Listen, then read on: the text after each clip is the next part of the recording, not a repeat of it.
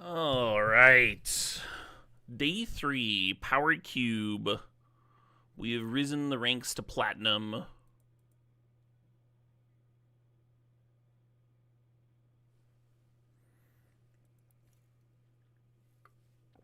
Sup, Flick? Badagaboosh? How y'all doing? I'm excited to do a little bit of variety streaming tomorrow.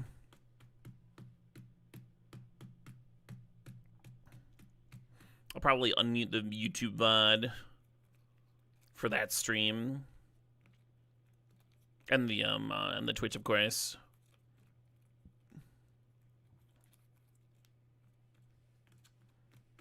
I'm sorry you're having a rough one, IM333. Hopefully we can open some Black Lotuses. Help ease the pain a little bit.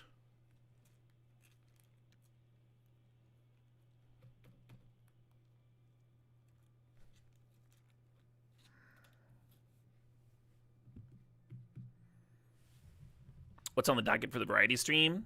Some spooky and spooky adjacent things that I think are interesting. The one I'm most excited about is called Happy Game.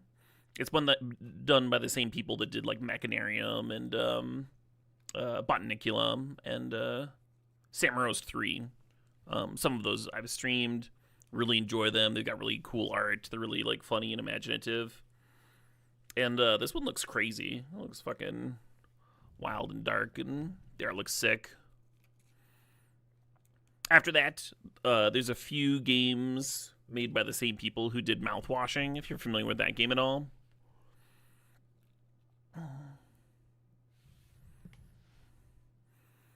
Anyway, after I play through Happy Game, I'll probably throw it up to a vote, see what chat wants to play or watch.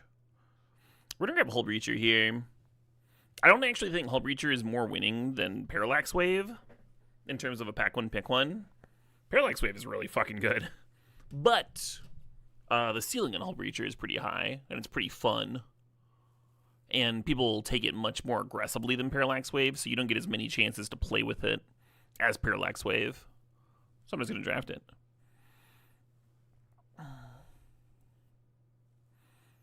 If I was just taking the highest win rate cards every time, then I might as well not be here, right? I might as well just be a fucking robot.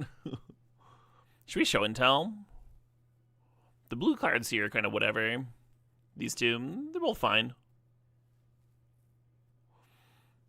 I actually kind of like 3 steps ahead in the artifact deck, because you can clone your random artifacts too. You've been pleased with the cube? I've been pretty pleased too, the Nun. I've been having a good time. Even yesterday when I had some losing streaks.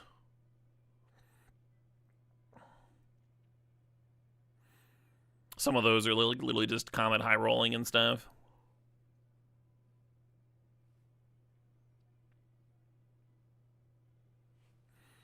I think Teferi is tempting. Just make like your Hullbreacher, like you flash in the Hullbreacher at their end of turn and they don't have a chance to kill it because of the Teferi static. Passive.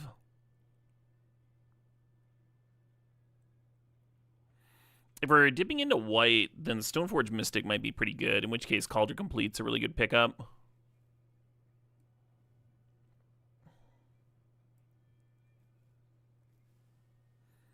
I think I like the Force Negation. I'm considering Ancient Tomb, though. Like, Ancient Tomb could let us turn to Show and Tell or Hullbreacher, which appeals to me. Force Negation's pretty strong, though. It's nice to have a free counter so you don't just die to random stuff.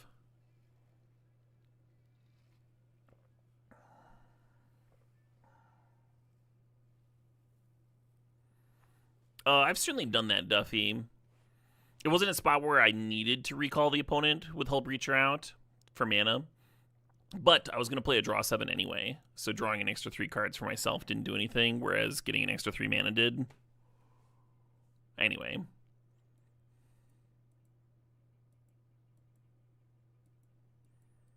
Interesting. Is Nadu tempting? Do I want a 3rd color in here? I'm probably just supposed to grab Oust and be happy with it, but I'm going to take this Nadu card. Now we have like 3 different directions.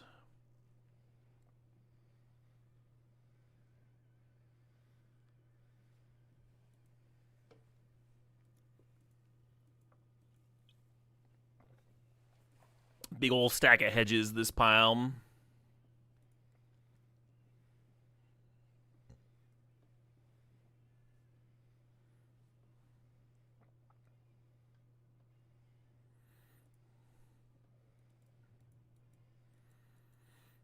Well, neither of these are really Nadu cards or Show and Tell cards, huh? I mean, you could play Anime Dead and Show and Tell in the same deck. You'd be ditching some stuff, but it's probably fine. Kind of late Anime Dead, huh?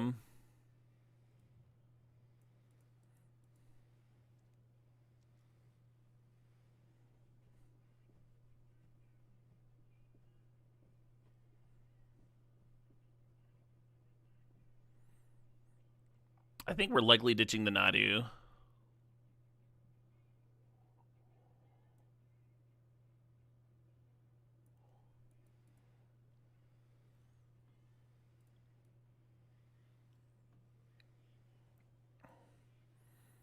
Whole lot of flailing around here.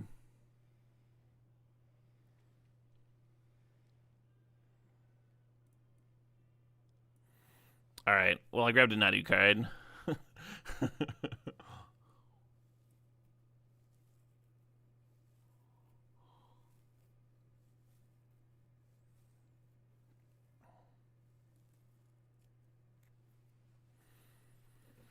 Look, if there was a clear lane, if there was a clean lane, I'd be in there.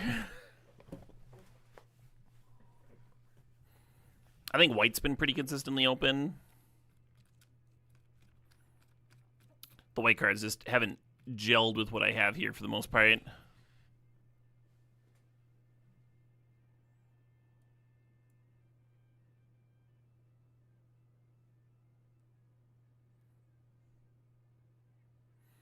Oh shit, what up? Hey, Catbeards.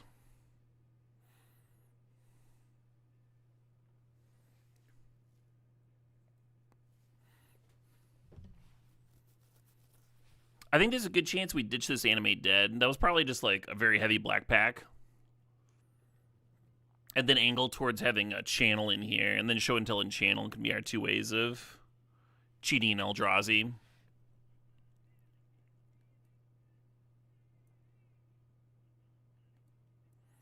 That's my plan anyway.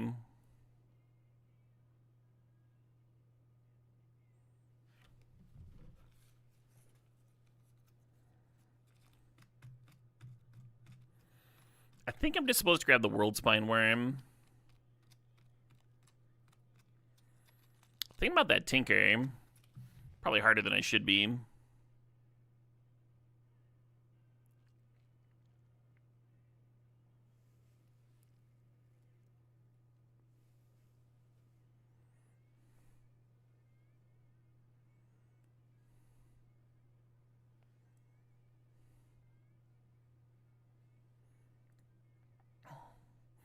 Oh, man. We kind of need Stoneforge Mystic as just like a nice early game pressure thing with the College of Complete. But like, we need this mana more. The Birds of Paradise, the Tundra. Maybe even the Sneak Attack, huh? Maybe just take the Sneak Attack here. And hope the mana works out. There's also like a Lava Spur Boots for the Nadu. There's so many different directions here. Alright, I'm gonna take the birds. I'm gonna take the birds and we'll wheel whatever. We'll wheel some kind of combo. I'm not sure which. And then I guess we're Green Sun Zenithing for the Nadu stuff.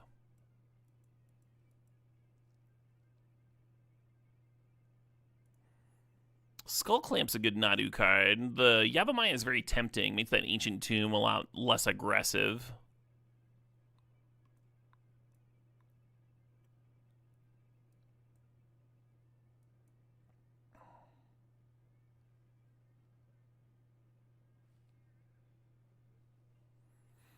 The art choices make everything harder. Yeah, you have some control over them, I think. With your, like, preferred whatever. There's some setting. Somebody was saying that, like, the Swords to Plowshares that I see is different than the Swords to Plowshares that other streamers they were watched had.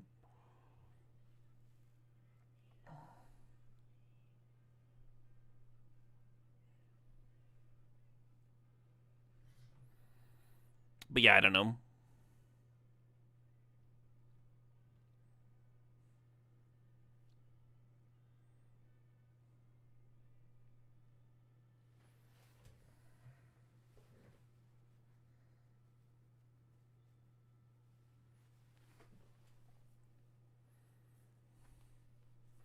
One of the things about Nadu is that, like drafting Boros or whatever, even if you end up with an unpowered deck, you can still do well.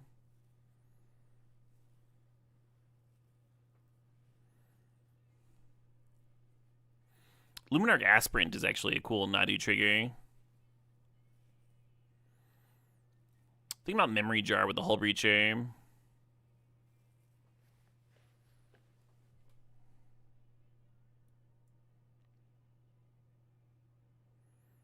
Fractured Identity is actually like a reason to play white here. I think I'm into it. Is that more important than like Temple Garden? I think so. And it's always hard for me to pass Atali. If we got Sneak Attack, then the Atali would look really good. We just don't know if the Sneak Attack's wheeling. I mean, grab the Atali, plan on wheeling Sneak Attack, and then ditching white. That's a plan. It's not a very good plan. It's not gonna work.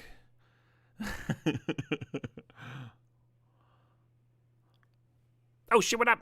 Hey, Whiskey Weasel, thanks for the $6.90. Happy cubing some fresh psychedelic porn crumpets for me. Oh, sick. Yeah, we'll check this tune out.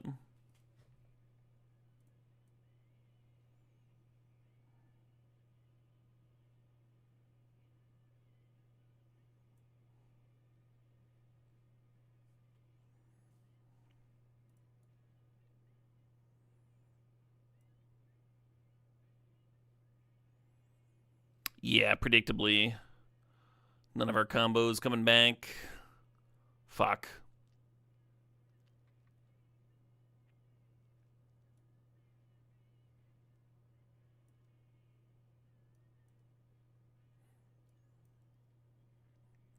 Didn't get Stoneforge back either. Am I just a fucking, like, two-color deck here?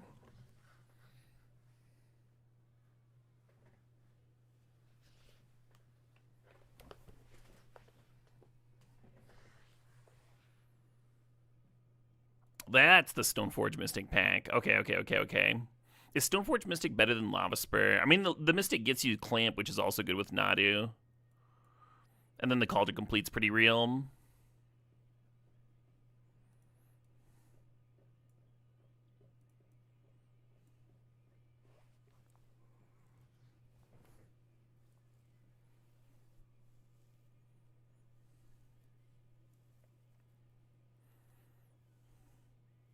So the mana base can use some work here. But it's starting to look like a deck. The Stoneforge Mystic wheeling was really helpful.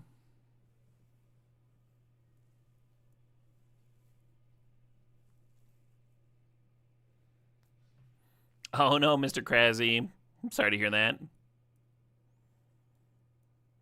Hot diggity, that's a Soul Ring.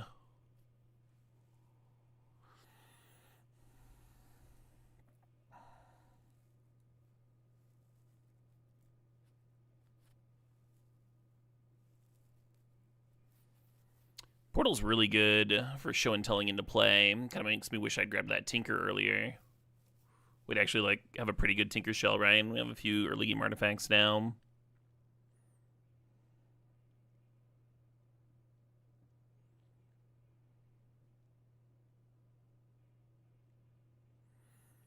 Sentinel's kind of solid.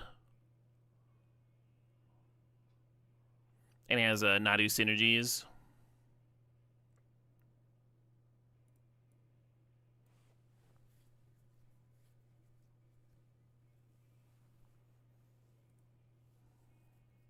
Just another Dorkaroo scheme. Talisman's interesting, so no more lies. Yeah, I mean with the Soul Ring here, maybe the Talisman's better. Because it actually fixes. The Ignoble doesn't really. It's kind of just a Lane of War Elves with Exalted. You do want some random bodies lying around for Nadu, but I think we're okay there.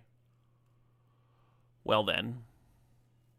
Yeah, I wish we'd seen like Flash or Channel by now, because if we had one of those, then this would be like a really exciting pick. The Utopia Sprawl is interesting, as is the Verdant Catacombs.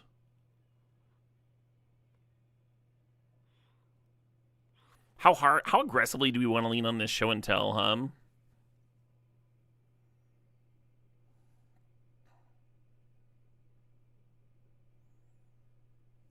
We can Green Sun for Atraxa.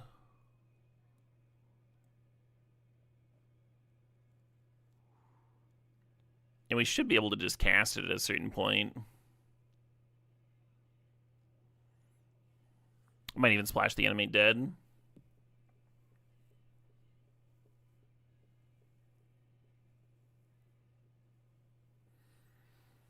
Notaru 1 and 6 total in the last 2 decks. Felt generally good. Opponent's draws just ended up not being beatable. Yeah, sometimes things just don't line up.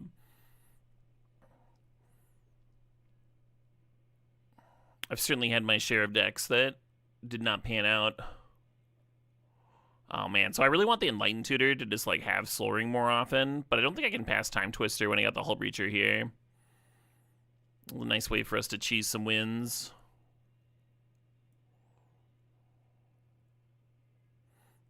Best of 1 Vintage Cubes is Mega Variants. Yeah, I mean, it's Mega Variants when it's not best of 1. It's an extremely swingy format.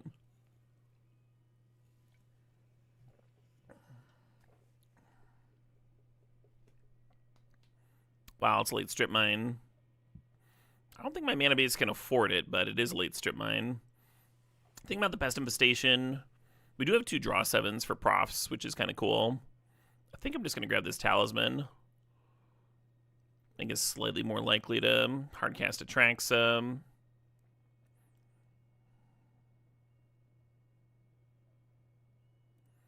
Little Hedge Maze here. Well, now I want to splash the Vamp Tutor as well. Get that in here. Probably supposed to grab the 2-drop Dork for Nadu. But I'm getting infatuated with this Atraxa now.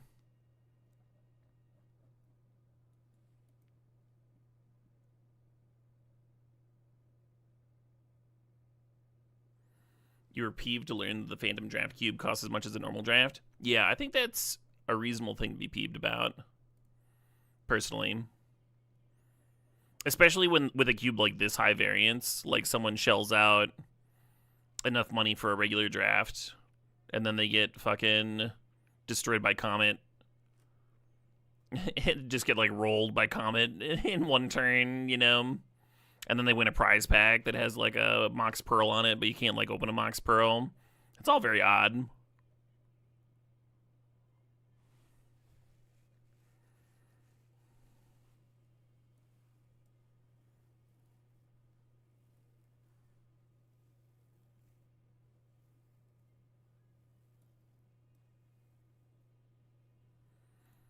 Is mirroring MTGO's retail equal cube entry structure? Yeah, so if you play, but the prizes aren't mirrored, Flipperoo. So if you do a $10 cube draft league best of 3 on Magic Online, and you go 2-1, then you get your entry fee back. That's not the case in best of 3 on Arena. You're spending like $1,500, and if you go 2-1, you get $1,000 back, right?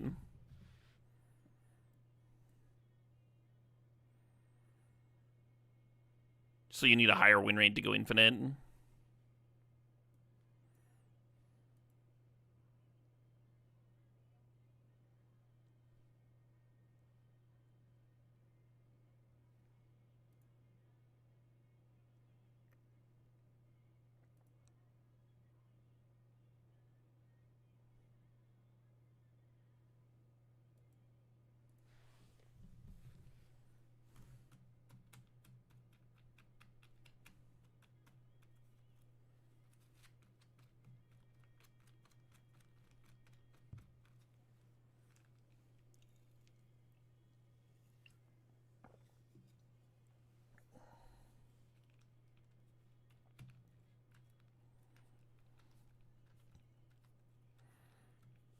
Think about cutting this worm.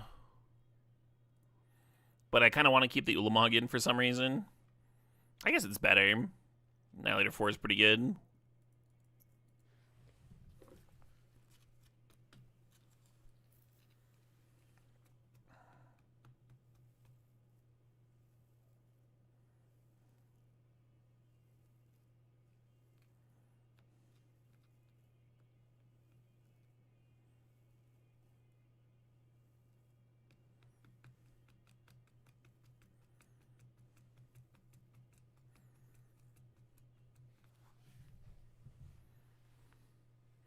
This mana base is wild.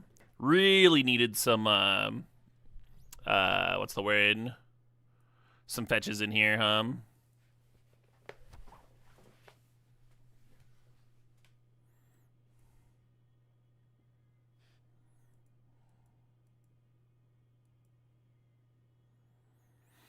How many forests is this for Utopia Sprawl? The green universal fixing helps a lot.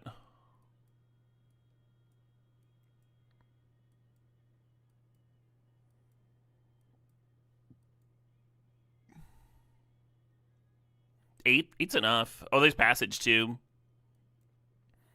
In 9 forests. So the Sprawl is really good at least. The Sprawl and the Birds of Paradise are both like adding a couple to everything.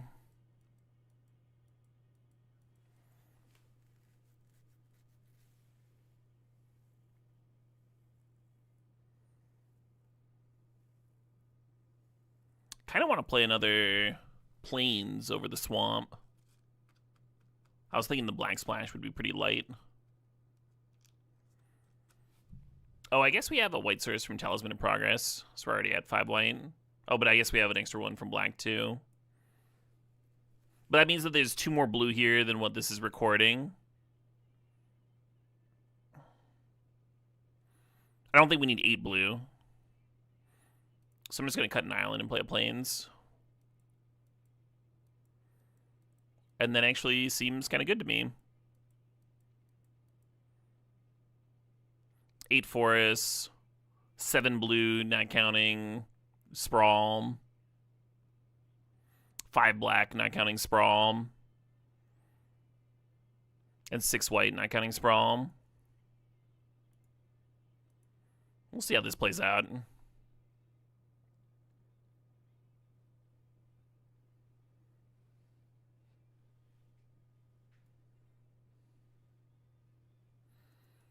Being good stuff. I would not describe this deck as being good stuff. I would describe this deck as like a bit of a train wreck.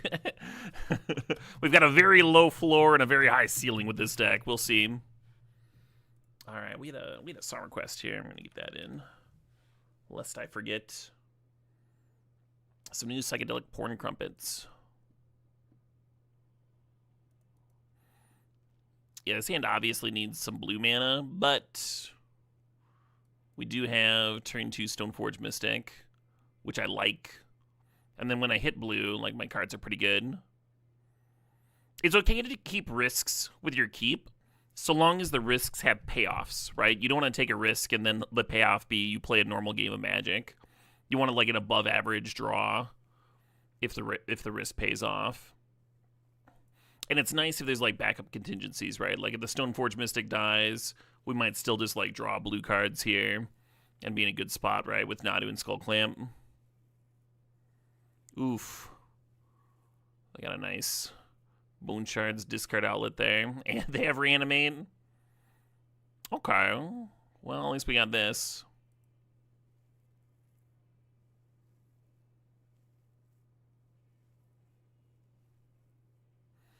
Your day 2 looked a lot like my day 2. Yeah. Some of those, there was like a little bit of me punting yesterday. And a couple times I got lost kind of like in this draft deck where I was just like not in the right lane.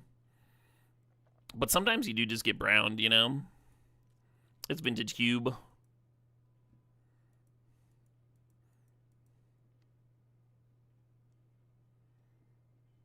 Not loving my odds here. Still don't have blue mana. Has not been playing well.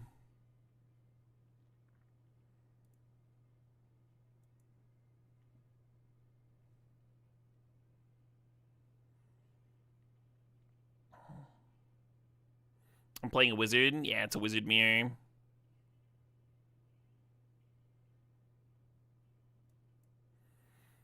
This Soul Ring a couple turns earlier would have actually been pretty sweet. Like, the Cauldron Complete would be down, right? Or no, I'm a mana short.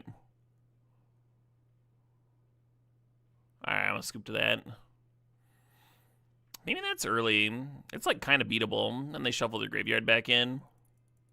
Like, we sack 4, rip an island, and then start playing cards. Meh.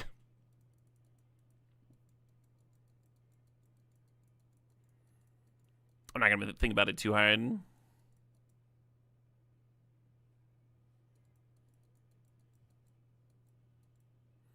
You wonder why we're playing 43? That is a great question, Commander Taz.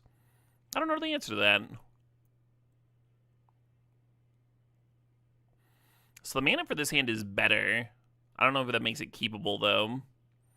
Like, the plan here is turn 2 Green Sun Zenith for a mana dork. I don't love it.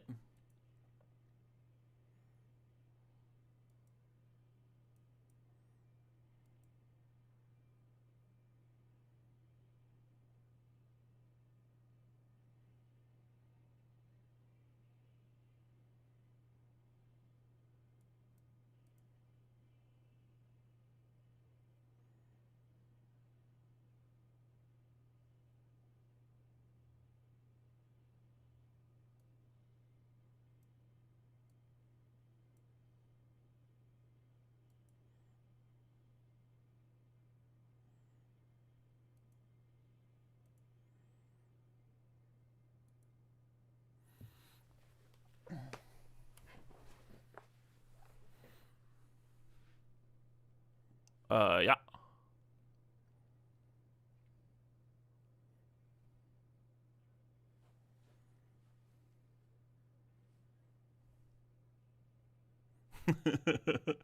Shall we? I was thinking of Mortuary and then next turn, like, Animate Dead, the Stoneforge Mystic. But I think I'm gonna Show and Tell now.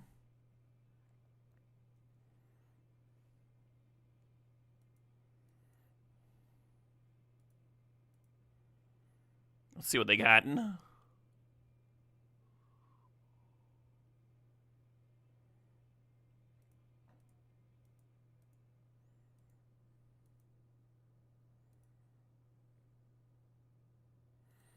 then next turn we can Green Sun up Nadu. We'll have Nadu Safekeeper. If and we want. Is this cube more of a Duress or Inquisition cube? They're both good. It depends on your deck, right? In a control deck, oh wow, that is not a good Abrade. Yeah, Culture Complete has Indestructible, so not the best target there.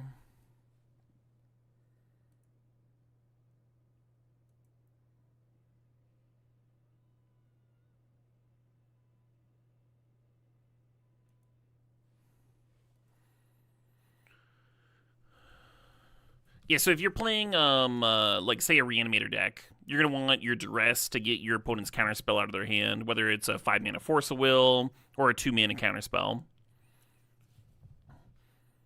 If you're playing, like, a mid-range Disrupting deck, if you're trying to, like, get your opponent's removal spell before you land your Dark Confidant or something on turn 2, then Inquisition's a little bit better because you're going to be able to you're going to be able to pick apart whatever the opponent's doing in the early game.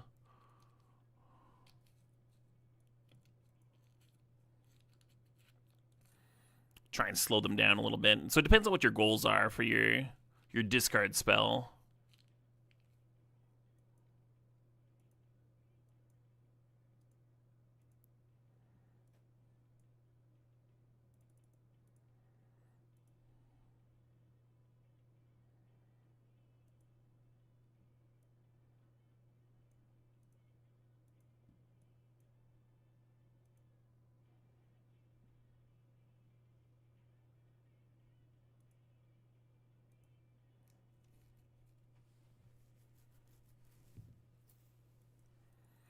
Yay. Well,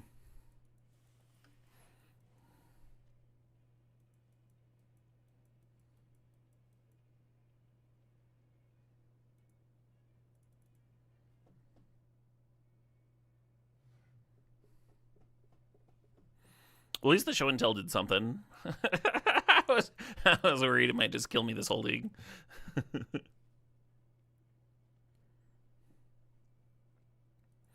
difficult to pick one over the other early in the draft with little direction. I mean, I would rather be the Reanimator deck than the aggro or mid-range deck in black, so I would take Duress more often. But that's not like a cube thing, right?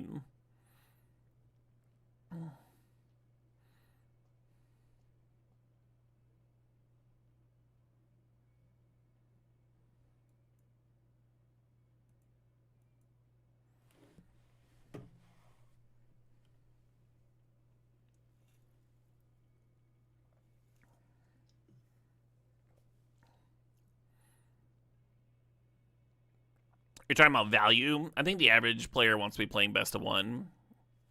If you're using words like value, I think you're going to go bust much faster in best of three. But at the end of the day, it does come down to your win rates, right?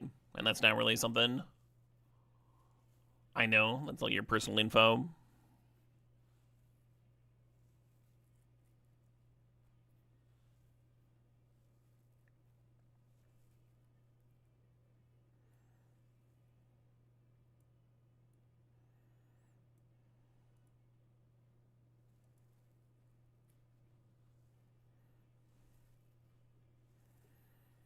Yeah, we're ramping them here, but the Haywire Might is a very awkwardly good card versus Call to Complete, right? Because they can exile the equipment.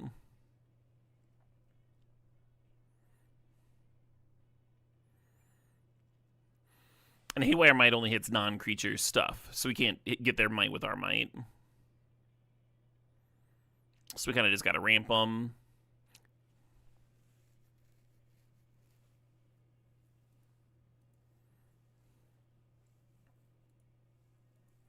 Yeah, exactly, Murmelo. I think that's what it comes down to. So the prize structure in best of three is really not good if you're just trying to play more drafts.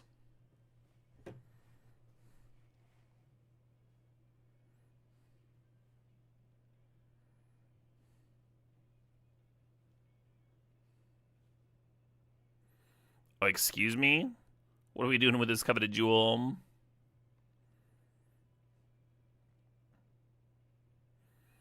Let me draw 3 cards and concede? No, they're doing more things. Damn it.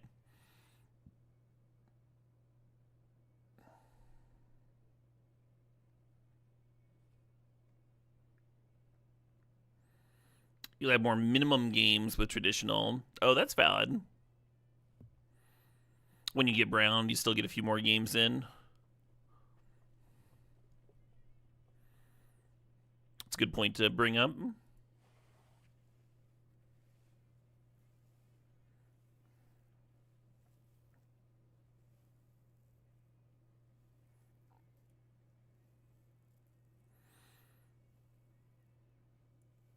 It's nice to Questing Beast here, but I think I want this Haywire Might up.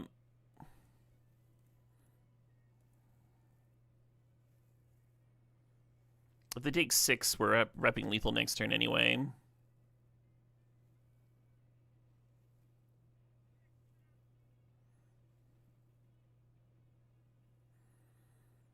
Do I just want to pop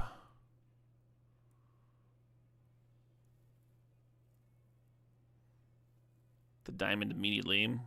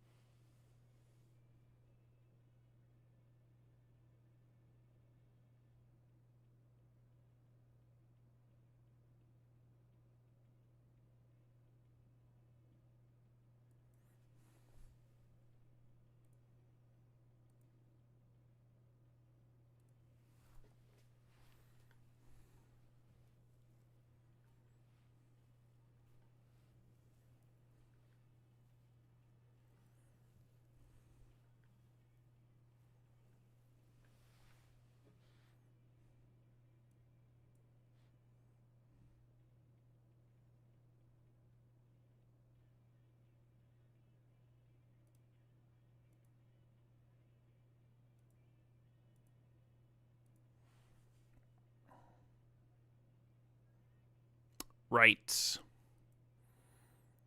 I'll admit it. I've had better clamps.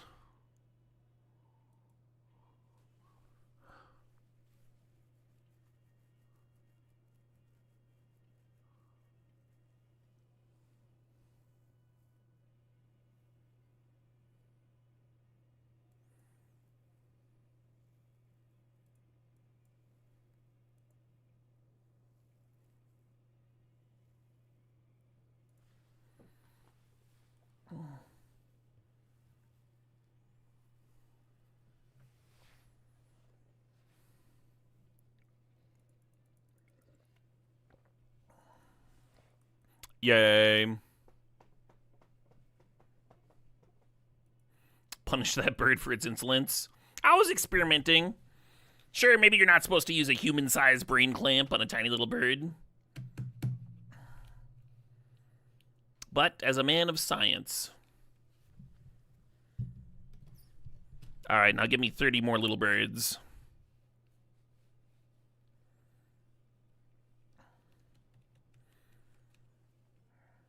We need a valid data set.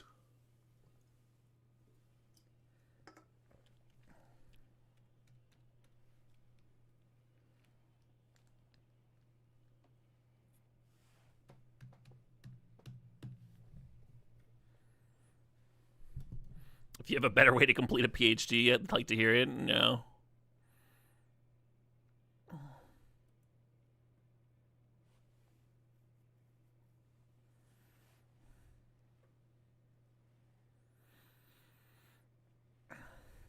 I'm going to lead on island here, and we'll see what the opponent does. But I think there's a good chance we're just twisting on two.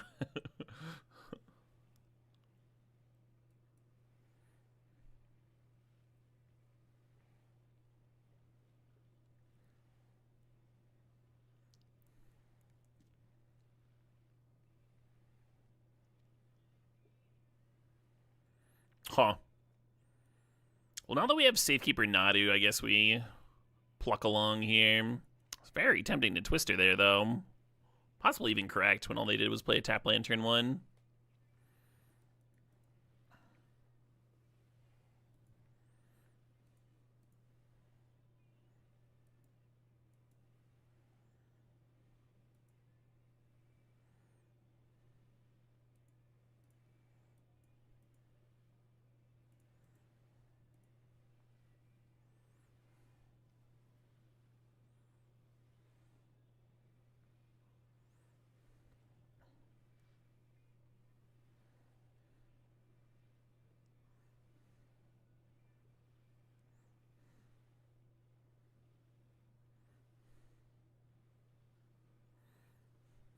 What do you think the odds are of us casting and Traxa next turn? Probably pretty low.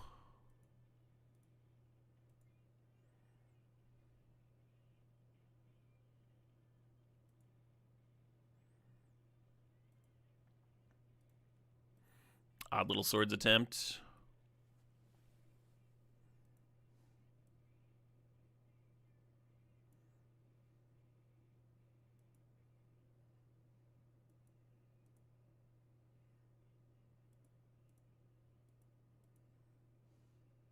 I never trust, like, 2 mana open when one of them's white.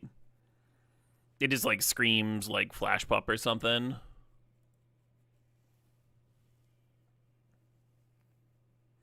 After all these years playing MTG for a living, is it still fun to play? Hell yeah. Magic's great. One of the cool things about Magic is that it's actually, like, a bunch of games in one. A lot of times if I like burn out on one format, there's like other formats that I can dive into, and that like reinvigorates my passion, right? I've over the last like year, I've started playing more like Pauper and pre-modern. That's really nice. I'm back to like playing in-person paper tournaments, you know, and I wouldn't be doing that if I wasn't having a good time.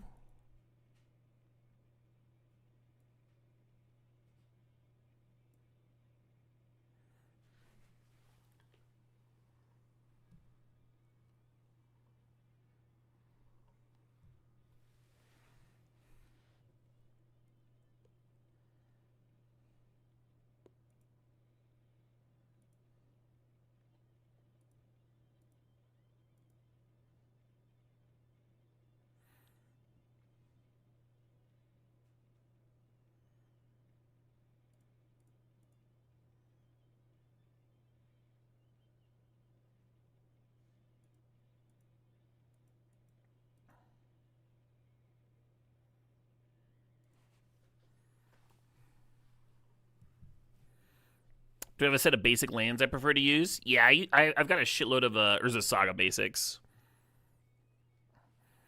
I have a mini like battle box for Pauper and for Pre-Modern, those two formats I mentioned, and I have enough Urza Saga basics for both of them.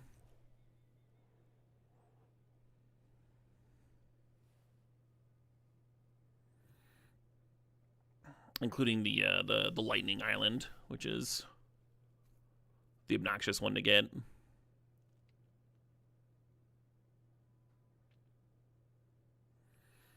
Kind of recently, earlier over the summer, I had just like cleaned out the internet, just went around and like just like scooped up fucking all of them. Not like literally all of them, but you know what I mean. And like a week later, Jarvis Yu posted on Facebook. He's like, "Hey, I'm looking for Saga basics. Does anybody? I need all arts. Does anybody have any?" I'm like, I fucking. He wants what I have.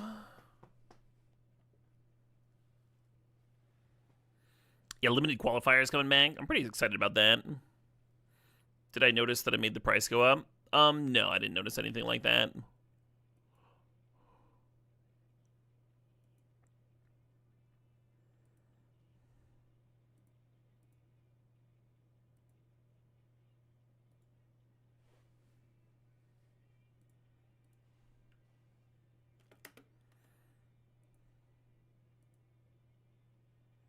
We need another blue source, so I'm going to try and fish around and get one.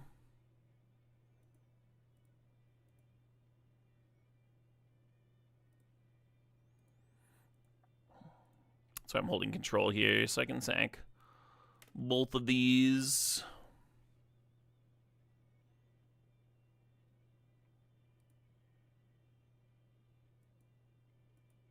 Perfect.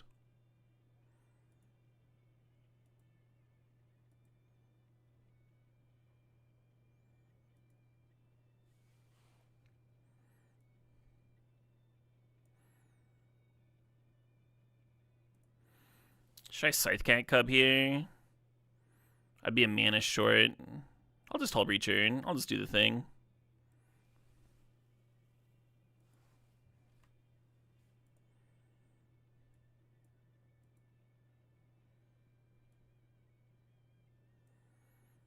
And yeah, we've got the Teferi protection, so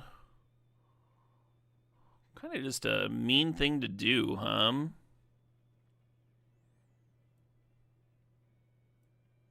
And the Winds of Abandon their Bombardiers and have lethal here.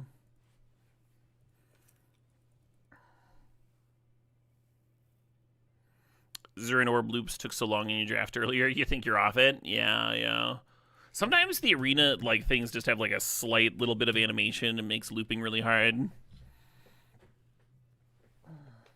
Unneighborly, the Twister Breacher with Teferium, yeah. Yeah, unneighborly is the right word.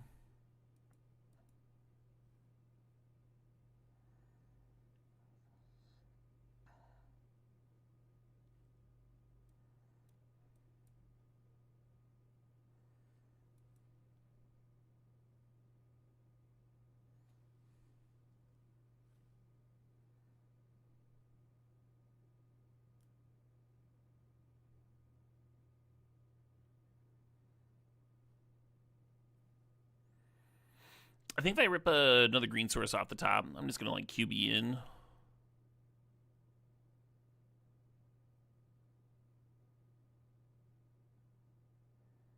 If we know that I'm just cubbing, of course.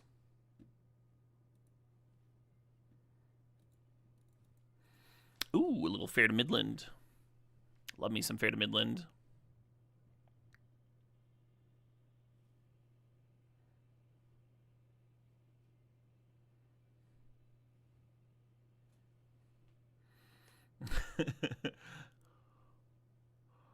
You would click on Zurin Orb to activate, choose the land to choose, and then it would make you click again as a, are you sure you want to sack your own land? Yes, as opposed to what? I am activating Zurin Orb. What else would I be doing? Yeah, that's funny.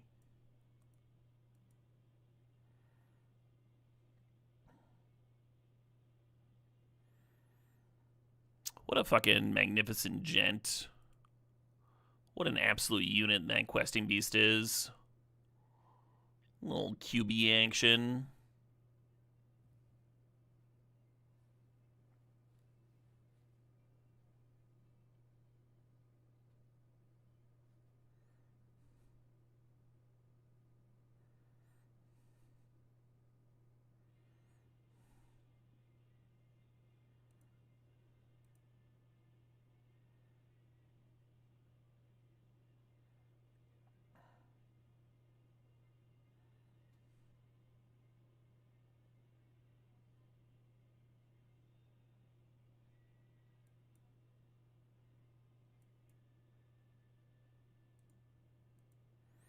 I wonder if I was supposed to sack the Haywire Mite there to the Clamp, huh? Draw my 2 cards.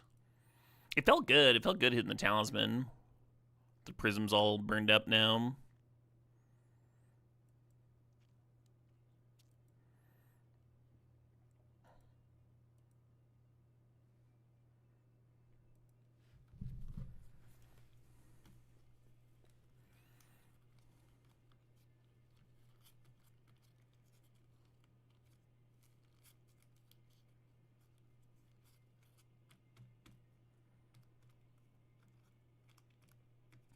We'll put a counter on it with the Cub and then sack it. Oh, that's clever. Play the Cub, put the landfall counter on the Haywire Mite, then move the Clamp onto it, then sacrifice to get the 2 cards and the artifact. I like where your head's at.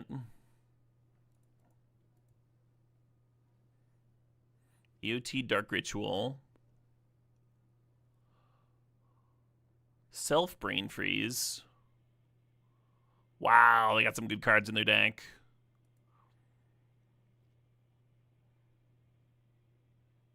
I think they were trying to use my turn to juice up their Brain Freeze, and that's why they didn't do it on their turn. And then I didn't play anything.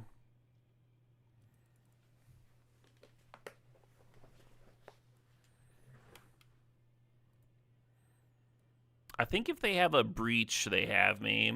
Yeah.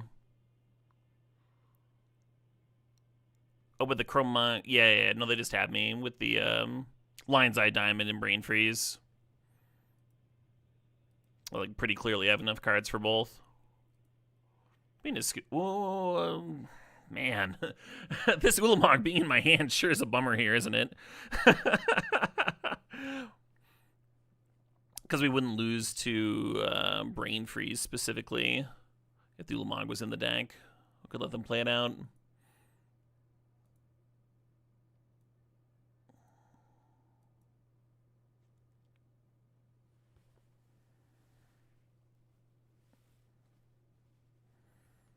Comrack went 7-2 today with Boros, Parallax Wave, and the Spider-Man Flyer that taps were performing very well. Oh, cool.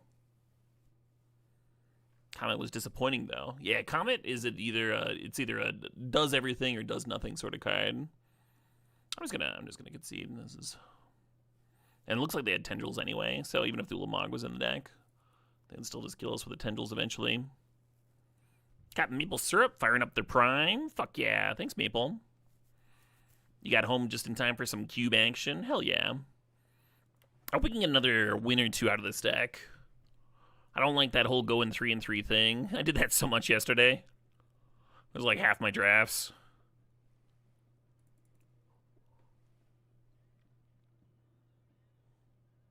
Huh.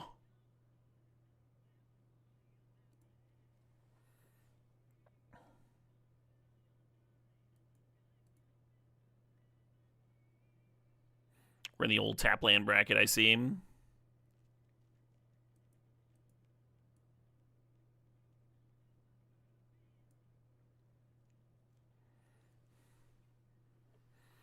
PL Bonio, thanks for the sub. Thanks for the 37 months. Speaking of subs, I finally got, I'm finally eligible for memberships on YouTube.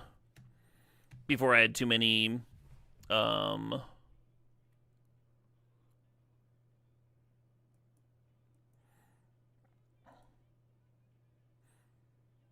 many content claimed, videos. But I cleaned house, deleted a lot of old videos, and now it's up. I didn't have time to actually set it up before I went live today and import all my like emotes and stuff from Twitch.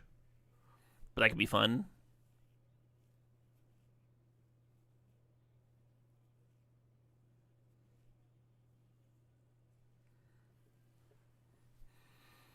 Your first 3 opponents win turn 1 Black Lotus. That's a lot of Black Lotus.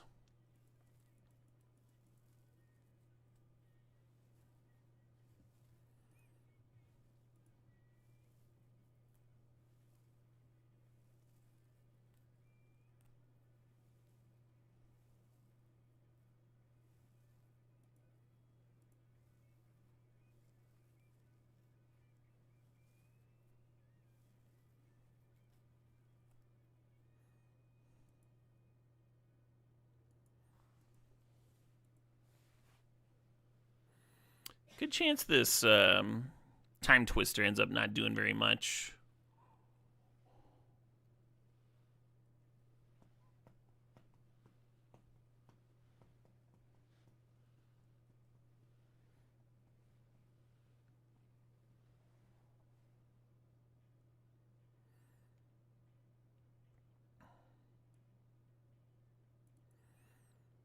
Twister just got worse with that frog. Let's see, how many cards do they have in hand? 2? It's like maybe the 3 form.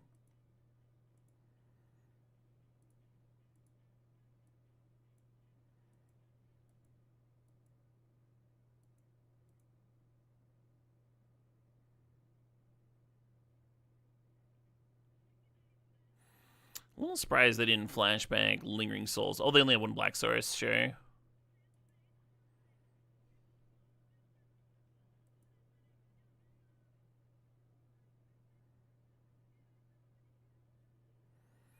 Amazing JRC.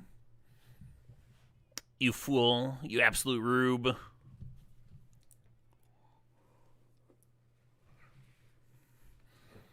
That was like a pretty troll thing to do in Legacy for a little bit. Dark Ritual out Opposition Agent in response to your opponent's turn 1 fetch crack.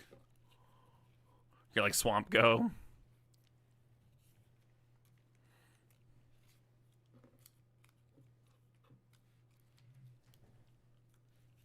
Got me. Flying is cheats, I tell ya.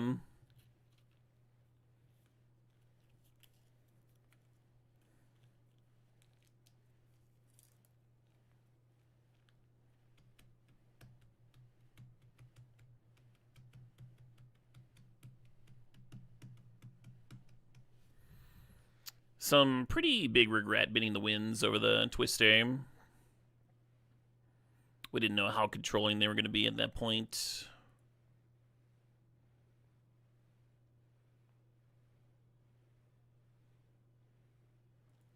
Hello.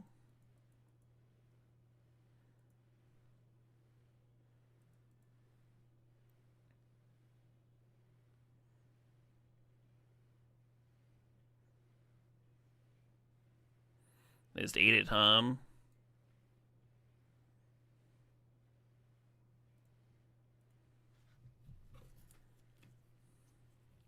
Opponents over there like, what the fuck?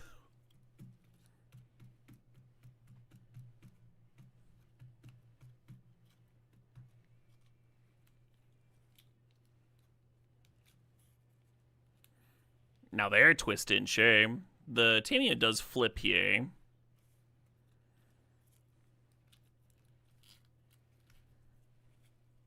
Hey, we got our wins back. That could be sick.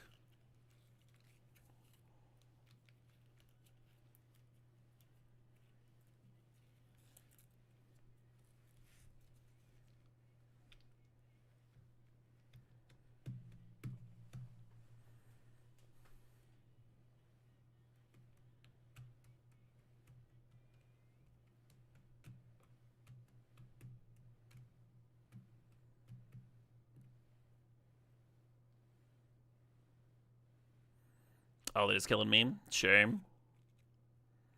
Well, it's good to make them do it. Psychic Frog is so good with draw 7s. Absolutely unreasonable. Yeah, I straight up lost this game when I decided to keep my Twister over the Winds of Abandon with that Kolaghan's Command discard. I put very little thought into it and immediately regretted my decision.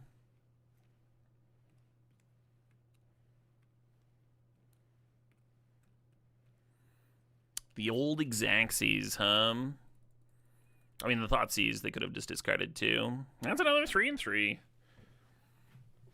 I was a little excited after the show and tell turn.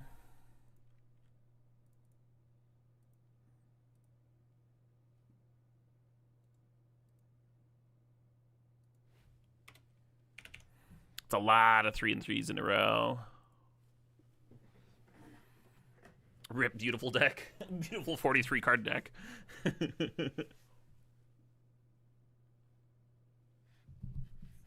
Heck of a card, that Psychic Frog.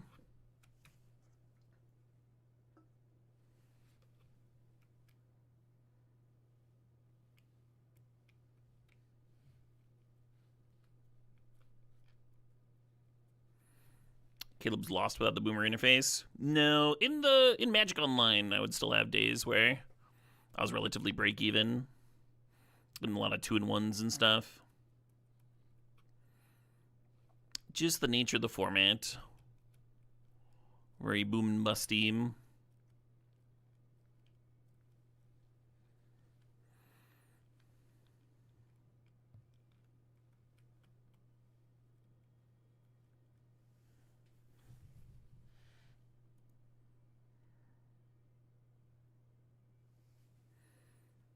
Game's downhill since they added BS mechanics like flying. Ooh, a Black Lotus. Well, when the game was young, they certainly didn't make 2-mana 9/10 flyers. I don't know if the flying mechanic is the culprit here. Passed a lot of good cards here. The Mana Drain, the Academy, the Parallax Wave. All very winning cards.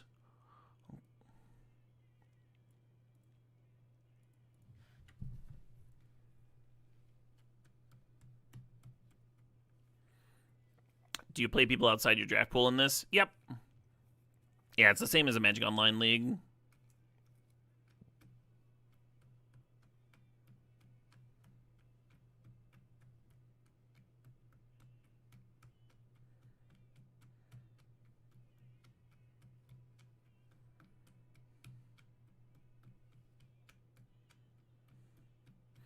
This Black Lotus is indeed in your honor. I am 3/3. No data on 17 lands yet. I'm not surprised. Apparently they had like a crash with the most recent update. So data grabbing stalled.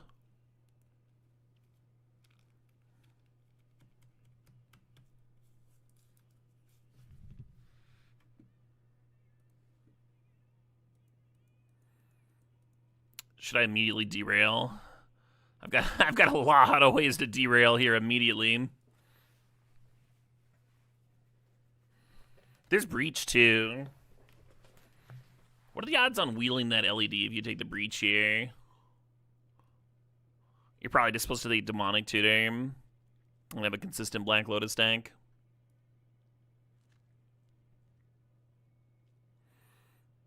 Fastbond might be my highest win rate card in this particular collection. I'm gonna take the Breach. It's early enough. We can think about doing that stuff.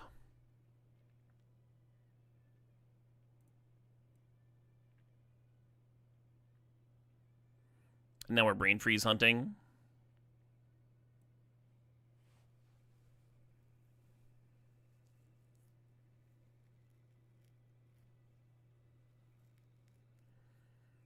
Two Lotuses are better than one. That's kind of an argument for LED, huh? Not Breach.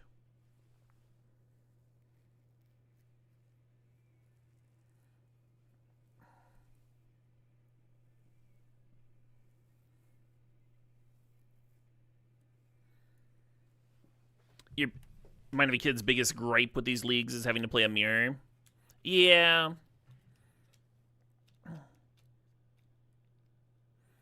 My biggest issue is when you, like, your deck gets completely ranched by a card, and then you have to play it a bunch of times in a row, like a Crocus or something. When you do like a single limb 8-person league, a lot of those like really miserable cards feel a lot less oppressive because you're not just running into them over and over and over.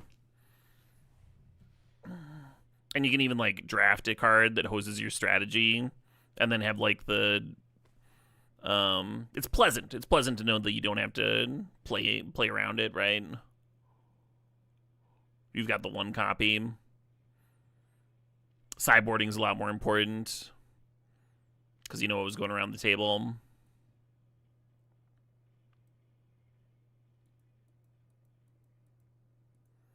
Ooh. Yeah, Bobble and Inquisition could both be interesting for Breach. But we're going to have a Hull Breacher here.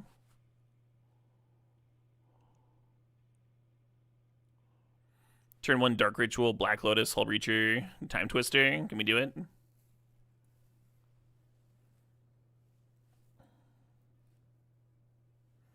How do I feel about best of 1 versus best of 3? So on Arena, I typically prefer best of 1 for a few different reasons. One, it's ranked. I like seeing the rating go up. Oh wow, these are some really good lands. We're gonna take Wheel of Fortune. Fuck. Yeah, it's a bummer missing Badlands and Bloodstained Mire. I'd probably take the Mire. Really nice lands there. 2, I actually like the Mana Smoother. I think it's like a cool idea. Just end up with like fewer non-games, fewer molds to Oblivion.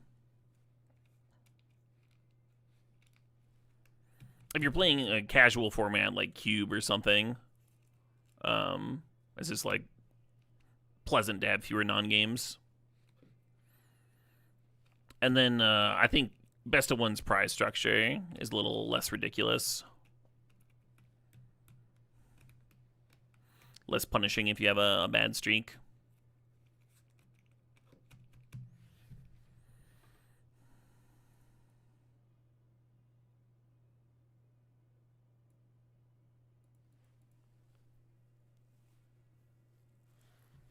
I don't think so, JRC.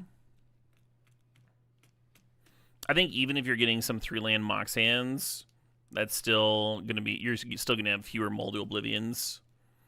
You would need to have a deck that has, like... I don't know. A shit pile of Moxen in it. And then you're going to play fewer lands, so you're going to have, like, 2-land, 1 Mox hands a lot. Which is what you'd expect anyway.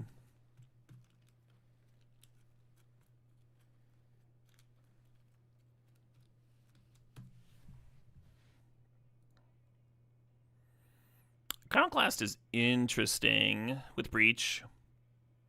I think I'd rather just have a removal spell.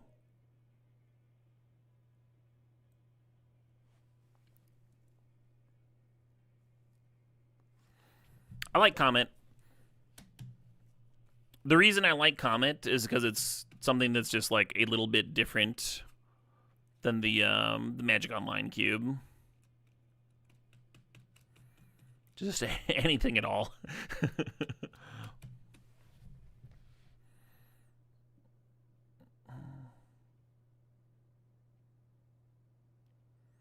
The Durward craves a new experience.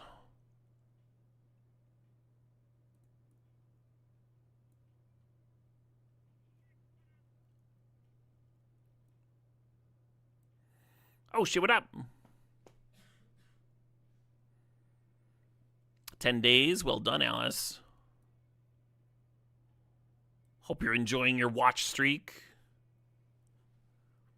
Old Tanya with 84-month sub says it's been 84 years. Years and years.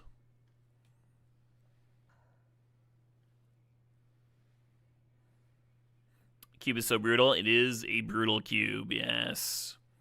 Yeah, I wasn't expecting the LED to wheel. It would have been nice, of course, but it wasn't like an expected thing. Whoever took it is going to be sad because they have no chance of getting a breach.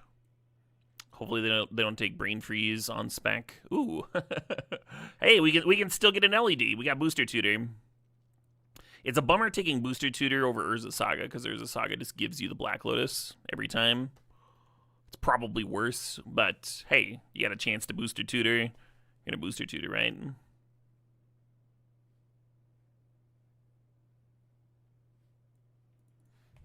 Hell yeah, Alice. Yeah, I love Amy's stream. I agree that she's also very good vibes.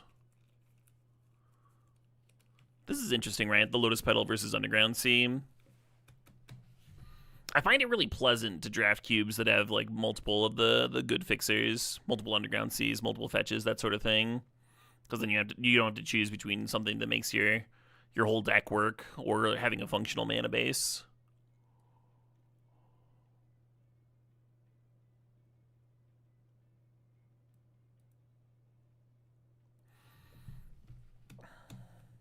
But that's just a personal preference.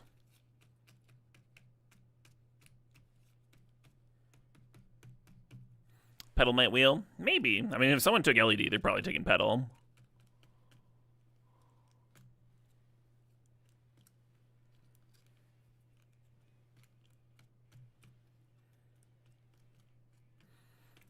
For Booster Tutor, do you open a random pack? No, you get a booster made from the cube. So you're only getting the cube playables at least. It'd just be like if you cracked, you know, a regular booster to choose from. There's a little slider, and you can go through the whole pack. Yeah, I'm going to grab the Chrome Mox here. Memory Lapse is a little tempting. I like Pitch Moxen with Draw 7s, because you immediately get the card that you just pitched back.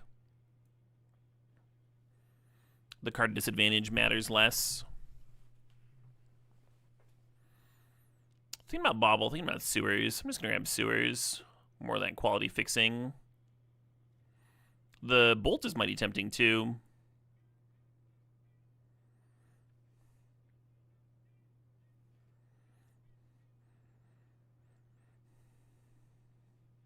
It's a good Marsh Flats. We do have Black Lotus and Dark Ritual, though, which makes me think I want this Yogg's Will.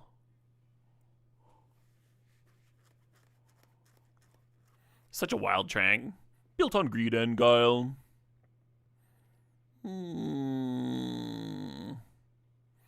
Dak Faden and Hull Reacher is kind of sick, actually. You discard 2 cards, I get 2 treasure.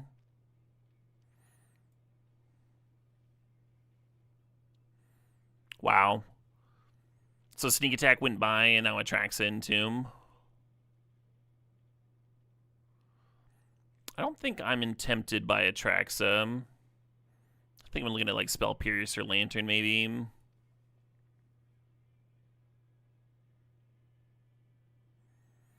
Evora and Wheel of Fortune's kind of funny.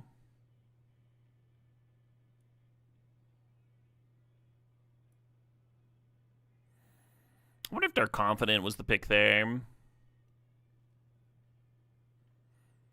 Could see just like jamming it turn 1 off a Chrome Mox, watch it draw some cards. Our curve's pretty low right now.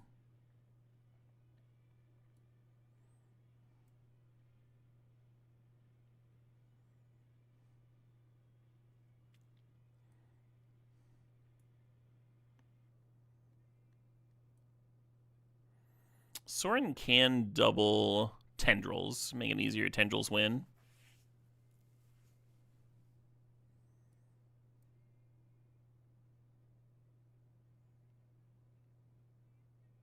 We're very low on playables. It's 17 cards, but 3 lands, and the Chrome Mox and the Black Lotus I tend to count as lands too. That means only 12 playables. We're almost through pack 2.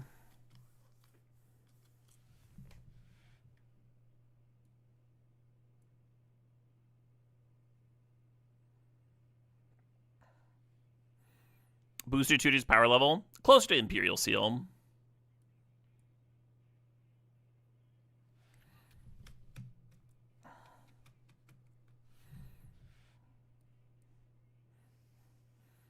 So far, I've had Booster Tutor give me a land twice and like a game-winning sweeper once.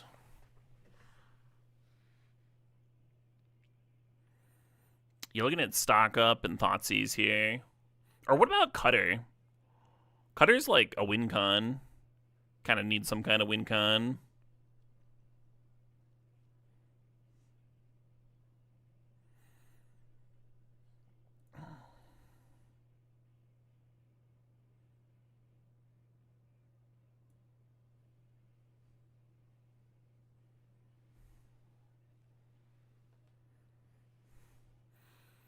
Yeah, I might just end up throwing Gut in here and being a weird Grixis tempo deck.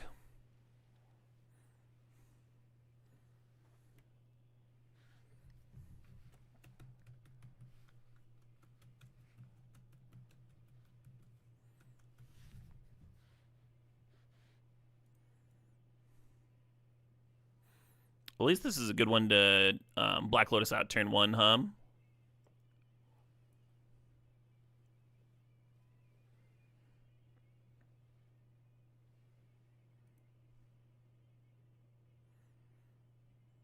I dig the Remand. I wonder if I need that Darkslick Shores.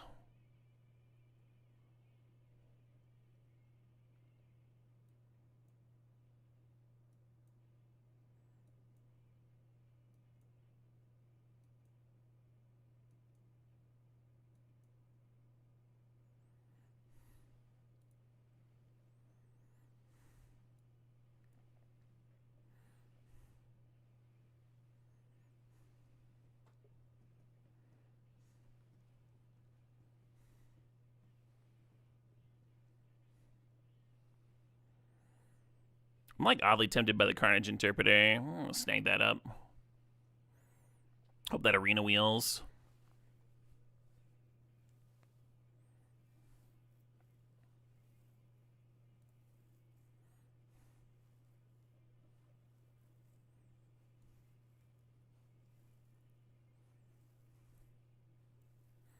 Yeah, having to pass all this beautiful discard. Theog's Will might just make sense. Anyway. We have a few things to fill up the graveyard. I certainly think it's better than Breach in this deck without Brain Freeze.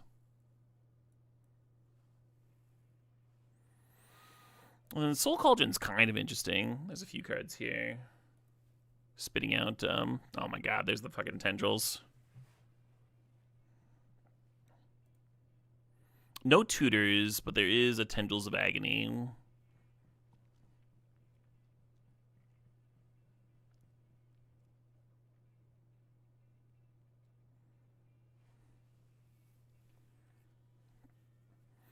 Crocus is fucked up, but kind of gunks up a very color-intensive mana base.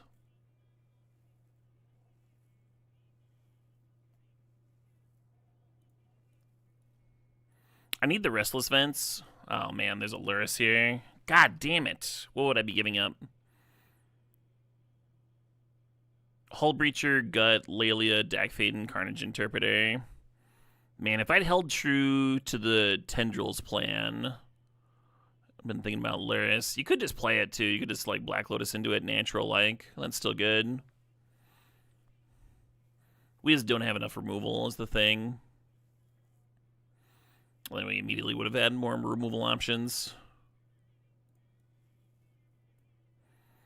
All right, now how are we doing on playables? 1, 2, 3, 4, 5, 6, 7, 8.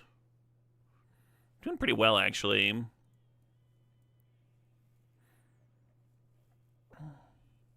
Because we had all that filler in our sideboard.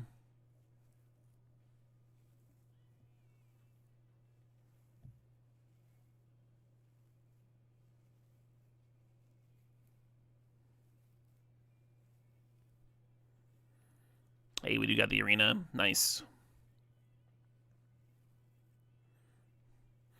Yeah, Arena's mostly good with Carnage Interpreter, but there's a few other things worth giving haste to. Gut, Evora, maybe Engineer.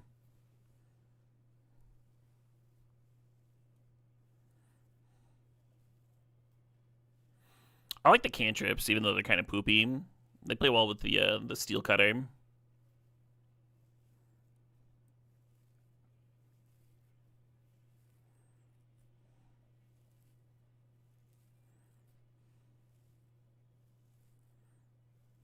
Ooh, Hazard versus Treasure Cruise. I have no idea.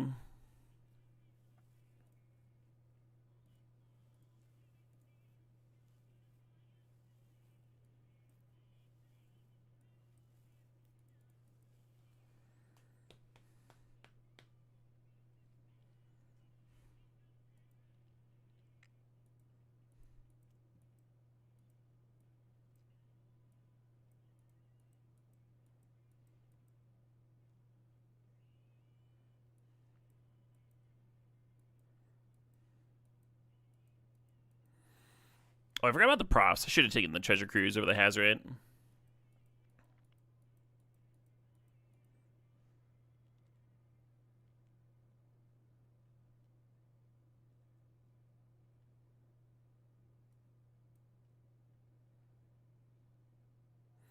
I like how Bone Shards gives you some hand control size. Some control over your hand size for the Hazard.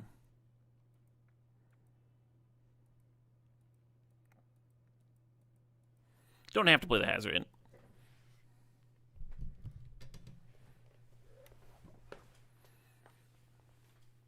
Considering going down to 7 blue sources and cutting another land. How am I doing? I'm doing well, Terrence Helm.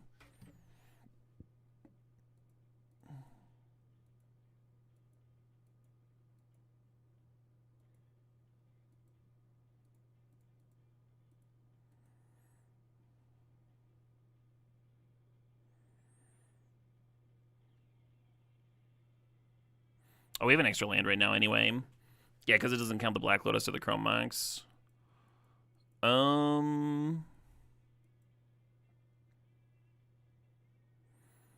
Guess I'm cutting a mountain. Possible I'm supposed to cut a swamp and the Voidwalker, which I sort of hate. Because Voidwalker is so good and so very castable off Dark Ritual. But this means that we only need a single black or blue, basically ever. Yeah, in retrospect, the cards I'm most missing are the Treasure Cruise that I took Hazard over and the Faithless Looting, though I don't remember what I took over the Faithless Looting. Faithless Looting would have been pretty clean with the Evora here. As well as filling up the graveyard for the Will and all that stuff. How do I feel about Booster Tutoring Cube? Love it. Do I get trick-or-treaters where I live? Not really. There's a few families on the block, but yeah, some people put stuff out. Basically, there was one year I put out a table with a light and put candy bars in it. And I had like some skeletons sitting there and stuff. And there were 3 candy bars gone by the end of the evening. And so on future years, I didn't really bother.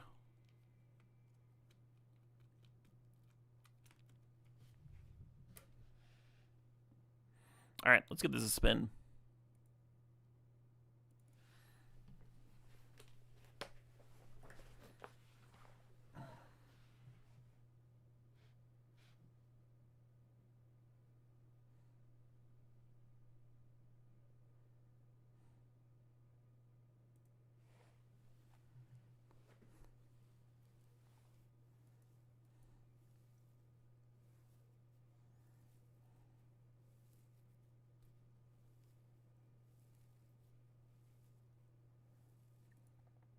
It'd be nice to grow this Hired Claw, but I kind of want to make sure that I can Dax Steel Talisman next turn. So I can play Sewers instead. Probably going to regret bidding this.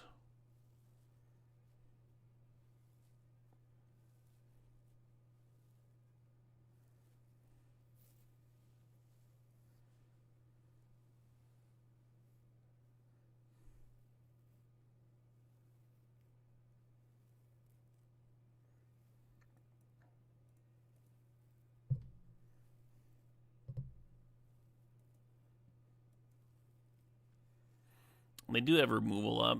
Oh, I thought there was a good chance they're going to kill the gut there.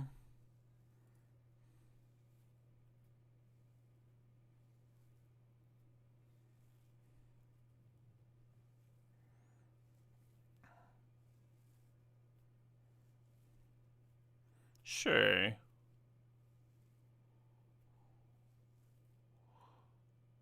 I'm just gonna play Hazard and pass. And then next turn, I'm pretty sure we can get below.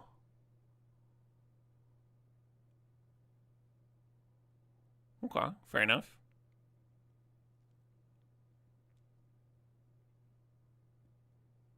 Is Fortress getting in? No. Kind of a little brutal mind twist there. That Yogg's Will would be a real juicy rip, just saying. Just saying, that would be a good one to draw.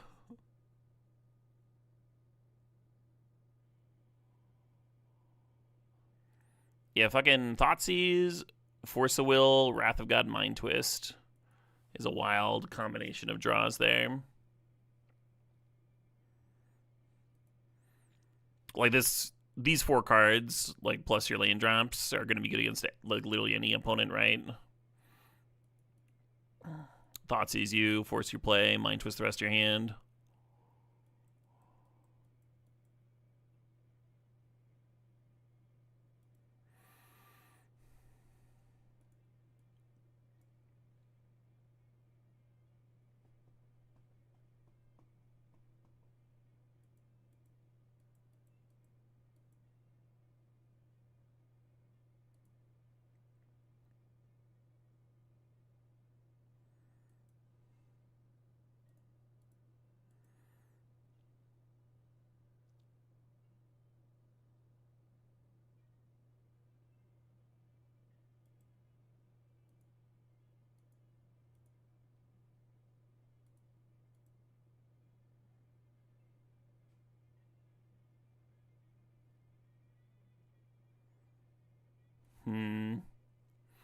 Yeah, I don't play this Consider, but not badly enough to crack this Black Lotus for it.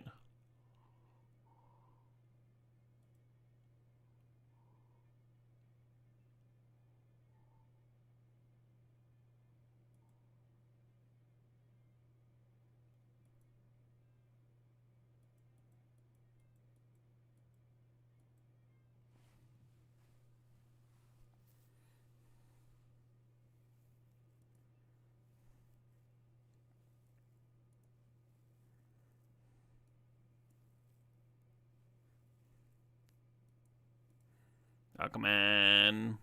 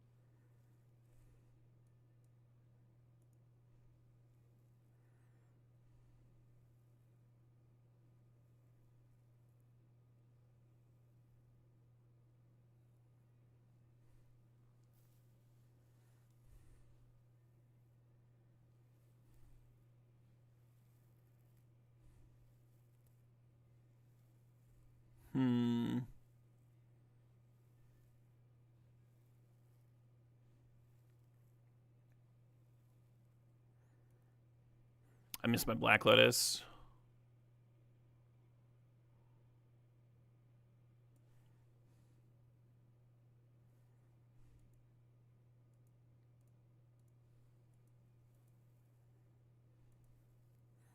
We have enough mana to make the 4/4, but not enough to give it haste. Whereas if I still have that Lotus, would have been a nice clean turn.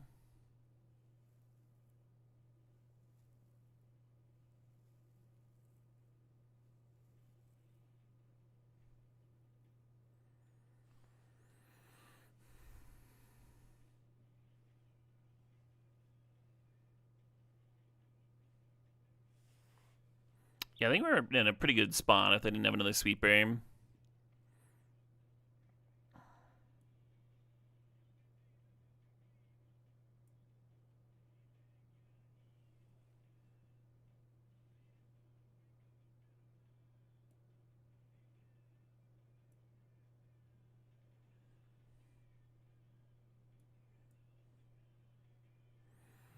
Do we hope that Breacher Wheel just fucking works?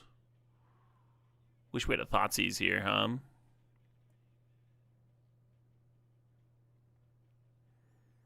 This might be worse than just like playing Hazard and stuff.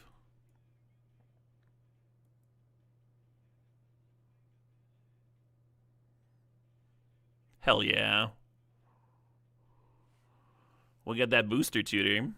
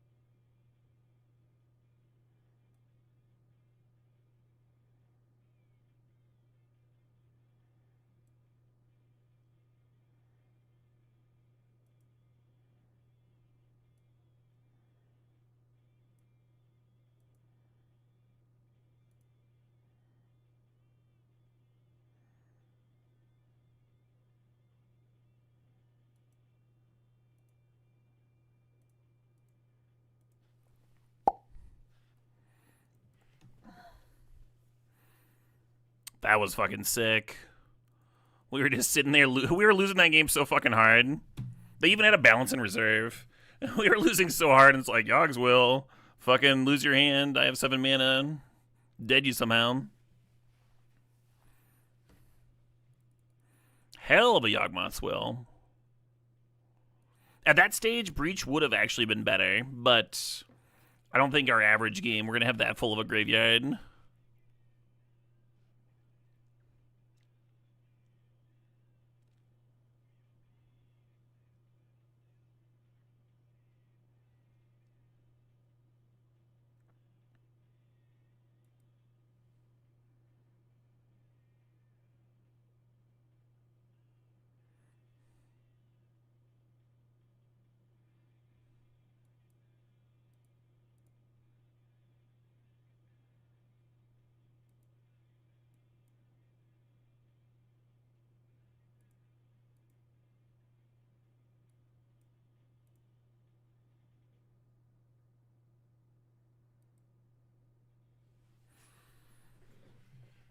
And then ideally next turn we can Expressive Iteration before our land drop. Maybe get 2 cards out of it.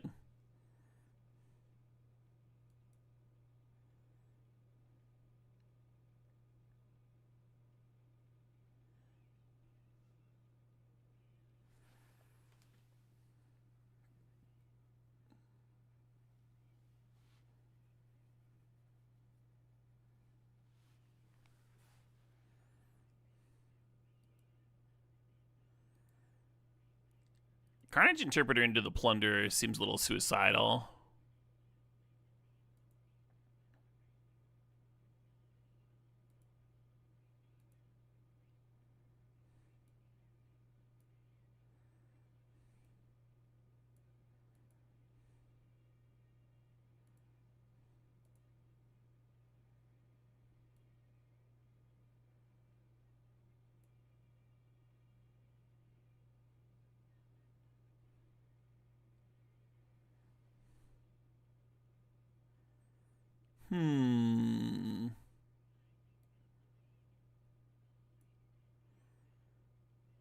Do I want to activate it just for funsies? I wish I had blue floating for the memory hum.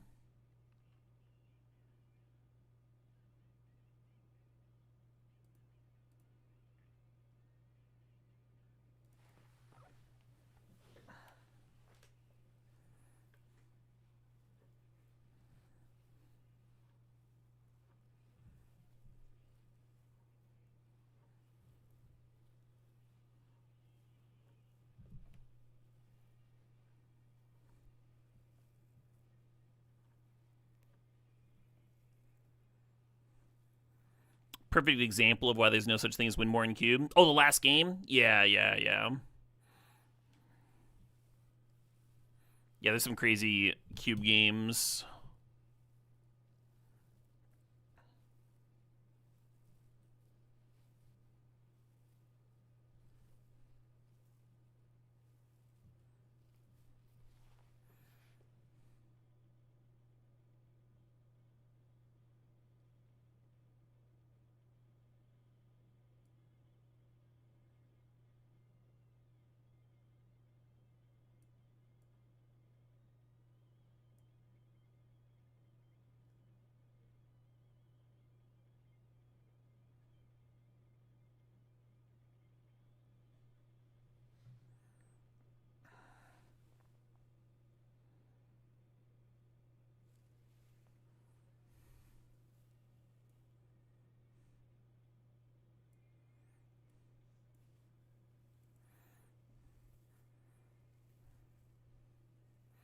If you Jack Fate in the Bomat Courier and sack it, the cards go to their hand. It says owner's hand on it.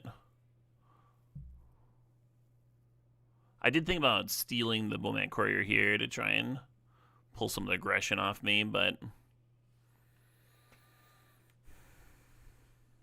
Oh, shit, what up? Hey, Yabba thinks 102 months. What's next, 103? Maybe. If subscriptions are linear, then 103 will be the next one, but who knows?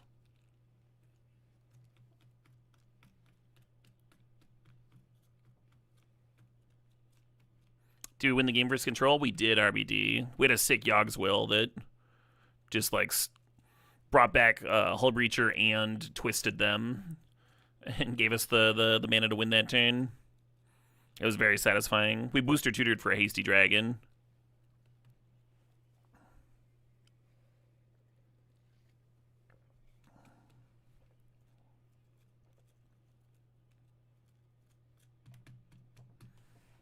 What's up, nerds? Not much, Endo Jackson. Hope you're doing all right. Hope you're having a pleasant Thursday. Oh, man. I gotta figure out how to handle that.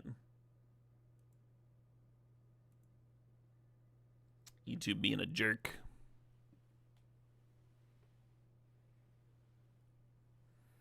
You're still riding the high from the Yob show this week? Nice. I actually missed Yob.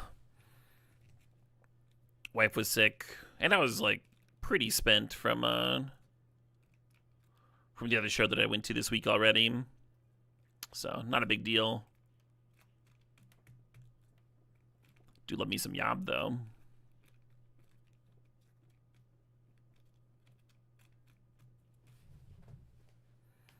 You hope she's on the mend? I think she is, yeah. Maybe I should have Breach and Yogg's Will in here. Maybe I'm just wrong.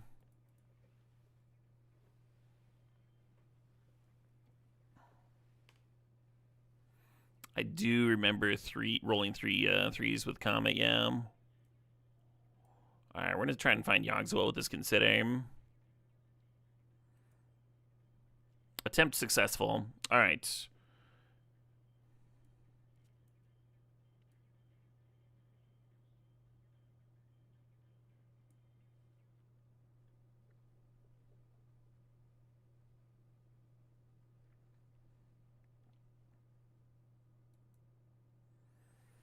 Oh shit, what up? Hey, Vlog, thanks for the sub. Thanks for the 73 months there.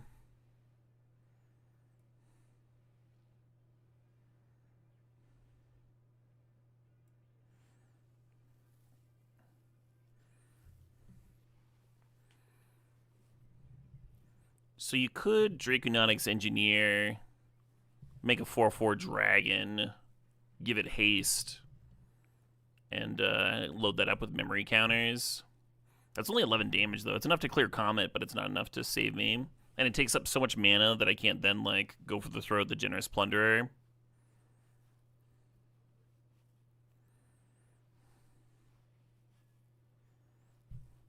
Oh, I actually need to cast the Wheel of Fortune, too. Maybe I should lead on that.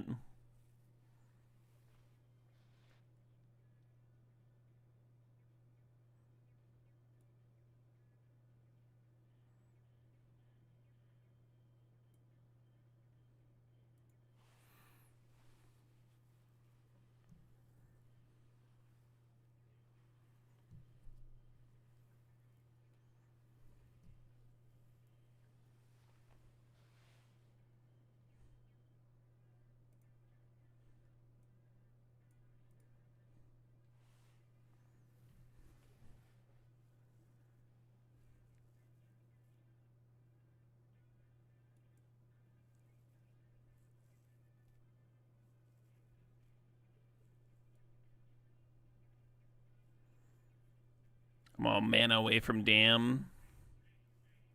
Raid, raid, raid. Hey, Noodle Force, thanks for the raid. We're pretty dead here, Raiders, but we're going out strong. Booster tutor to booster tutor. Ah, Time Walk. I don't have the blue mana. God damn it. That would have been so good. I'll take it anyway.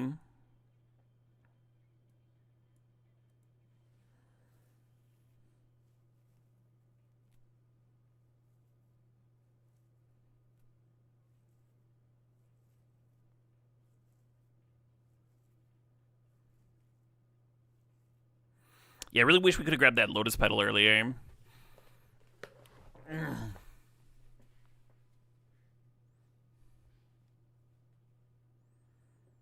Yarp.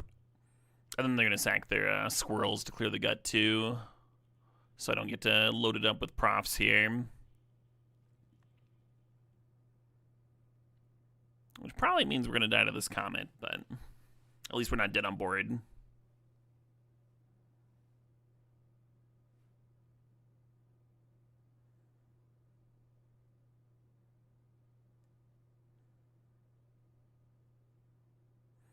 They do have a Fury in their graveyard for my Emperor Bones.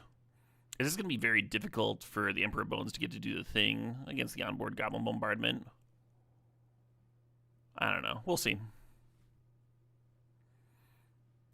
Maybe I can, like, get enough pressure going with, like, Cutter and Baleful Strix or something. Oh, I like playing the Guide of Souls before activating Comet. A lot of times with Comet, you're just, like, getting a spray of 1/1s. Yeah, they have pretty good kill pressure here.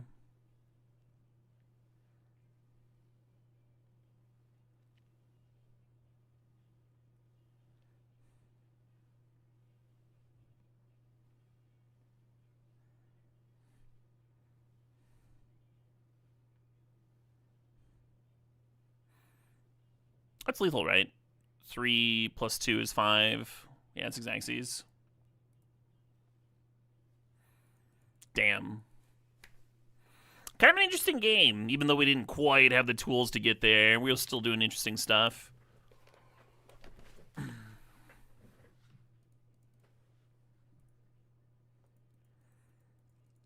I kind of wonder if we would have been able to win with Tendrils if Tendrils had been in the deck.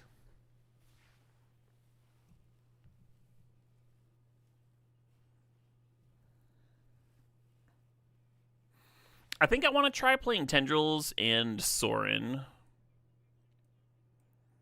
And Breach.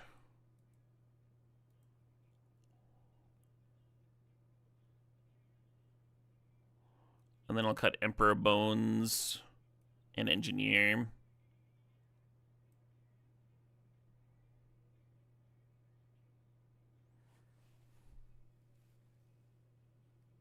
And Hazoret. How has Vintage Cube felt on Arena? It's been pretty fun. Oh, very fun, Tom Armarix.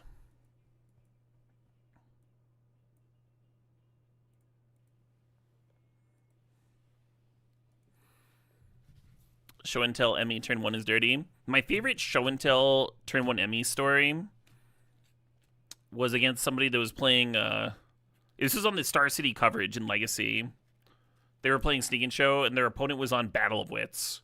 And they put in Battle of Wits in 1 turn 1. Just the funniest shit ever. I think that was Kenny Mayer.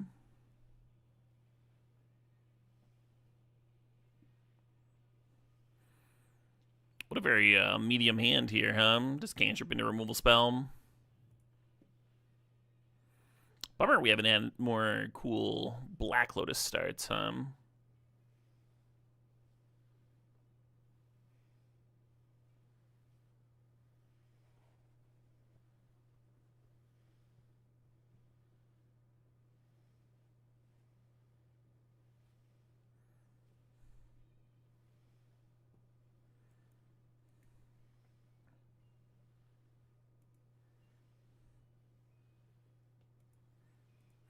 Well, hand just got a little bit more exciting. We can, like, turn 2 Lelia or Dak now.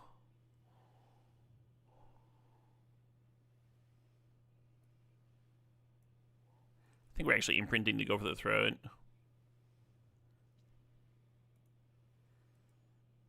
And with the Yogg's Will draw, I'm actually just going to Dak and start looting.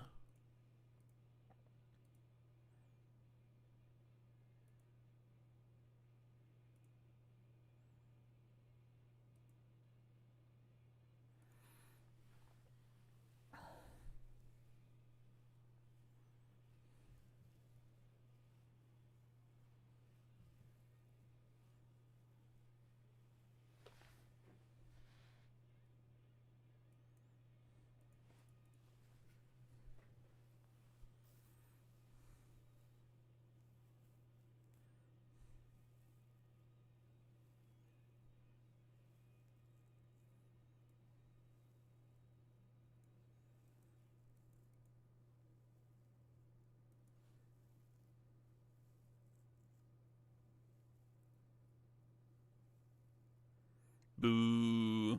Well, at least they drained before activating their library.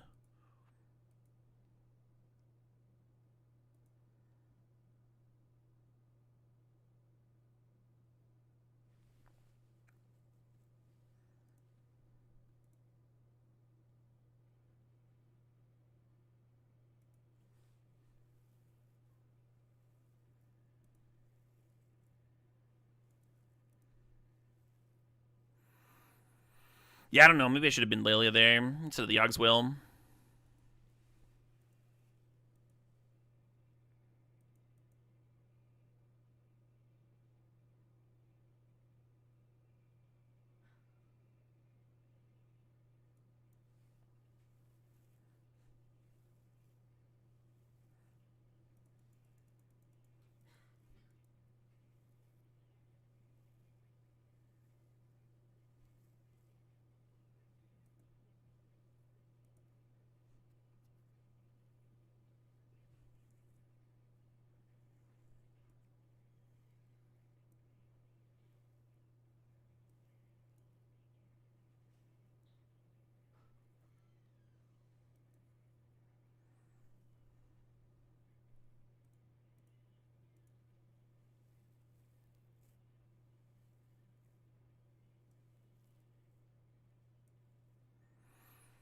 So the breach is a little awkward with the Wheel of Fortune. I guess we can breach and then flashback Dark Ritual.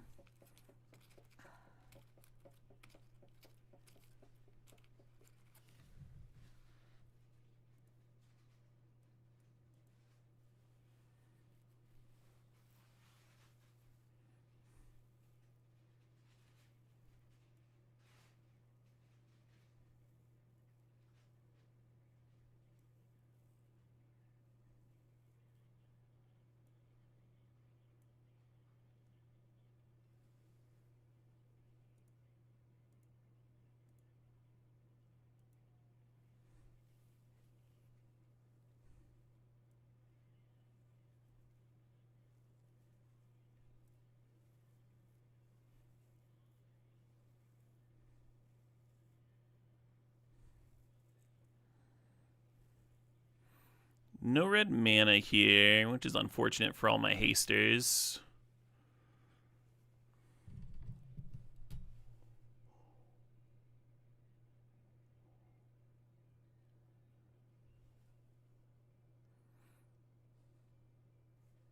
I guess if I'd had another mana, I could have gotten the Hull Breacher down before the wheel. That would have saved a lot of problems some.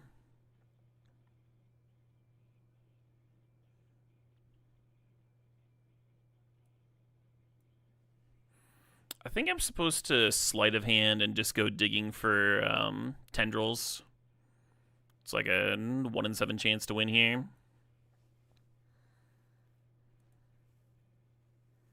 Well, fuck me.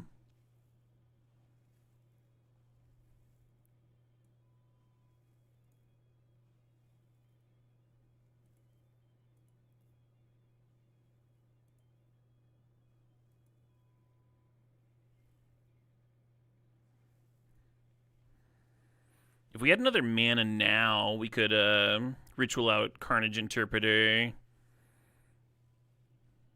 And then crack some clues. Playing Carnage Interpreter here is pretty suicidal, right? We just have to pass.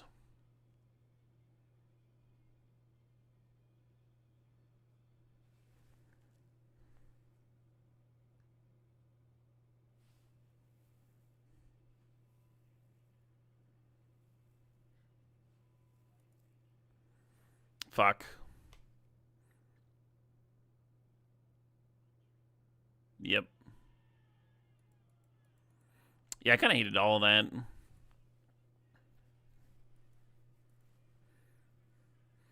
And now we have a Tendrils in our deck that's just dead. That's like kind of the issue with the Tendrils plan, right? Is that it might just fucking suck. It might just be the worst shit ever. I mean, if we'd found it, it would have been kind of a cool turn. Or if we'd found Black Lotus on our draw 7. Like, we had to whiff on that, too. The including on the sleight of hand. Like if the sleight of hand had found Tendrils or Black Lotus, would have gone kind of well, I think. The clock on Arena, forcing quicker decisions is bad for Storm and combo. Yeah, it's way worse, huh? Kinda fucking hate it. I've always hated the clock, though.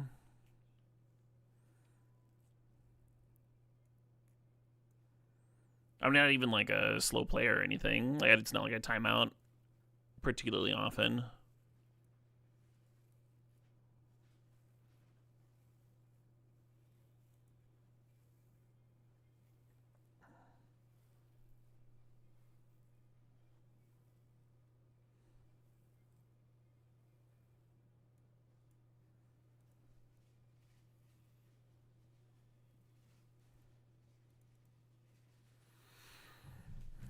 Pretty low number of paper draws as well.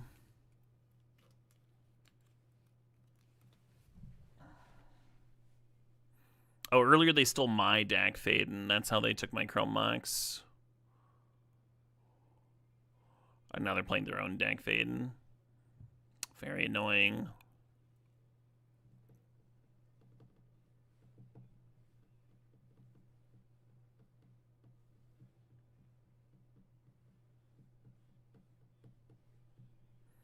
Could I have gone for an 8-8 Strix? I could have. I don't think an 8-8 Strix does anything, though. Like, I mean, they just would have stolen it with Dak, right? But any removal spell answers it. I was kind of hoping to try and kill them that turn. I thought that was my best chance of winning the game, was finding the Tendrils or the Black Lotus and going for some kind of a win. You can see how passing the game, the turn to your control opponent, who you just gifted 7 cards to, is not a particularly exciting strategy, right? Like, just making an 8-8 bird is very unlikely to get there, especially when they're at that much life and you just gifted them 7 cards.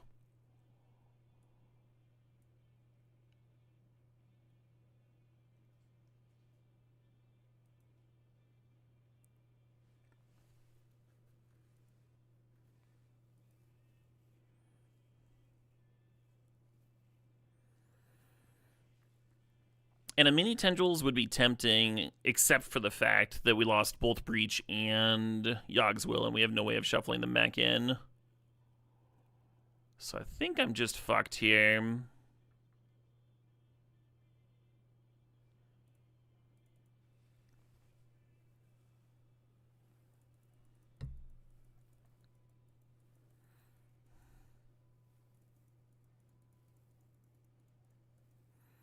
One and two. Oh no!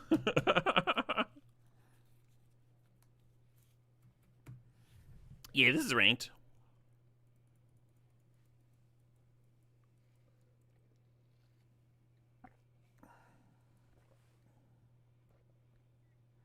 Oh shit, what up? Hey, Bartaboos, thanks for gifting a sub to a colony of ants. Congrats, ants.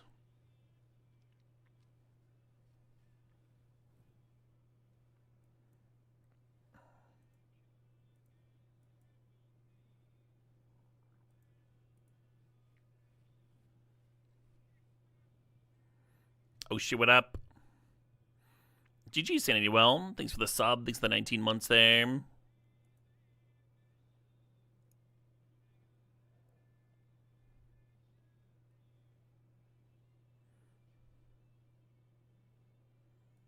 Okay.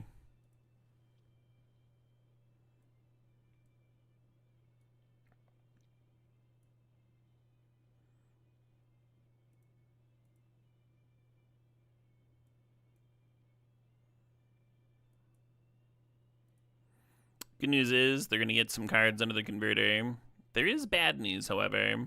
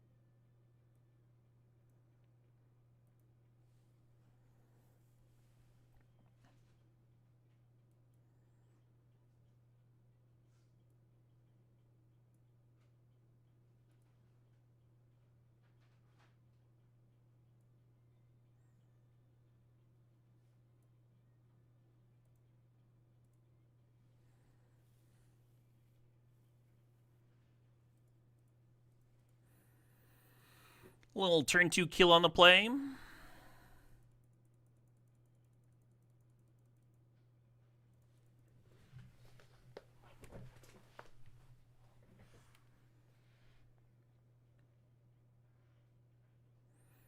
I actually got to spoil this Tendrils of Agony printing. Back when Wizards still loved me.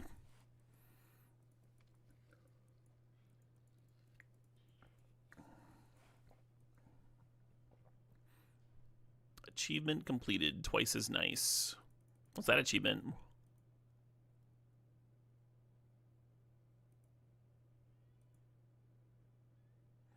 Copy 25 spells. Oh, that counts Storm? Okay.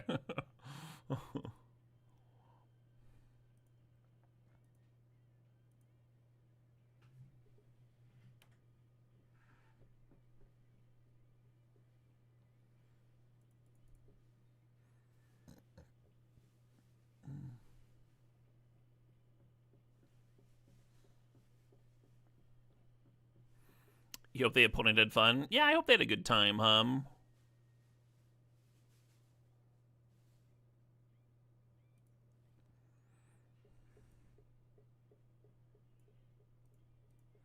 Very possible I should be sending hands like this back.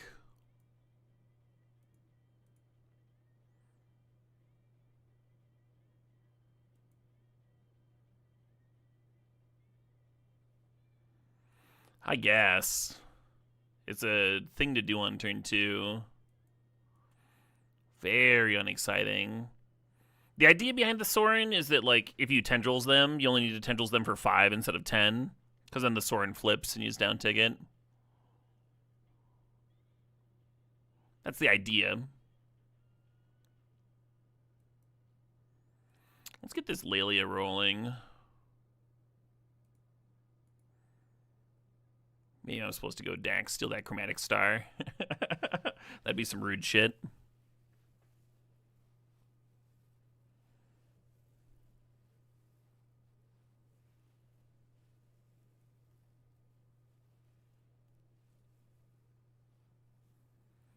Yep.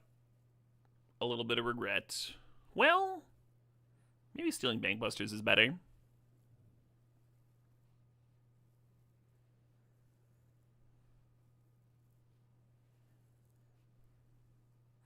Yeah, we tried to do Deck Fade and Hull Breacher stuff the other game, but we got mana drained.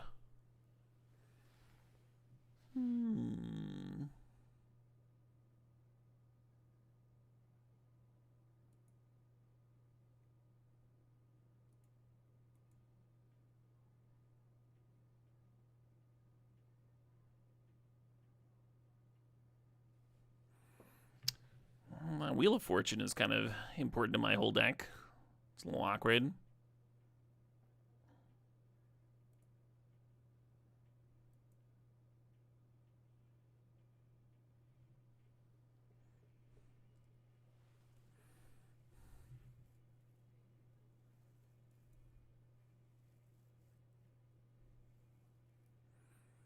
Yeah, they can't activate Bankbuster because it's summoning sync. I would actually want them to, because I have Hull Breacher here.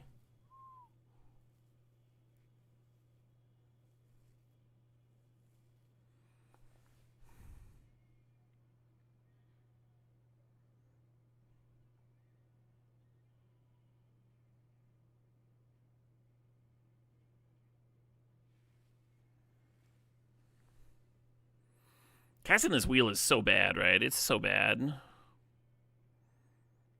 I think I'm just going to Sewers Pass.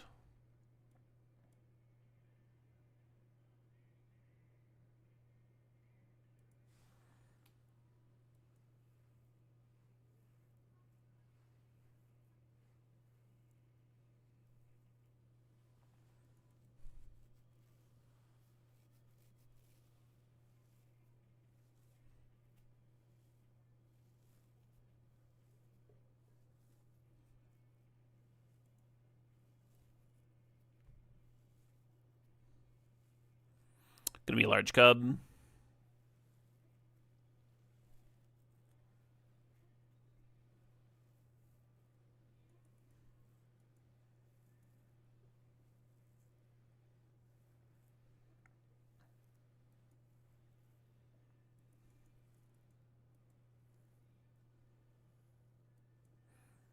Dax should really be able to steal Urza's Saga.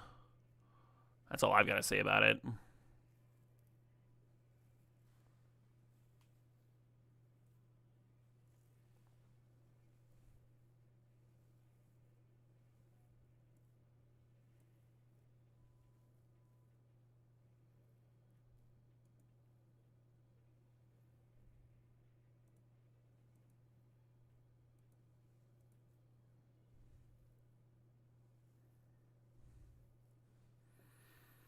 Quite sure, thank you.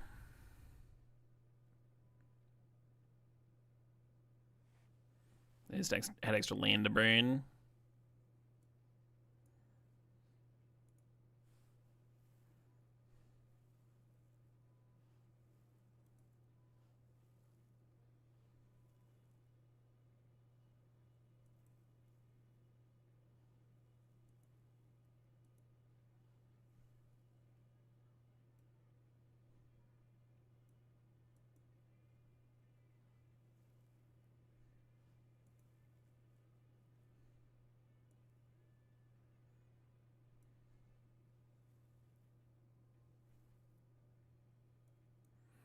Draw 7 here would be insane.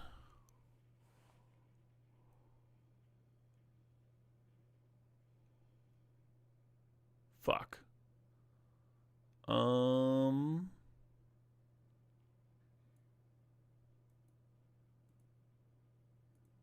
Necromancy doesn't seem ideal. It's just like get Lelia Bank.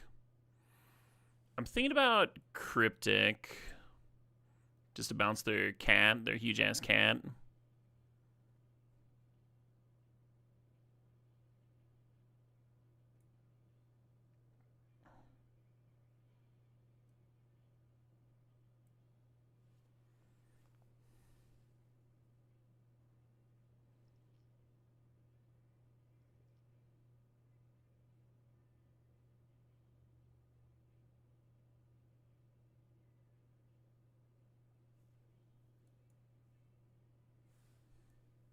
Skydiver's too slow. Like, they don't even make on their next turn, right? They make on my end of turn.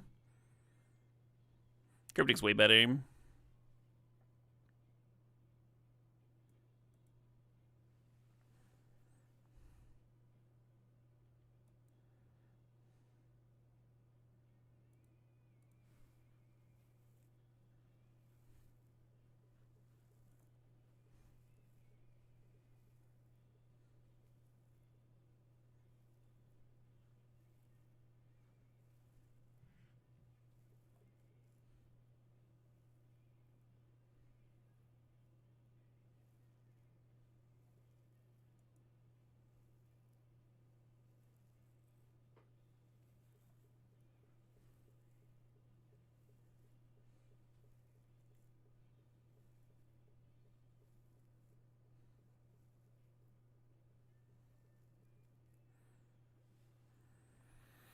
They haven't played a land, right? Yeah.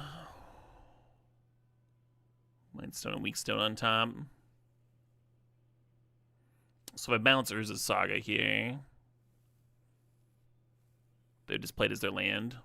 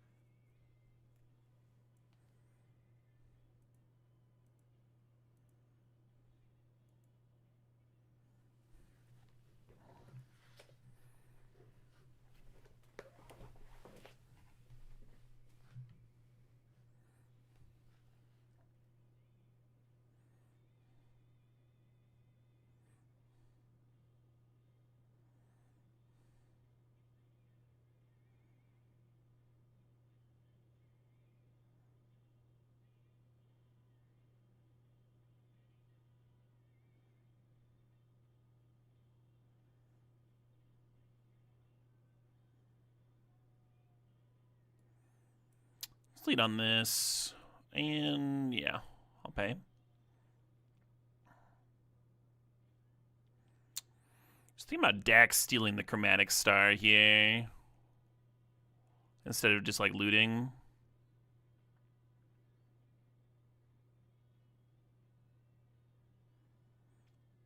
So if we only draw 2, this will be a 3/6.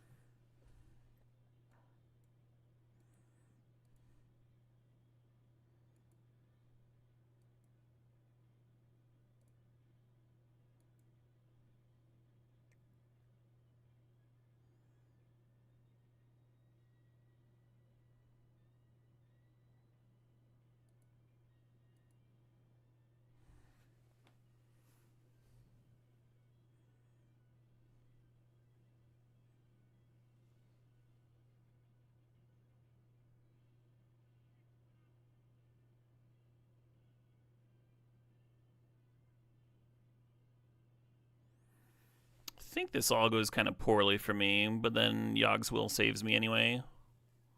I think is the plan.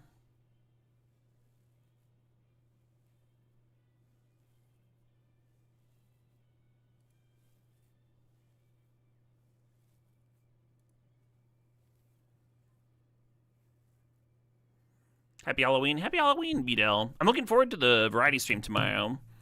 Got some spooky games lined up.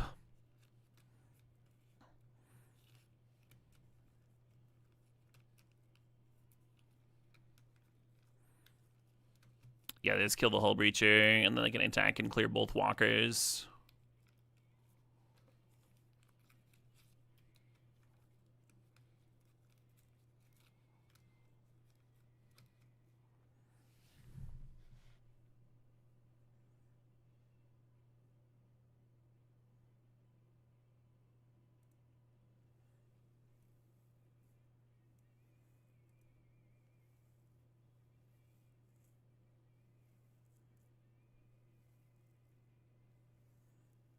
Well, now I wish I had made them discard.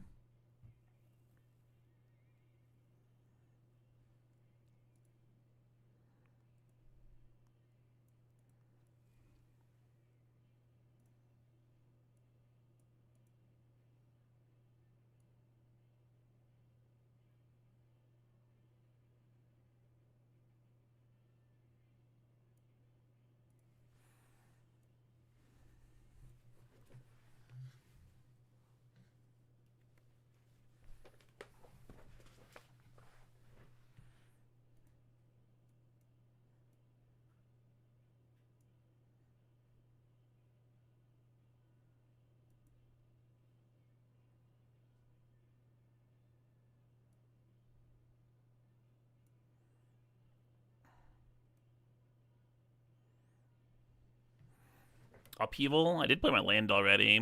Yeah, it looks pretty garbo. Psychic Frog.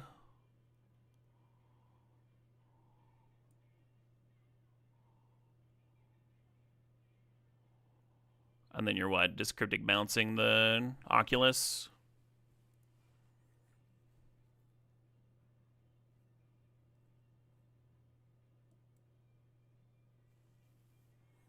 Oh, it doesn't work because they left me with 2 red here. Trying to leave up the Arena of Glory.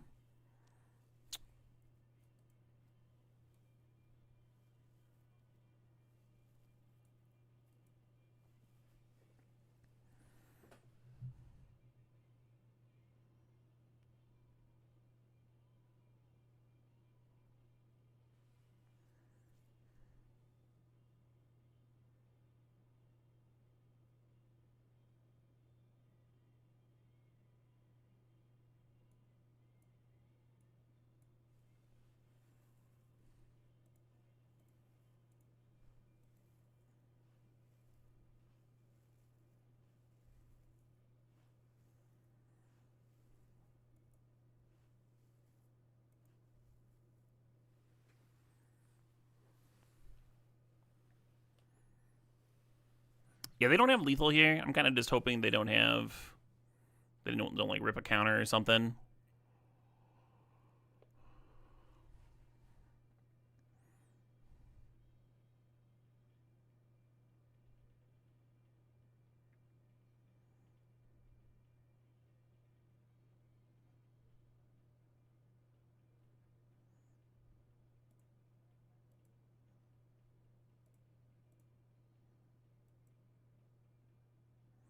Don't forget to float, folks.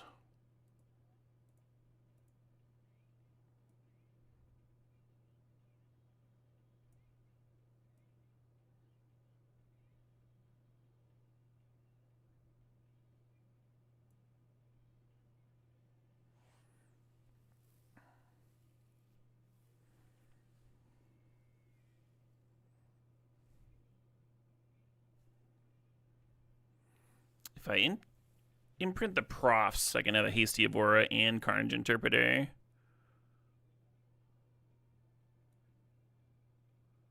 Not if I tap like that, though.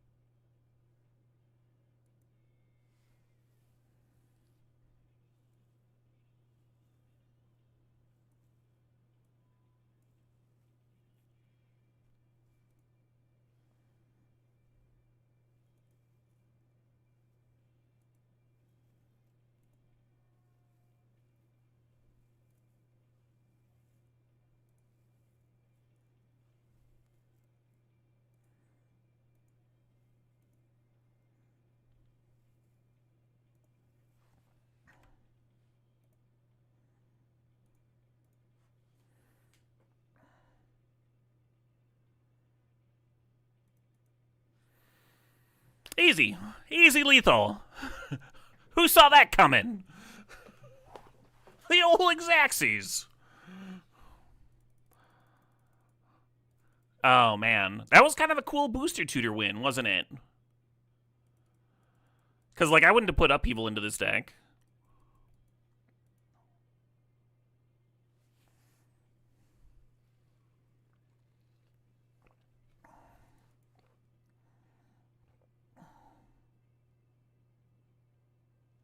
Winning with haste on the turn you cast Upheaval is wild, right? Those two critters pretty synergistic, though. And we got to, like, float the haste mana first. So, all this lined up pretty cutely. Easy as pie, yeah. Very fun turn. Sorry I wasn't running much commentary. There was a lot to think about. Me over here trying not to fuck up.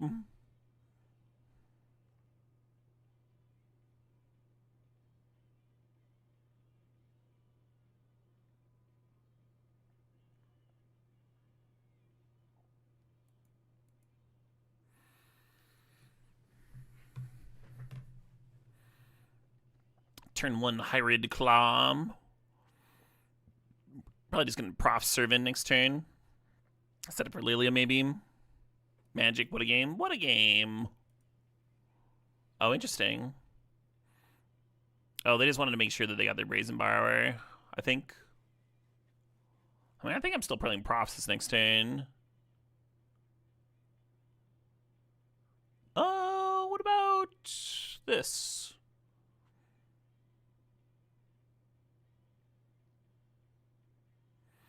And then next turn we can go Profs plus Hired Claw and trigger it. You could Profs here and then Cutter into Claw next turn. And then you're not exposing the Cutter to random like Disenchants or whatever. But you do lose the +1/+1 off the memory, right? If you just fire that off this turn.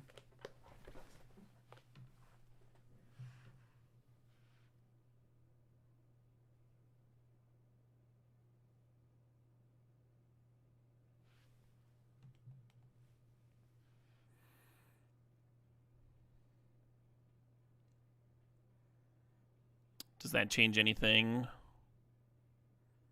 Kinda. The Go for the Throat's a lot more playable.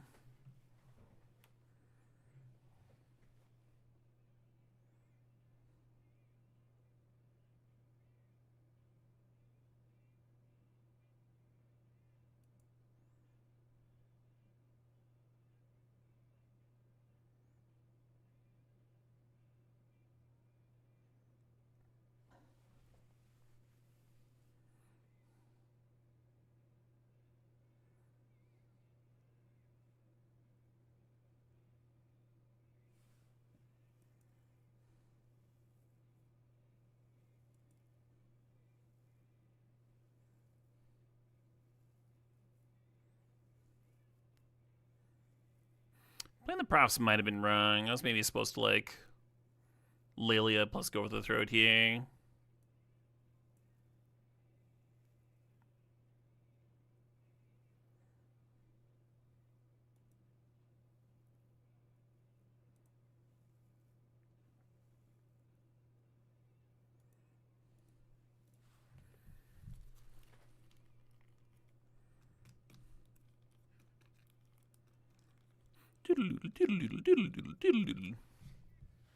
Oh shit, what up? Hey, Ellen, pick roll. Thanks for the saw. Thanks for 58 months there.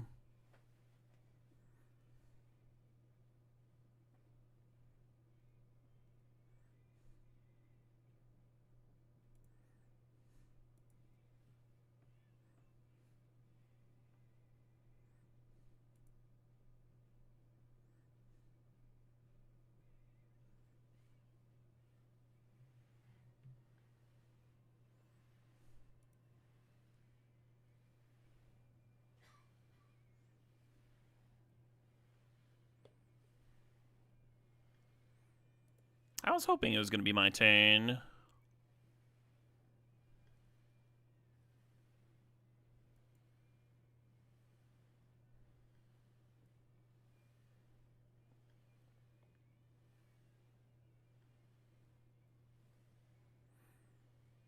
Doesn't feel like a Tendrils game, but I don't know how many of these tap lands I want.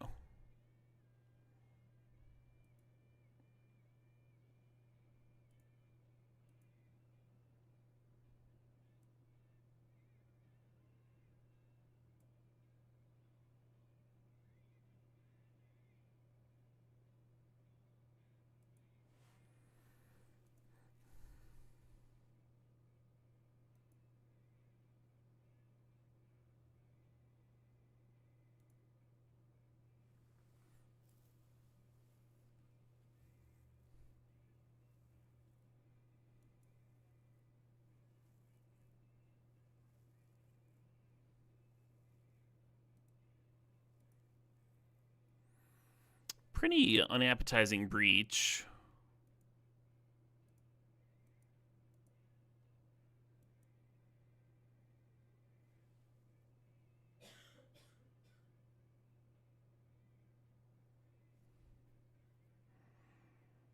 I kind of dig attacking.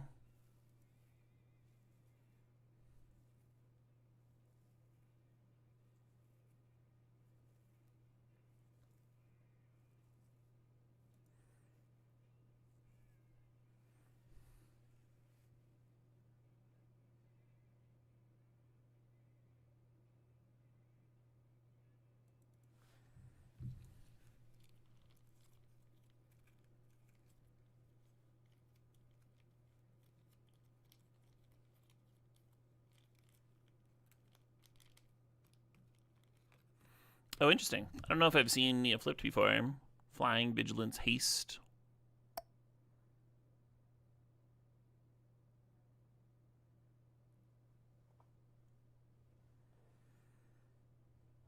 Some annoying stuff.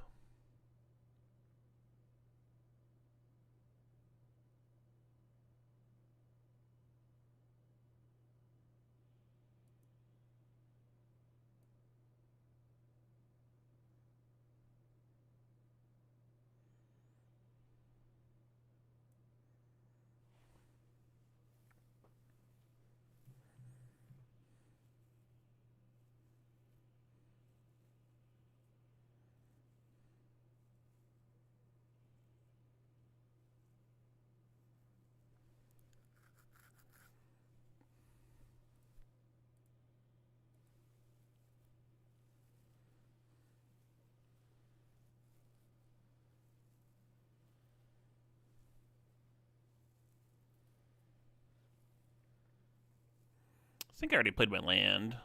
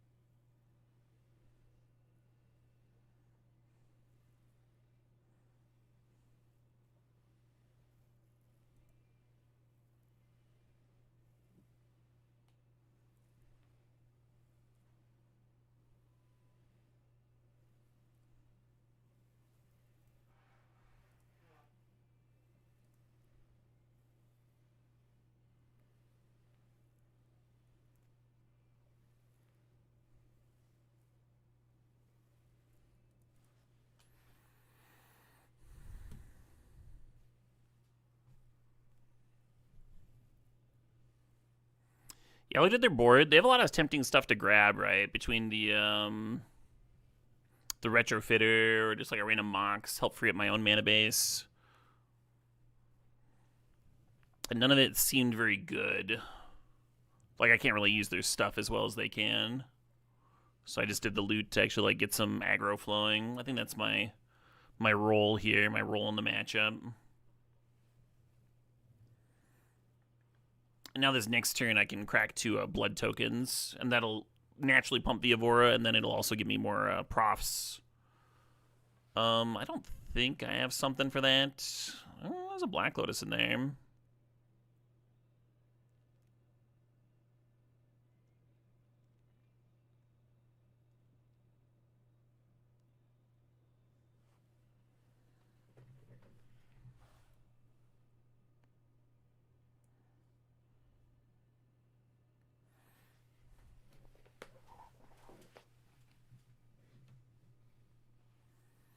The Shelldock's a little concerning. So Kraken Loots turns the Shelldock on. The idea behind the Yogg's Will is that we just go for the throat this thing.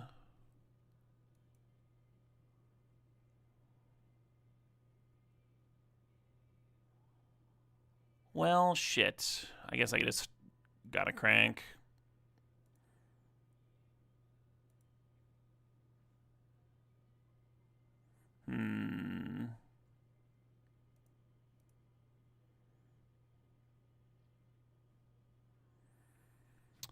Opponent might be very stoked about the Shelldock Isle right about now.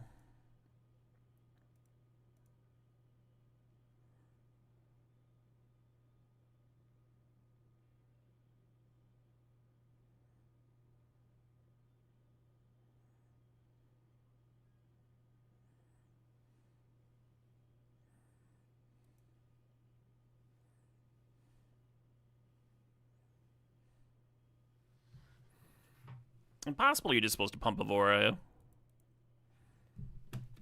Let's pump the Trampler.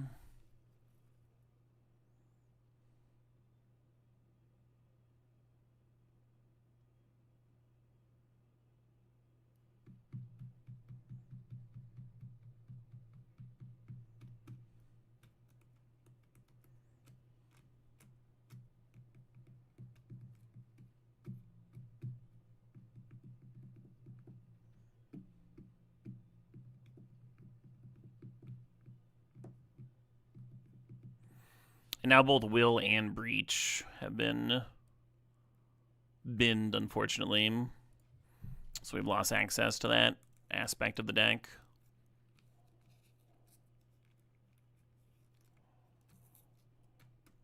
Huh. Maybe they forgot about the Shelldock Isle, or maybe there's nothing interesting under there. If it's like a counter spell or a land or something.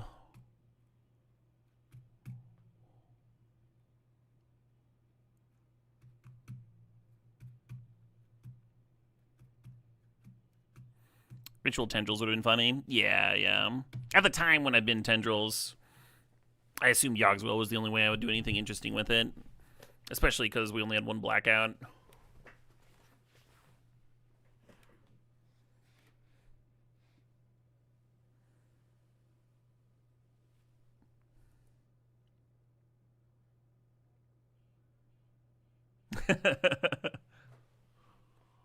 Hell yeah. I really enjoyed both of those games. Those were some, like, unconventional wins.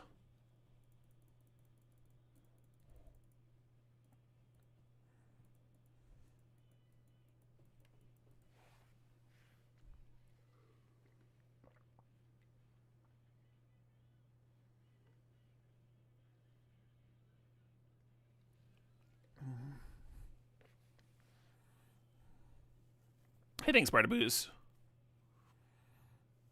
A lot of nice, fun decision trees there.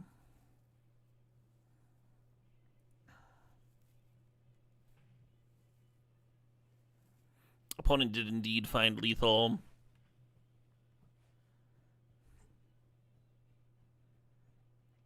Oh man, I was really looking forward to like playing Xander's turn 1, and then turn 2 we could Flame Slash and play Sewers. But we just gotta do this now. And then the rest of my development's gonna be pretty slow. Unless I draw untapped lands, naturally.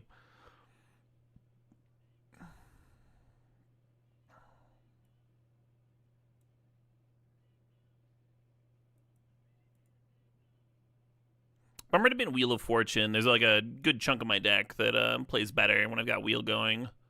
But certainly not the spot for it, huh? We can get it back with Yogswell or something later, maybe.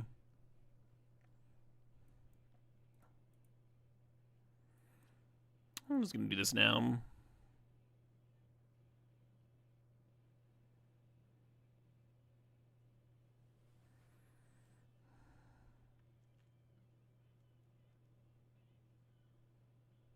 Sure.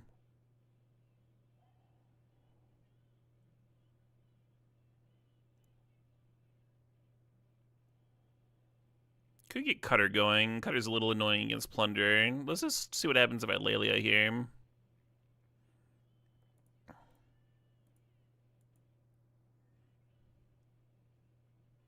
Fuck. Well, that would have been awesome. A little 1-mana removal spell would have been fucking the tits. But we played like we might hit a land.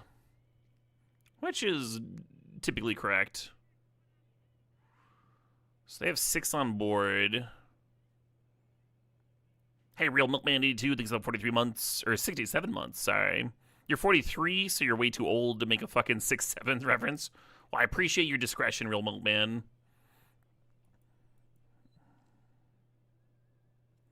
Way more lands than 1-mana spells in the deck. Yeah. I mean, there might be some spots where, like, if you're desperate enough, you play for the 1-mana spell, play the land first, and leave Xander's Lounge up. I don't think we were quite there.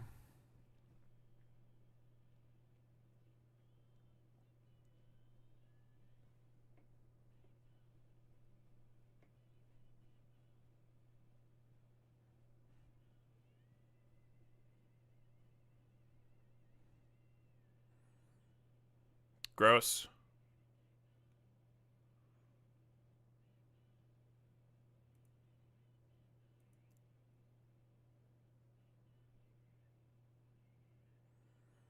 So I could play Cutter and Sorin.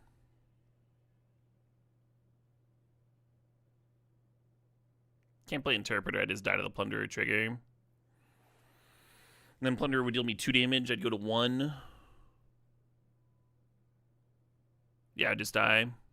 Okay, I guess we lead on attacking then. Not ideal.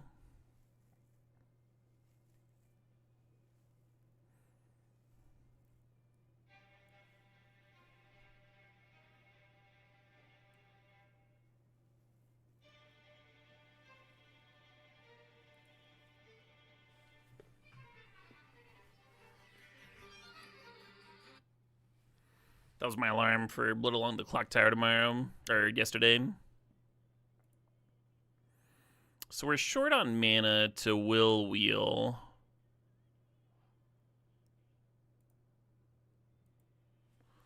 Yeah, was this super wrong? I could have just gone Will, flashback 2 removal spells, kill these 2, and leave with Bone Crusher Giant to trade.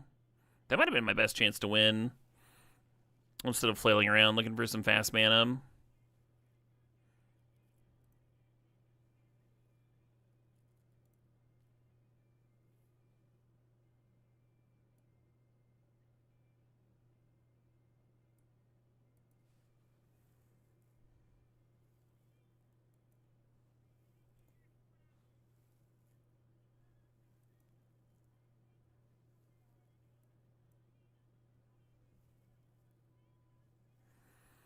Yeah, now I can kill 2 things, but then it still leaves me dead to the giant attack.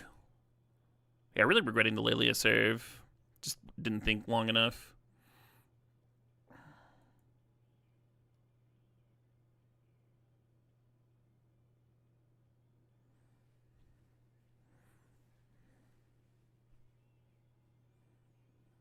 Yeah, mini tendrils would have been really good. If we'd had just like a little bit more stuff to work with,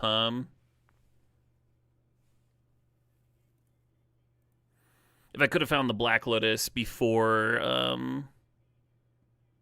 the Ogswilm, that's kind of what I was fishing for, right? With the cantripping and the Lilia serve.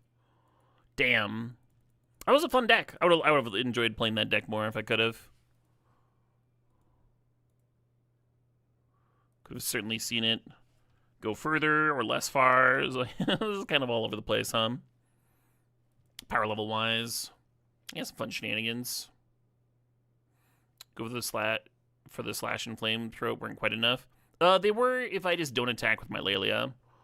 If I just kill the 2/2 and the 3/2 and then pass, then I would be able to attempt to trade with the 4/3. It's not exciting, but it maybe has like a slightly higher chance of surviving. I'm not sure. Had I found the Black Lotus, though, or maybe Dark Ritual, then I could have gotten there.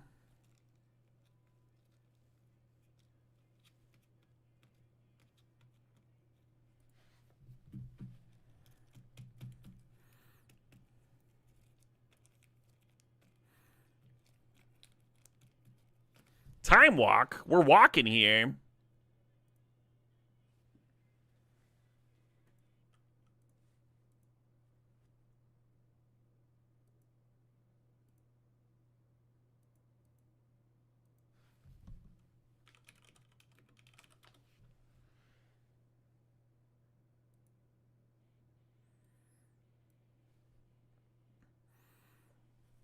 One walk, please. So Time Walk fits any archetype, right? It's just a nuts piece of power.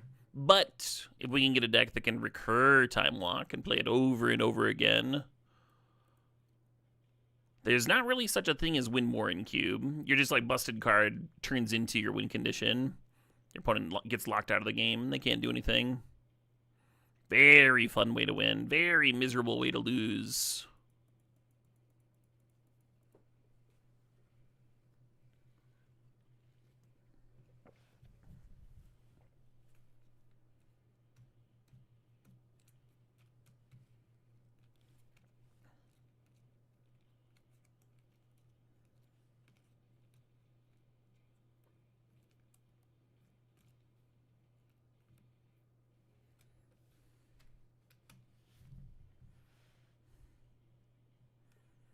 Gross. I'm like, looking at Multiversal Passage. Shelldog might be good. Time Walk Chain into Shelldog activation. Yeah, I think it cuts blue a little bit better, too.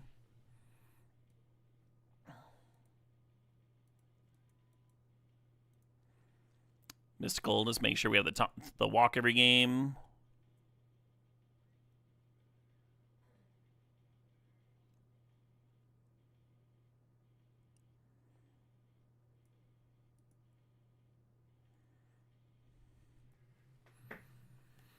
Draw 7s are a way to get Time Walk back into the deck. The issue is that there's so many ways to punish Draw 7s these days. Hull Breachers, Narsets, Leovold, that sort of thing.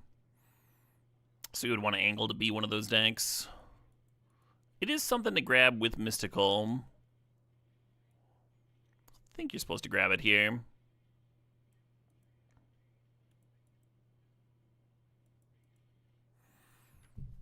The color that pairs best with the Time Walk recursion is green. You get like cards like Eternal Witness. Oh, I can't pass that Broadside, though. You could take Swords or Miscalc.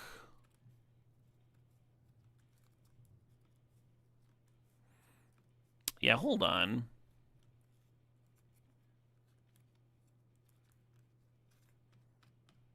I think I'm going to take the Swords. I could see Mystical Tutoring for Swords. Broadside's really fucking good. Broadside going 6th is like... It shouldn't, you know, but... I think Swords might fit what I'm doing slightly better.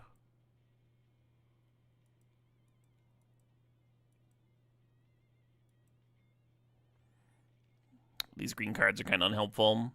Hey, Treskies, thanks for the sub. Thanks 104 months.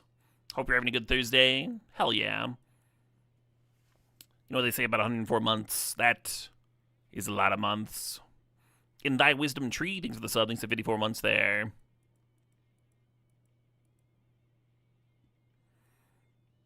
I'm grabbing Ephemerate in case we get Eternal Witness, because that's a fun little win.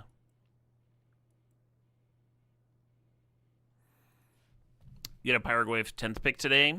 Yeah. The thing about Bombardiers, though, is that I think it is... it might literally be the best non-power card in the cube. And Pyroglyph is good. It's like probably in the top 50 somewhere, but... a little bit less crazy.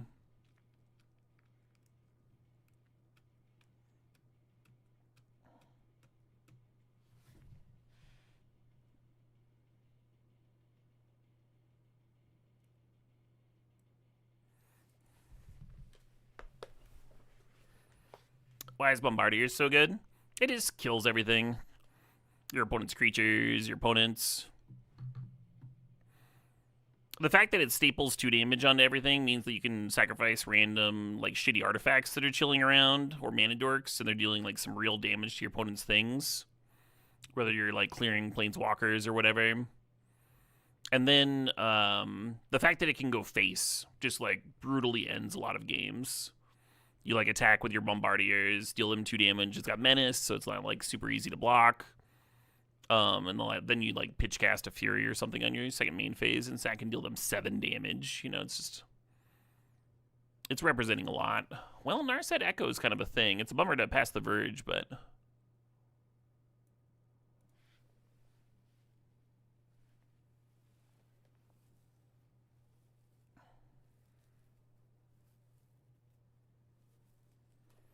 even though we don't have any green cards yet, I'm just gonna grab this Noble. I still think we're Bant.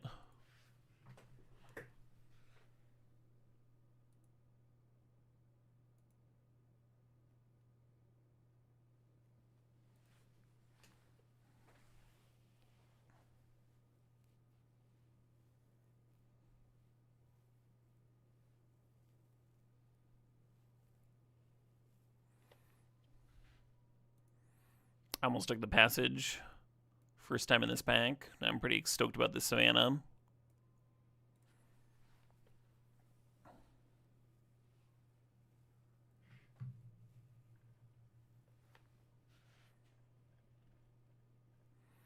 Thinking about the Oust.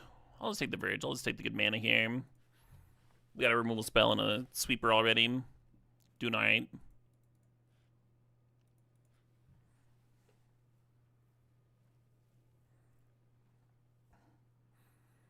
Yeah, the actual best card with Time Walk is 4-mana Tameo. And then the rest of the deck is kind of looking like some Uro pile.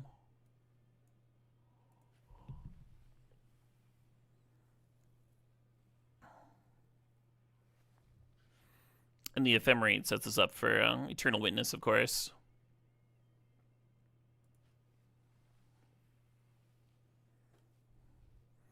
I don't think it's a Gaia's Cradle deck. I'm looking at Strip Mine and Pest Infestation.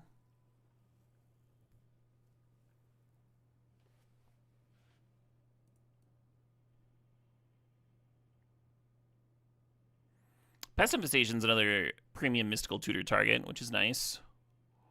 I'm gonna grab Strip Mine here. Might be another good one to recur. I'm gonna grab the Flooded Strand out of this pack.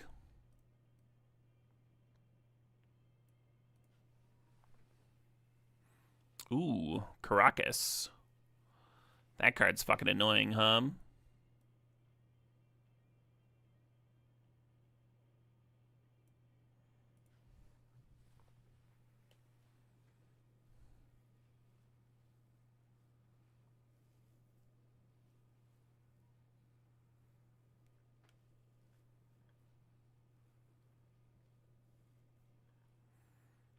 No Greaves for Nadu. I mean, currently I have a single Noble Hierarch for creatures.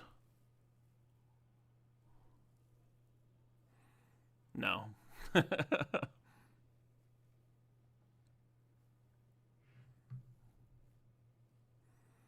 gonna take Heath over Temple Garden. The trainer might help me find Time Walk or Paired Narset and Echo a little bit more often.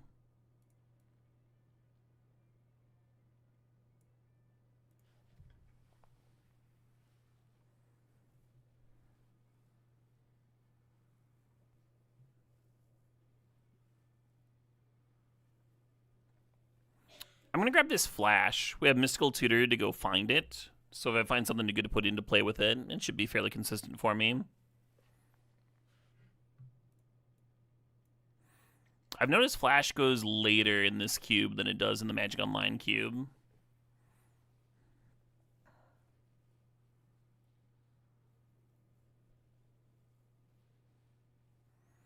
Interesting pack. I'm looking at Malevolent Rumble, Memory Lapse.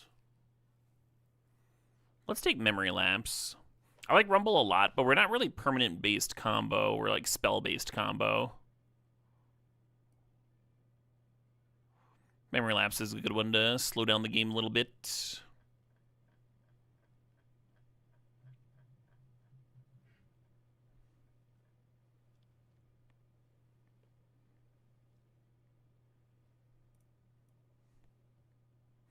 We have some fetches, so playing Cruise might not be terrible.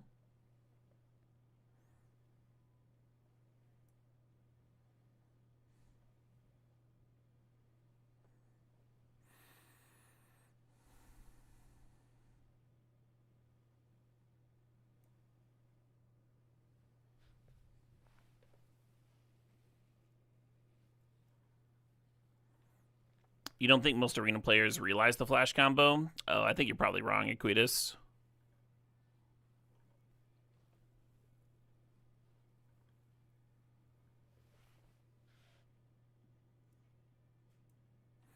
Pest Infestation came back. I'm actually considering Beanstalk. We have 4 cards that work with it. I think Preordain's still just better.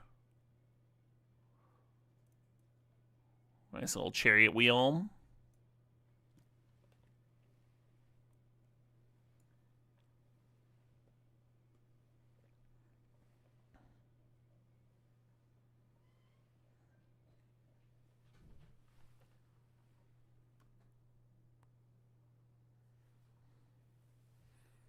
Ephemerate on Chariot's funny.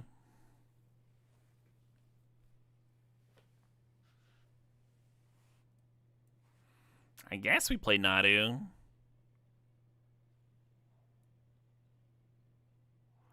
I like Rumble a lot. It is a way to bin Echo.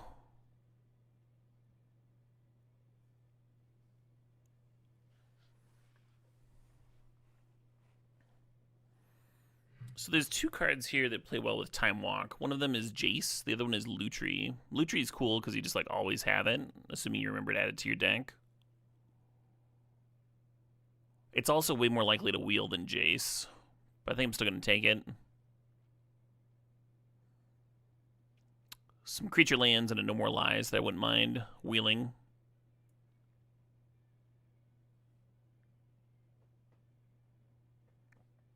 You've been really liking Nadu this cube. It's been pretty medium for me. This is certainly not an ideal deck for it.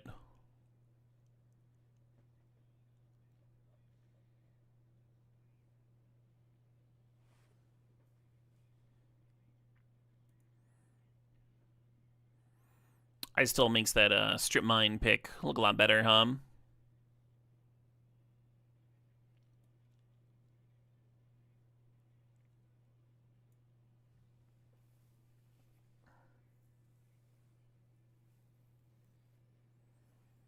You wouldn't mind a Tundra? I wouldn't mind a Tundra either. So the Snapcaster is tempting. I'm going to take the Woodfall Primus as something to flash into play.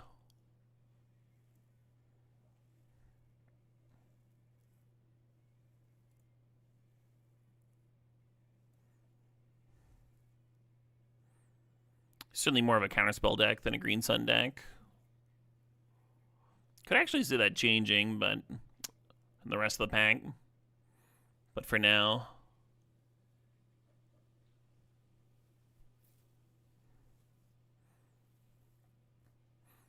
Yeah, either tropical island or tundra would be real nice here.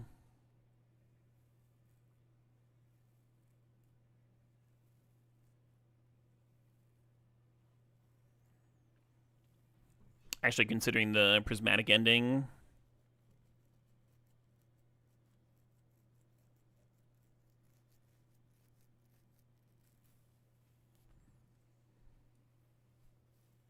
Little light on removal. The Ponder, Tireless Tracker, Marsh Flats, and Wasteland all have their merits, of course.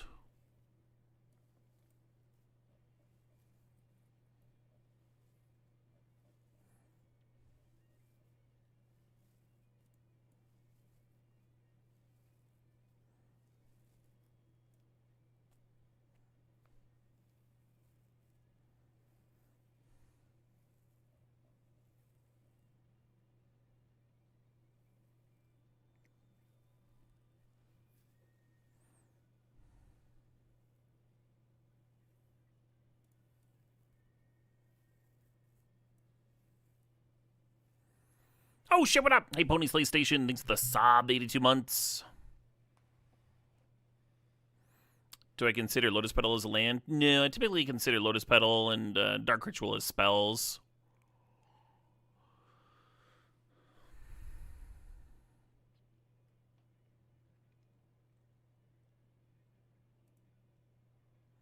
Yeah, the only issue with library here is that we are, again, a little bit short on playables.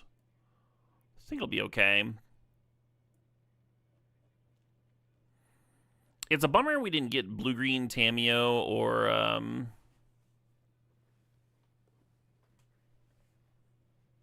think we have enough counters. I'm gonna grab the Cub as our one Nadu synergy.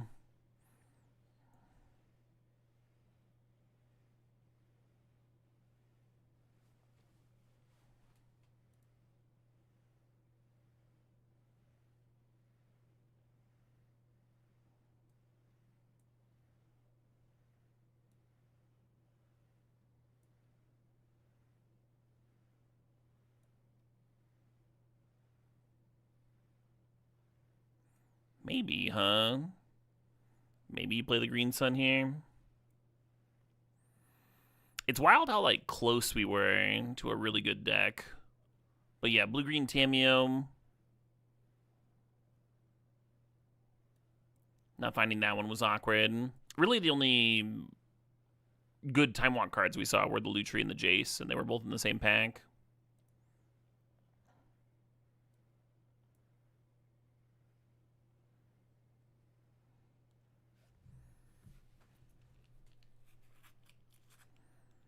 So the question is, do you play the Green Sun Zenith?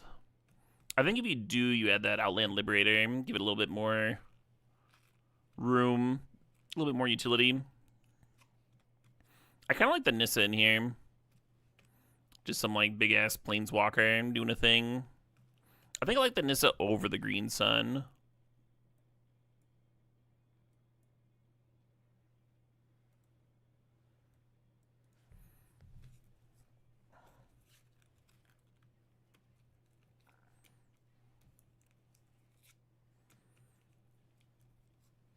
I might like basic Forest of Besiju because of Nissa.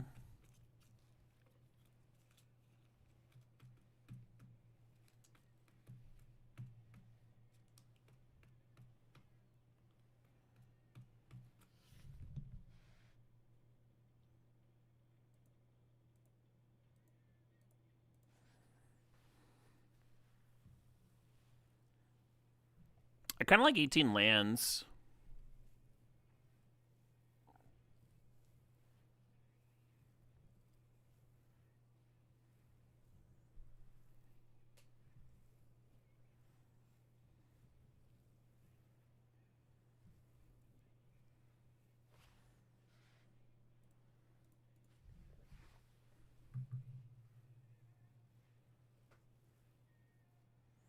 The Nadu seems pretty bad. Yeah, the Nadu and the Scythecat Cub are not really our plan.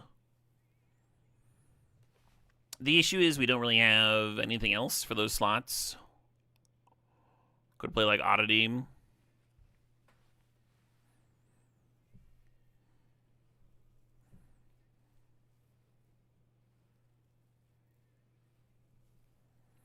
Nadu is at least like a legend that we can bounce to hand with Caracas before we play a sweeper. Could be cute. We do have a few fetches for this Cub, and the Cub plays well with the Ice-Till Explorer.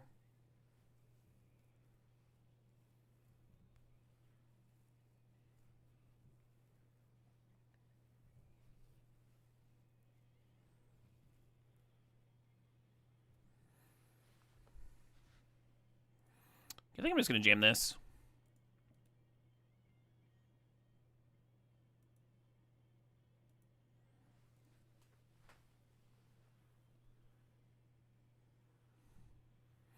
Yeah, so close to a good deck. I don't think we quite landed it. I don't think we quite stuck the landing.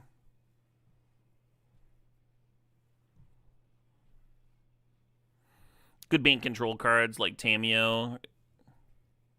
And 3-mana Jace. Or, I'm sorry, 3-mana Teferi.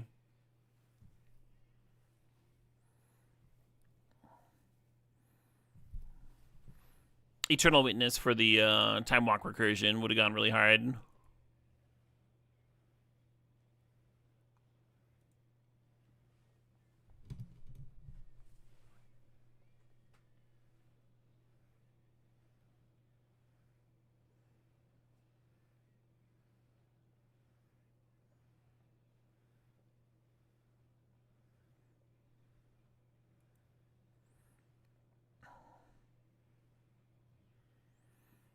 Very possible you're supposed to mull this on the play, even though our mana looks all good.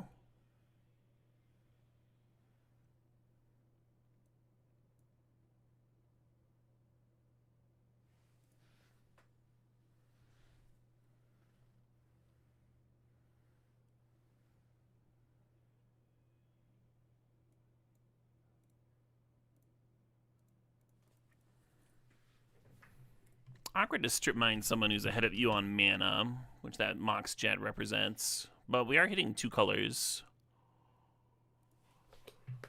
And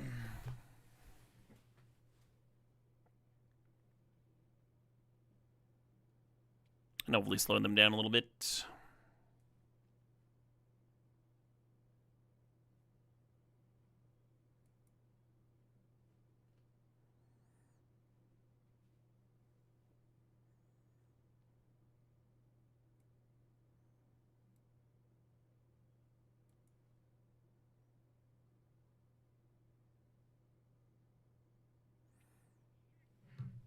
Oh shit, what up? Hey, cannot win. Thinks the Sob thinks 87 months.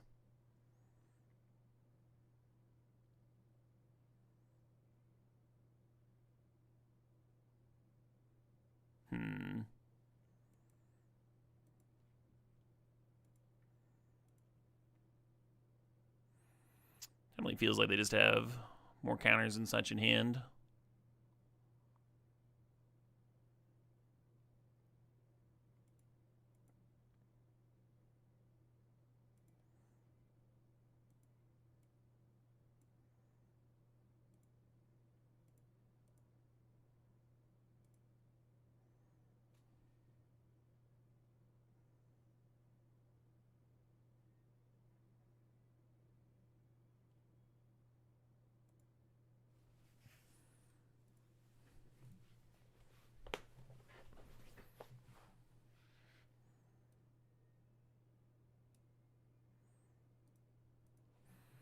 Almost like letting that resolve and then swordsing it with the trigger on the stack.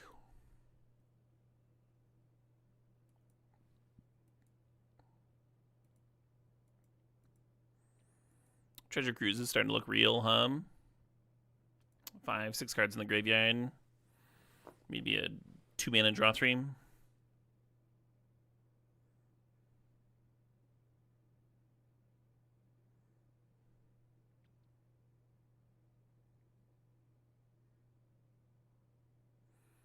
It's funny.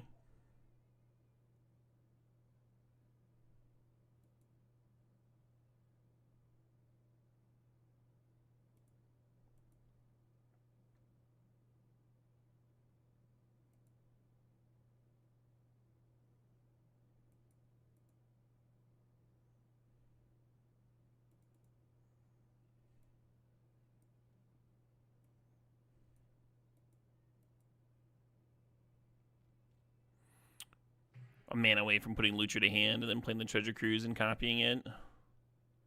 I think I'm just supposed to draw my 3.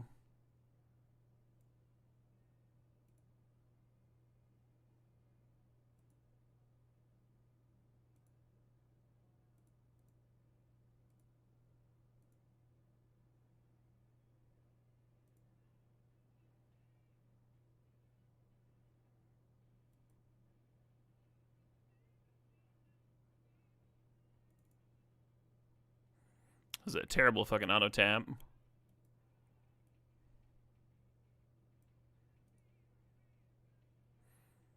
Probably bad swords too. They have a colonnade over there. Might end up being awkward to deal with.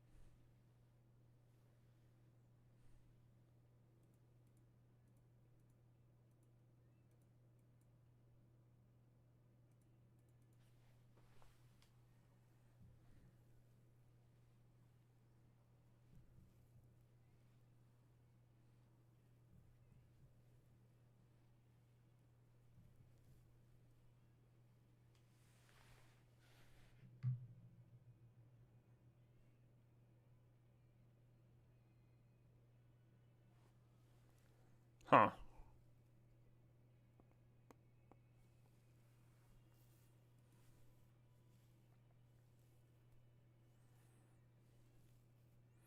Mostly just lapsing because it's annoying. It's an annoying card to have to replay.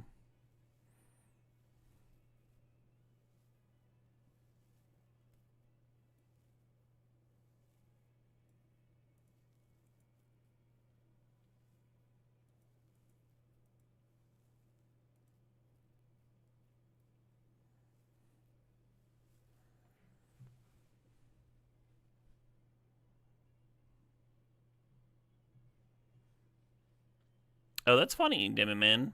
I don't remember that at all.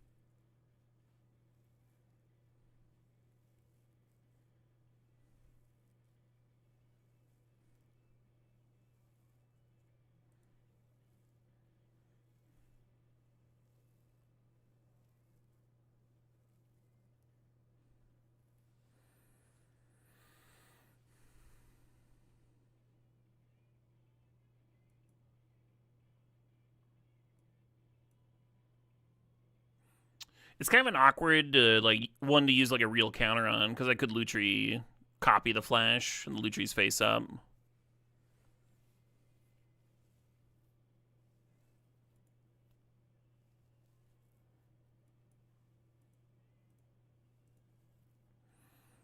We're just going time walk fishing here essentially.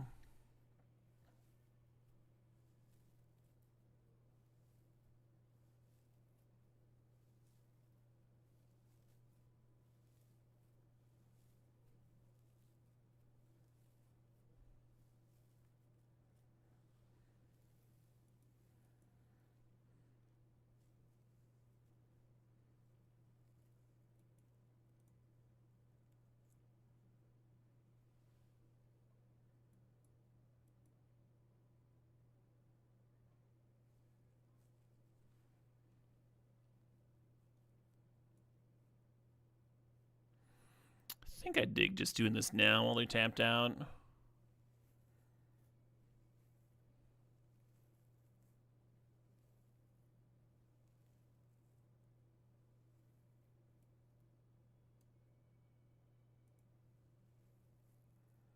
Oh, that's a bad counterspell.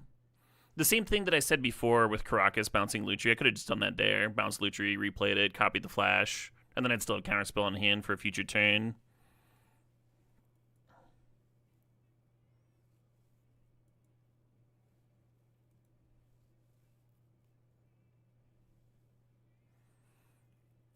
Could take him off double white.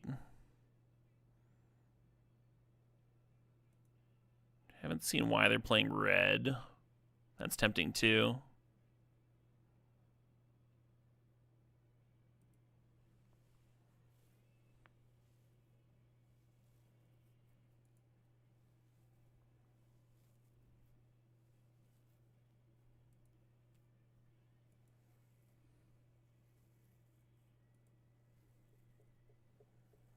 Oh, red for Omnath, right. Well, I still like hitting it then. Omnath would be an awkward play for me here. Get a bunch of life back.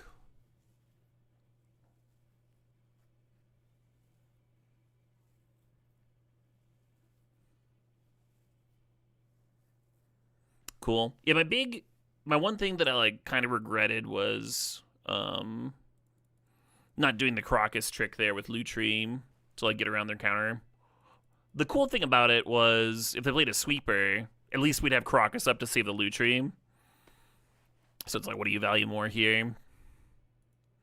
Maybe not like a huge egregious punt. Hey, Burial, thanks for the sub. Thanks for sharing that Prime, the 3 months.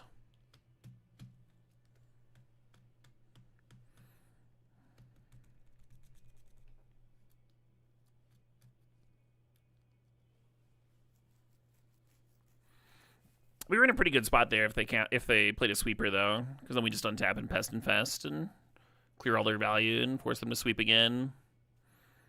Hey, Tom Pettywop, thanks for the sub. Thanks for 11 months.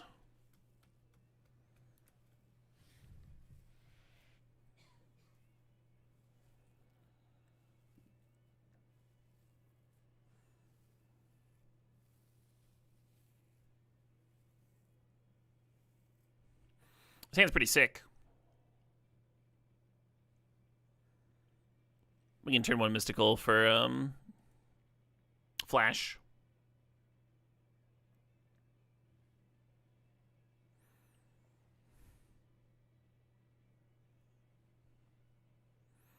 There's some Magic artists that I've just like loved since I was a child, and just like always loved the same amount. Donata Giancola is someone that I've loved more and more the older I get.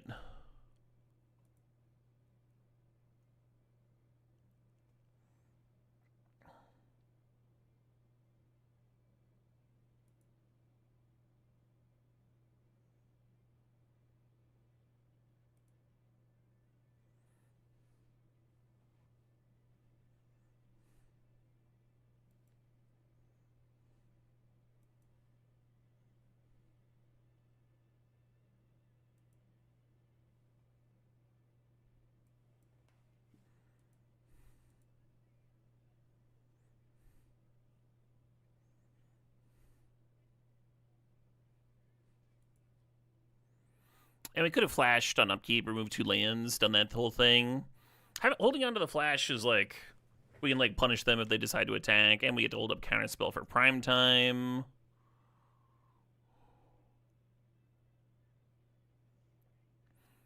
And now I think I'm just going to do that. I'm just going to do the flash thing here.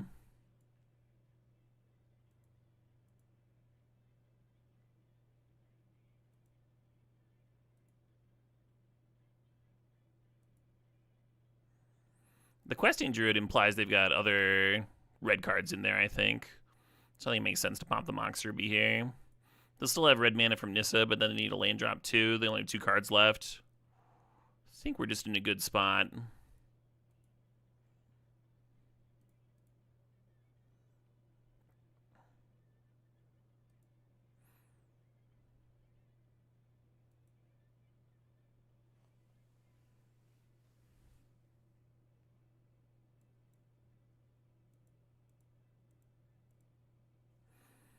When me and my wife get this song in our head, or if I'm making noodles, we sing it, Pasta! Pasta von Asgard!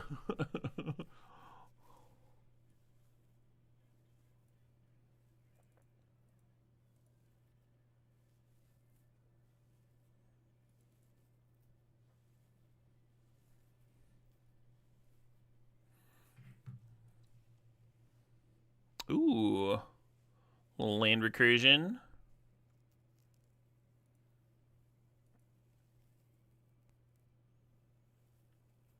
Not sure if I like Ice Till better or Narset better here. Let's Ice Till it up.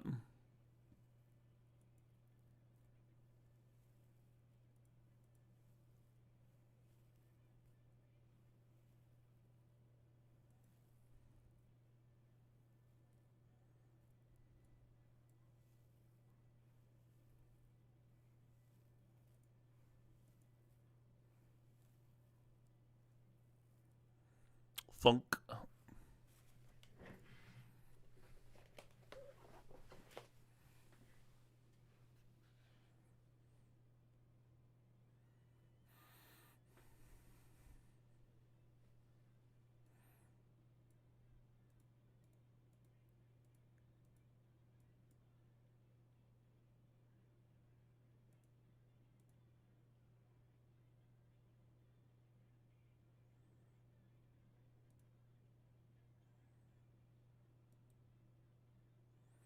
Huh.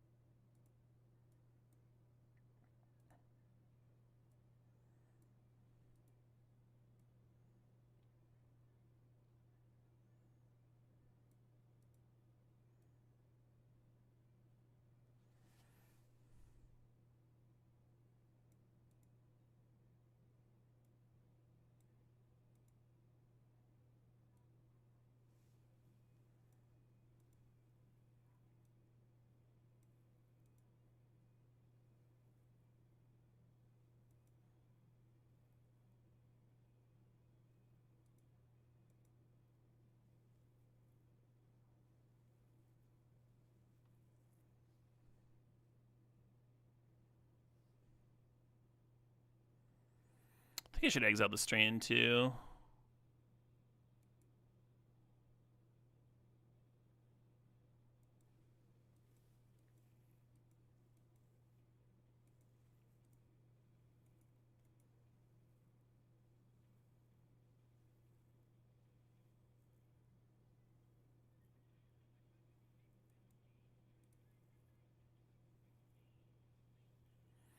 Yeah, I almost took the Swords of Plowshares over the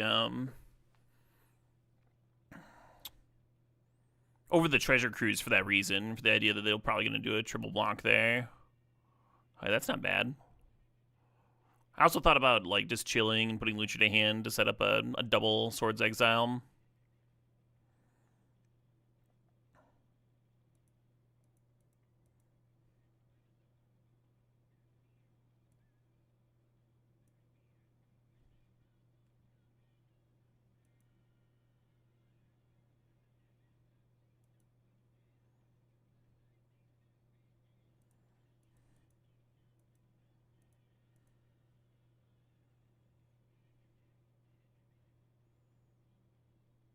Oh, I've got Karakas here. Oh, that still doesn't make it a good attack. Like if I Karakas bounce.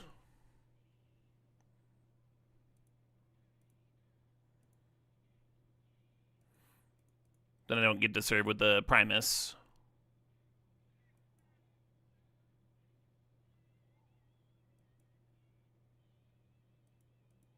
Huh. Oh shit, what up? Hey, DTB Chills, thanks for the sub, thanks for the 66 months. So we have an Echo in here somewhere, right?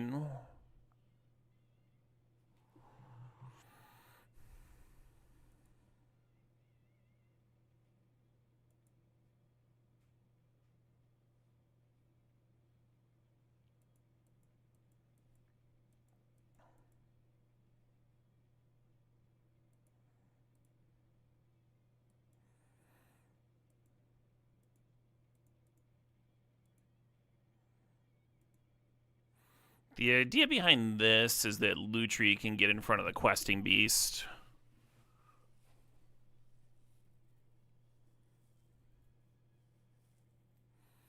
If I even want to do that, I think I'm repping lethal if I take 5 and go to 1. And we lose to Walking Ballista, and that's about it. Oh, we have lethal anyway, though, because the Primus has trample.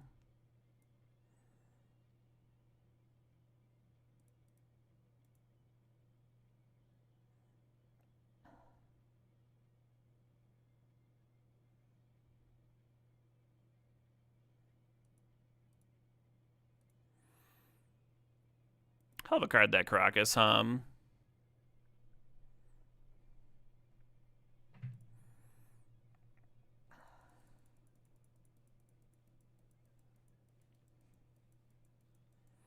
You don't think Walking Ballista's in the cube? I think you're wrong. Oh, I need some water.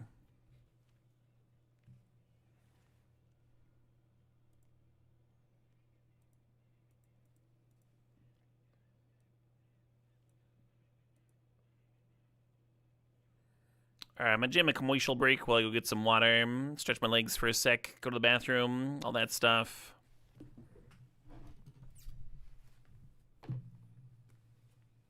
Oh, was I wrong? Was Ballista not in?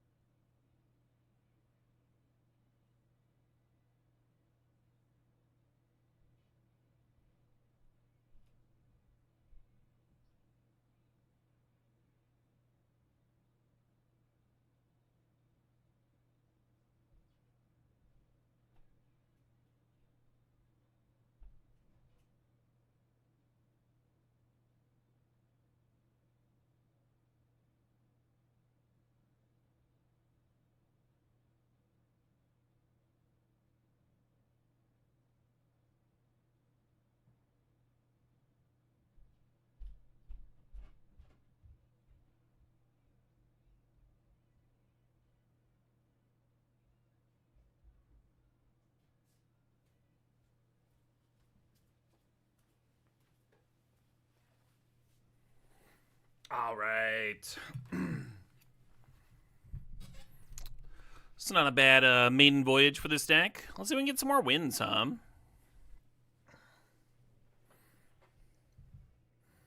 Grab myself some water. That's some shitty leftover pizza from the fridge. Put some chili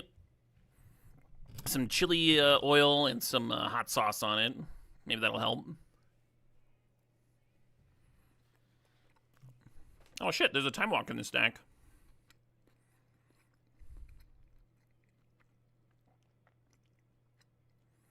Huh.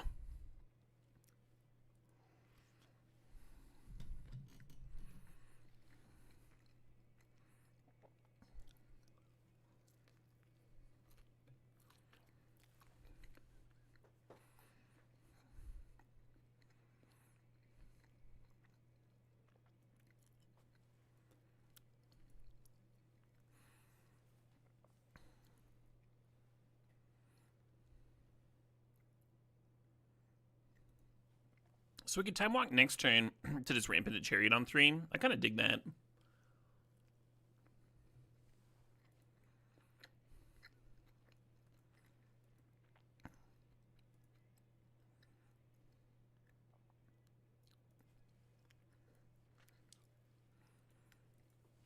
Never mind. I'm just going to pest infest that.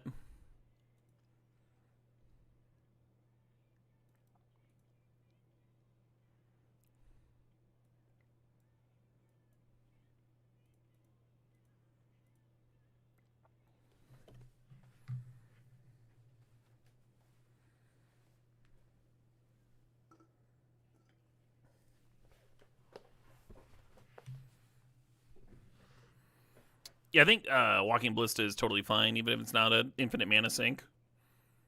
Very reasonable artifact.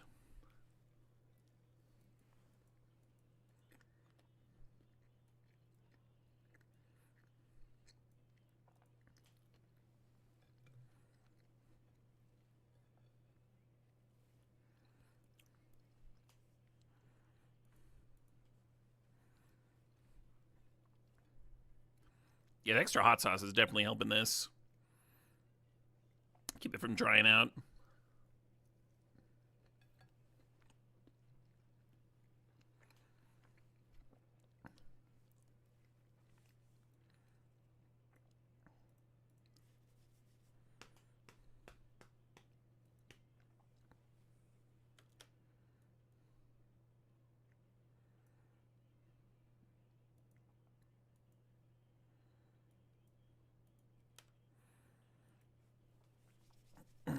Very vulnerable to a force here. Kind of feels like they've got a force. God damn it. If you put them on Force of Will, if you think that they've got one in hand, then you can actually beat it by going Time Walk, and then they force, and then you loot through the Time Walk or whatever. That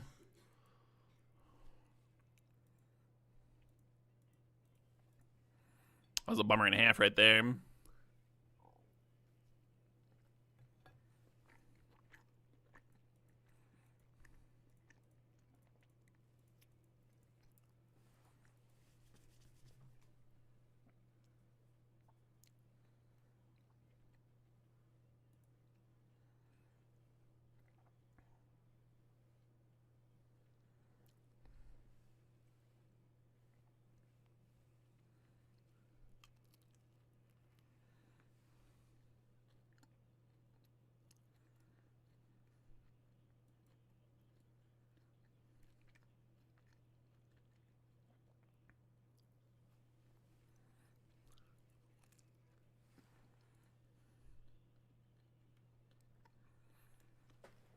How often do I make reads based on stops? Pretty rarely. Less than I should, for sure.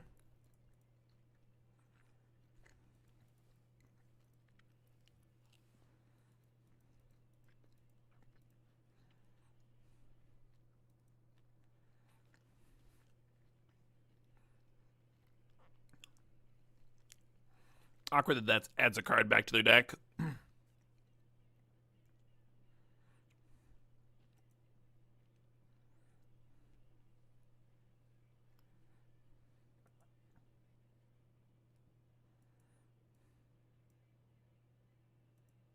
We only have 2 greens, so...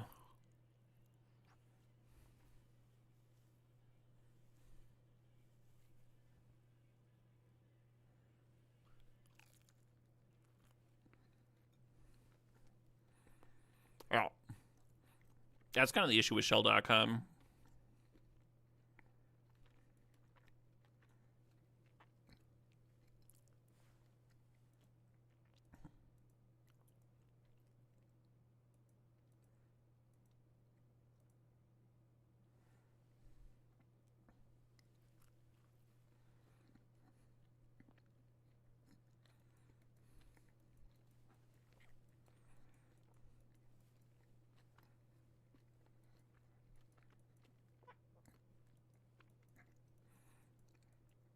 It doesn't feel like a big deal, but we did just lose one of the main win conditions of the deck, so game got a lot harder.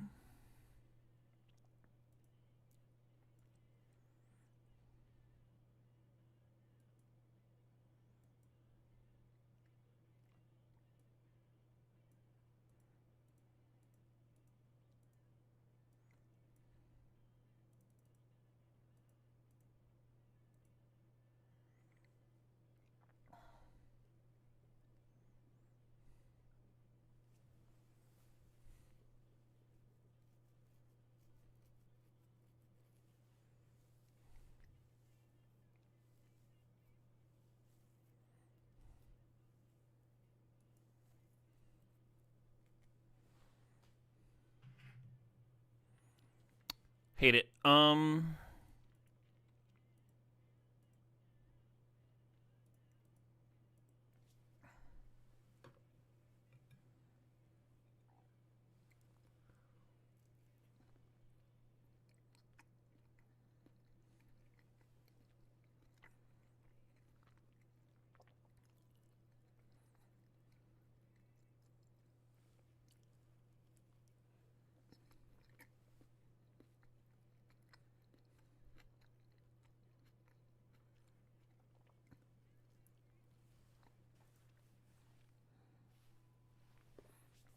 Yeah, I think if I play around, well, I don't know.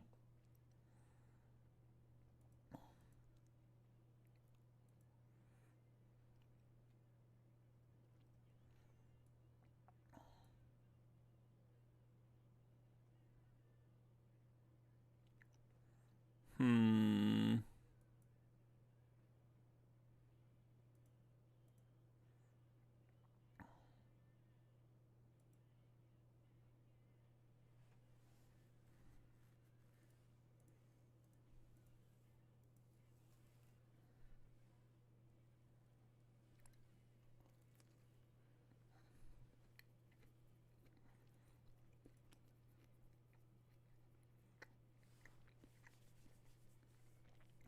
Cat's down.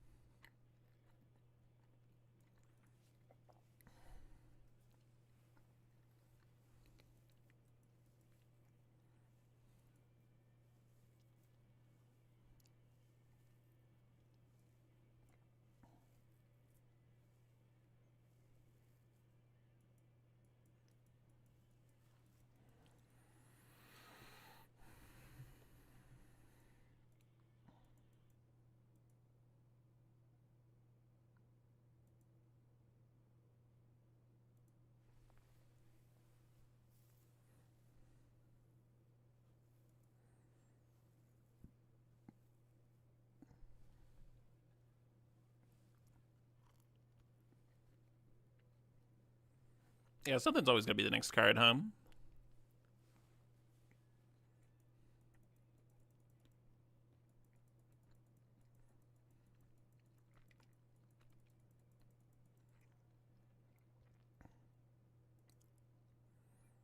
I don't know if I have any more hits here, but I'm gonna fetch.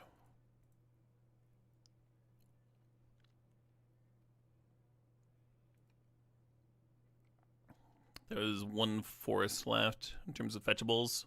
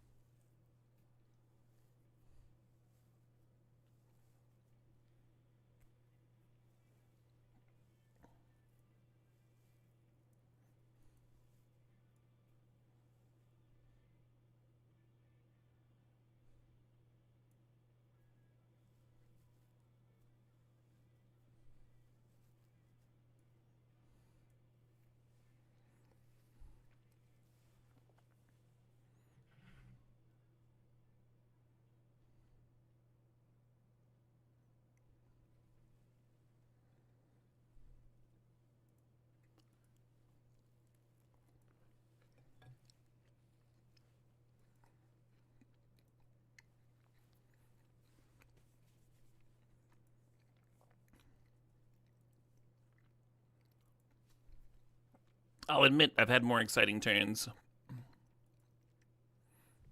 Love the bluff? Sort of a bluff. If they have a counter spell there and a removal spell in hand, they would counter the cat, right? And you would die. That's going to win too.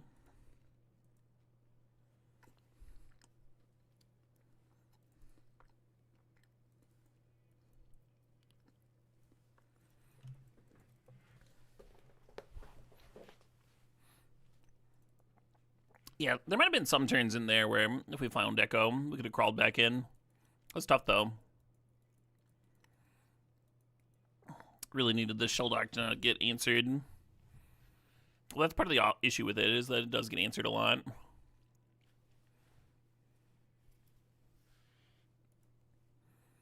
Locking back down to that Force of Will turn, huh? Hell of a card, that Force of Will.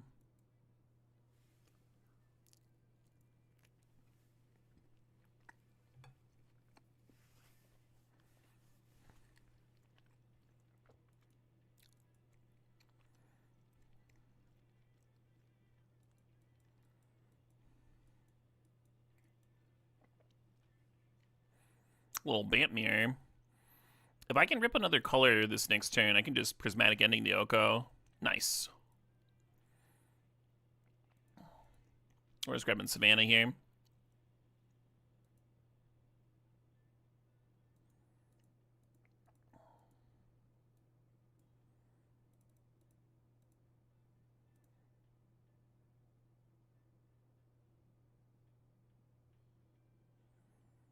Didn't I do X equals 2? Shouldn't this be a 3-mana card?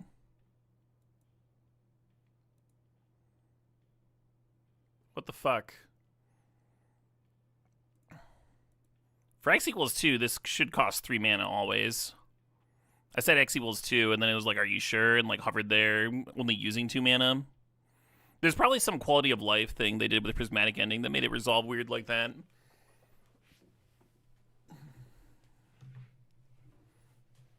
Before I put the blue mana in a spell. Typically, when you say you have 3 mana and you go X equals 2, Arena will auto-tap the spell.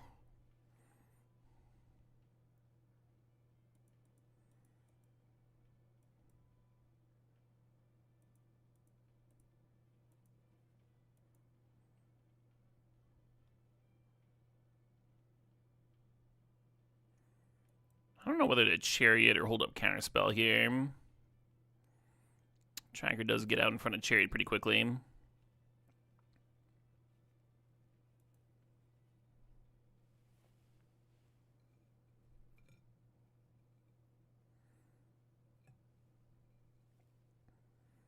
Better to give wrong warnings than miss a warning. I don't think that's relevant in this case.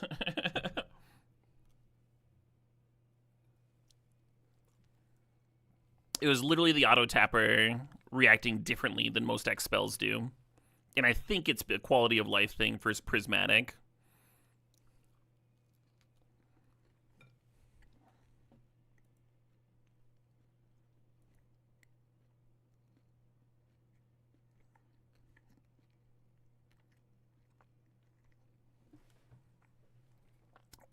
So I think you can play Prismatic Ending.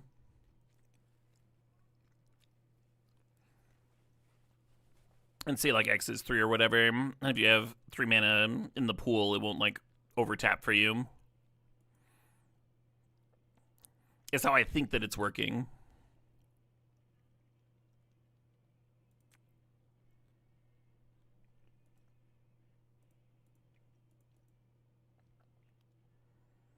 Pretty okay trading here. Lit Wizard, thanks for the sub, thanks for sharing the Prime, the 71 months. You love to see it.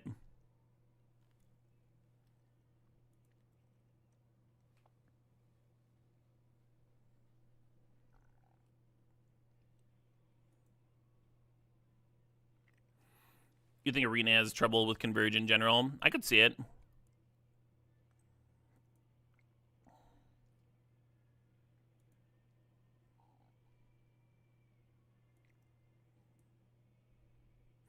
Kind of prefer tapping the Shelldock. The issue is if like the opponent wants to fuck with your mana, like they've got like a Wasteland, right? Then they can Wasteland you, go to their second main phase, play their spell. But if I hold up double island, that's not an option. I don't love counter spelling that Nissa, but a 3/3 does block my 2/2s, my army of kitty cats.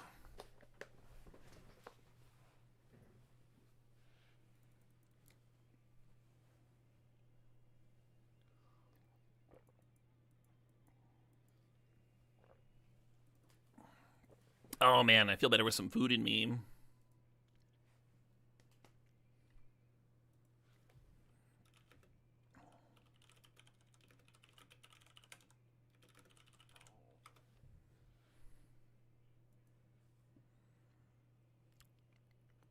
Well, this is potentially exciting.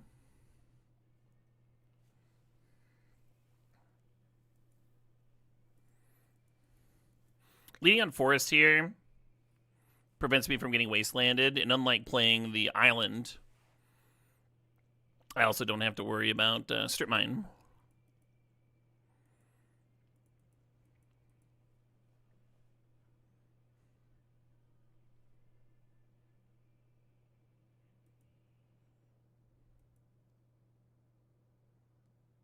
Haha!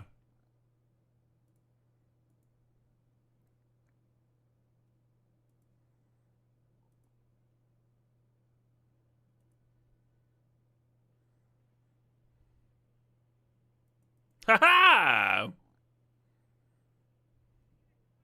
Oh shit, what up? Hey, Ziddy, thanks for the sub, thanks for the 12 months, the full year. Interestingly, the +1/+1 counter and -1/-1 counter from Persist cancel out. And so now, if the Primus were to die somehow, it would actually persist again.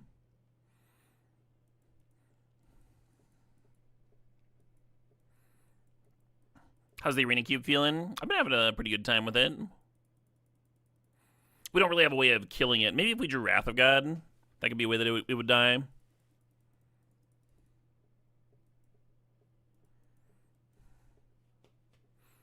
Look at us getting a winner too.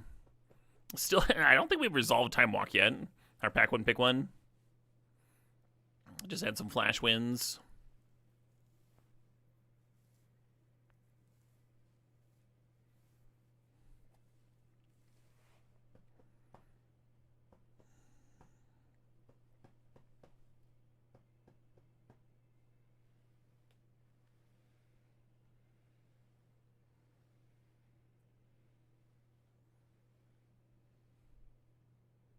Absolutely, Casprash. Glad you're enjoying the stream.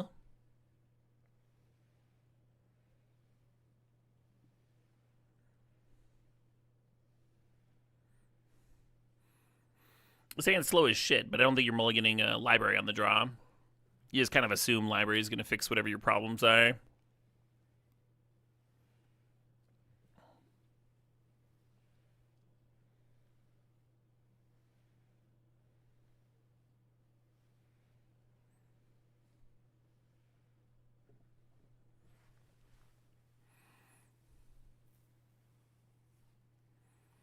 Your opponent is choosing whether to keep 7 cards or to mulligan. Your opponent kept a hand of 7 cards.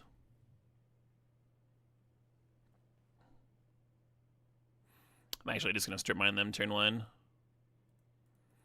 Dual no 1-drop.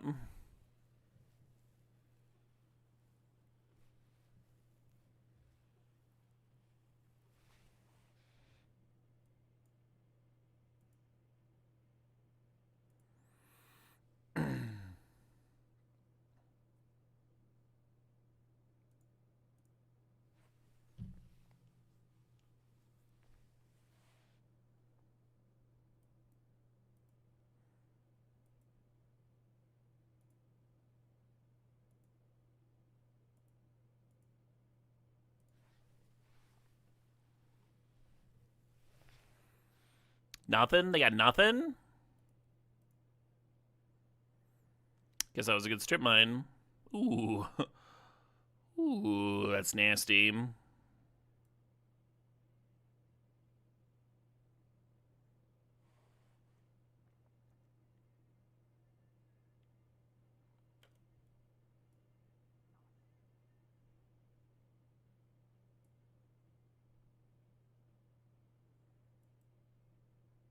So then with the flash on the stack, we can draw a card if we want.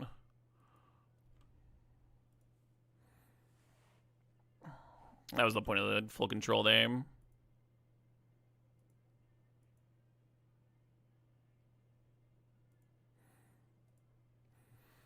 that's why I did it on my turn. So I could get a card off library and wouldn't have to discard and stuff.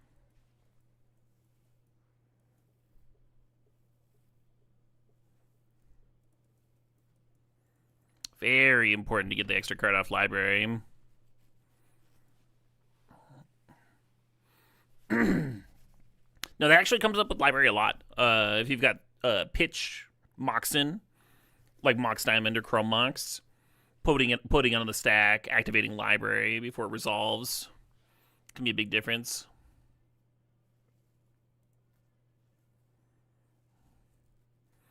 You kind of assume that the preordain can find you a white source for the swords, and then that'll buy you enough time for your other stuff.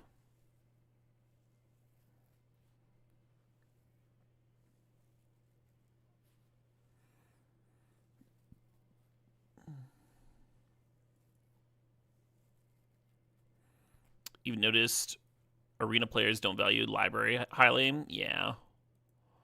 I think that's pretty normal.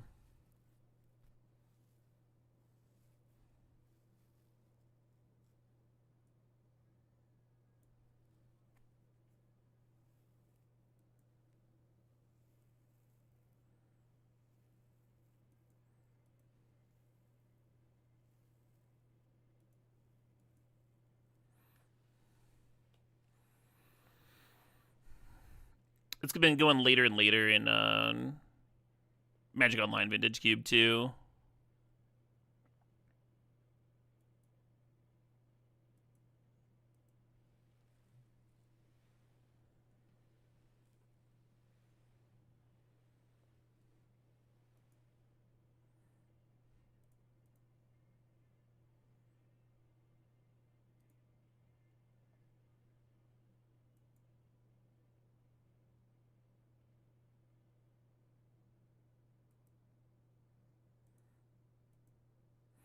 This is going pretty well, in my opinion.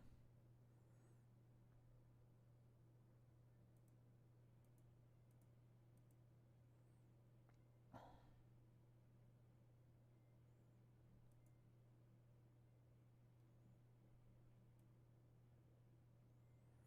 think I'm just going to discard this Wrath of God.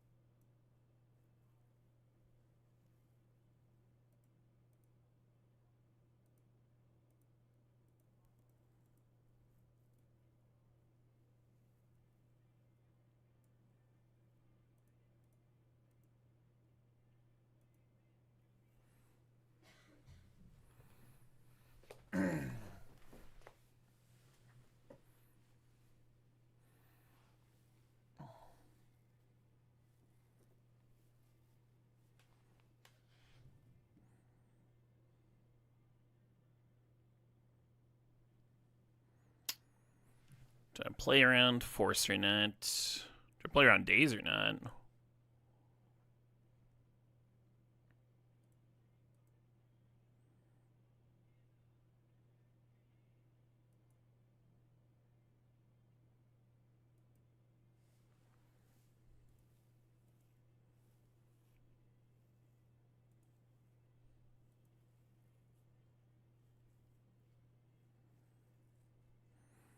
Second blue or second white, Have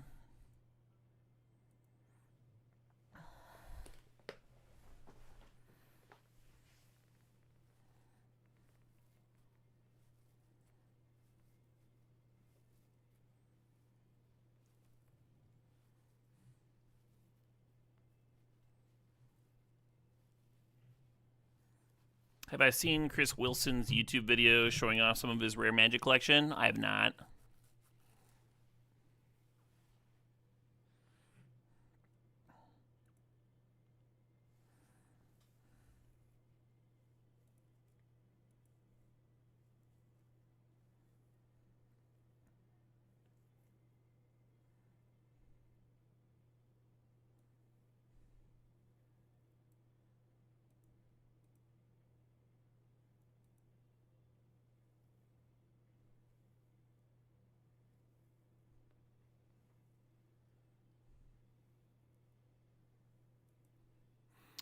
I missed my library draw. I could have put Lutri to hand and still drawn this turn.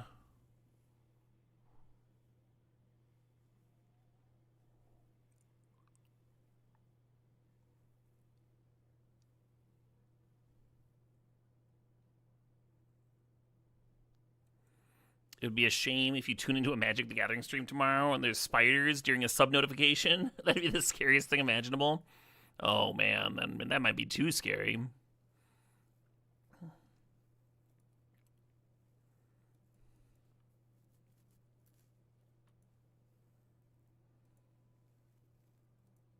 Alright, I'm gonna remember my library this time.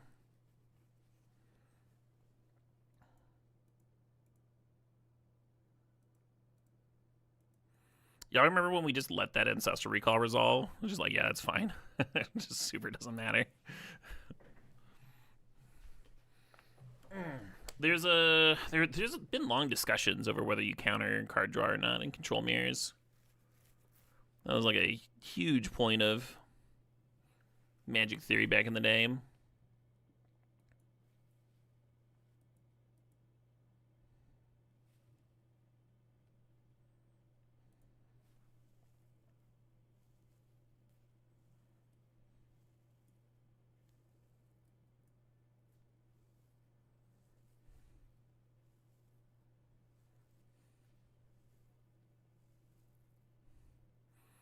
What's the conclusion to those discussions? I don't think there was one.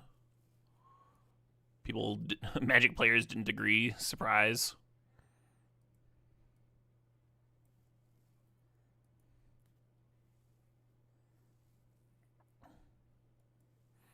Kind of vibes based.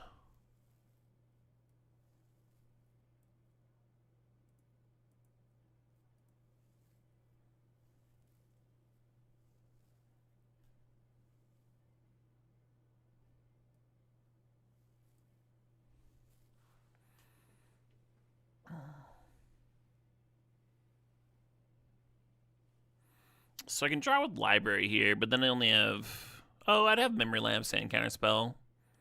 Okay, yeah, let's draw my card first. And then I like the idea of Memory Lapsing Mana Drain. That sounds evil.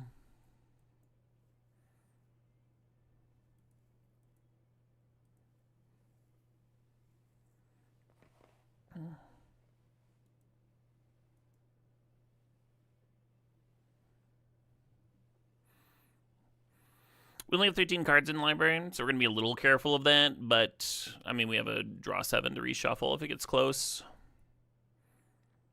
We can spend some time getting Nissa down, strip mining all their lands. Just a slow squeeze of the Boa Constrictor. Hey, 6-1. Love to see it. Love to see it. Library drew how many cards that game? More than their ancestral. That's how many.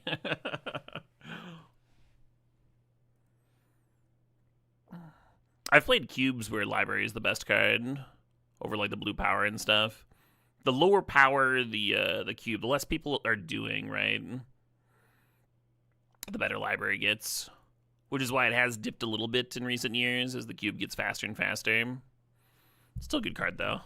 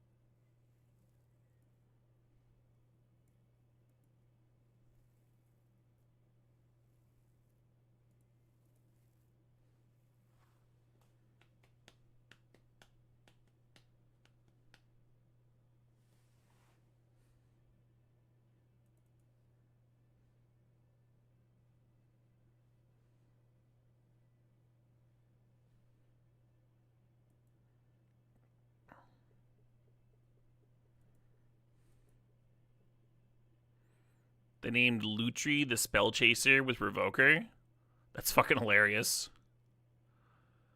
I don't think I've ever seen anyone do that with Revoker, and it looks like I can still put Lutri to hand. It's absolutely fine.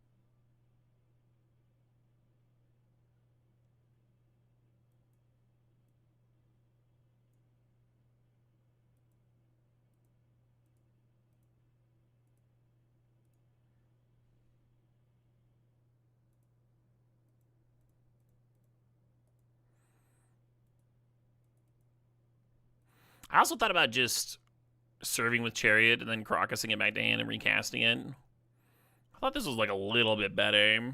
Both lines put 4 power into play, but one gets their 2-1 off the board. The D-toots.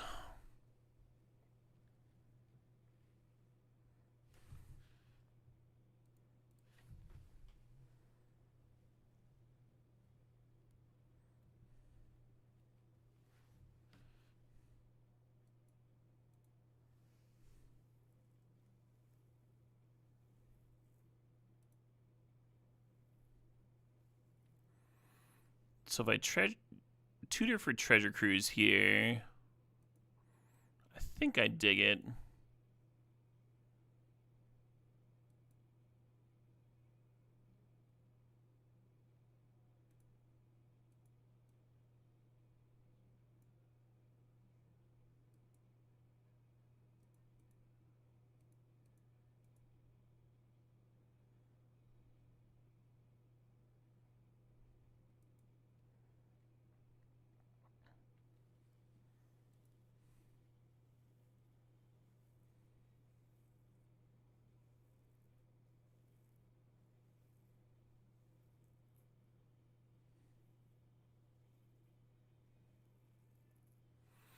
Hmm.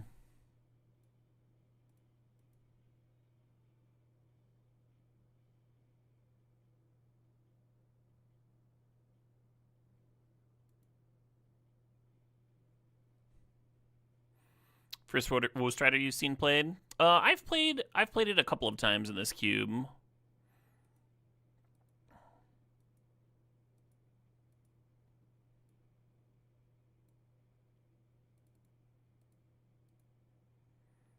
Basically, if you're playing a deck that's got a bunch of like self mill and stuff, so that such that like recurring it is going to be like a free, you'll be like value milling it a certain percentage of the time. I think it's solid. Not exciting, but like a totally reasonable card to have in.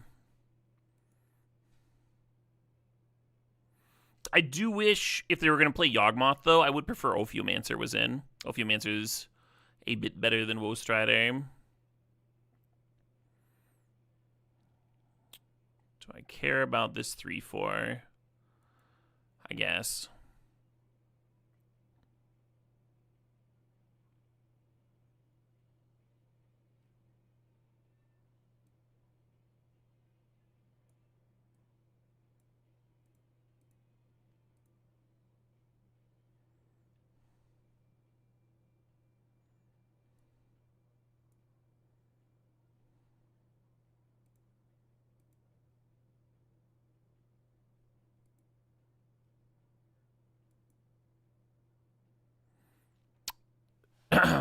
Opponent, I forbid you to mind twist me this turn.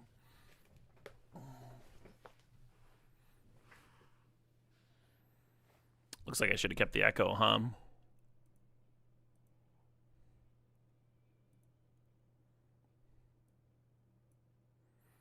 Hey, yeah. Why didn't this streamer guy keep the Echo?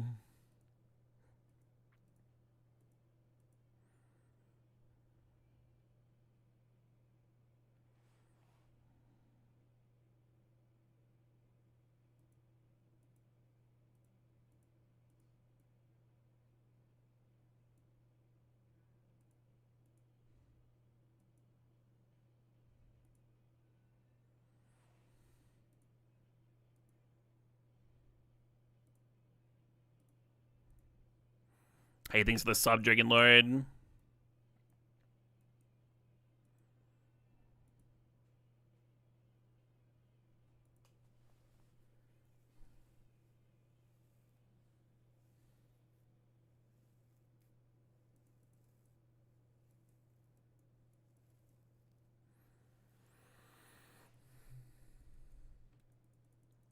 You think Jadar is that slot, but Ophiomancer's better? I don't. When you have Yawgmoth in your cube, I think you want more than like exactly one card in your cube to synergize with it, for it to be like a consistently good card that you can build around and stuff.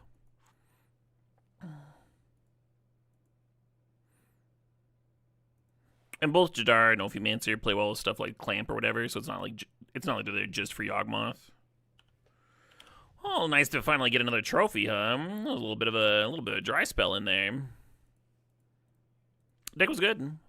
The mana base could have been like a little bit better with like some blue duels in there, but we had some nice interaction for the early game. A lot of counters, a lot of card draw, flash combos, stole some games real early on. Never really popped off with Time Walk ever.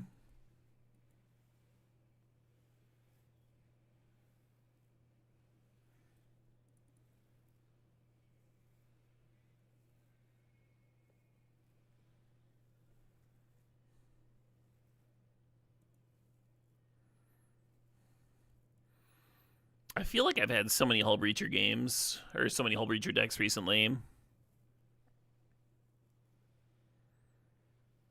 Alright, chat. I'm down to Hull Breacher yet again. I'm also down to Pack 1 Pick 1 Philia or Ulamog.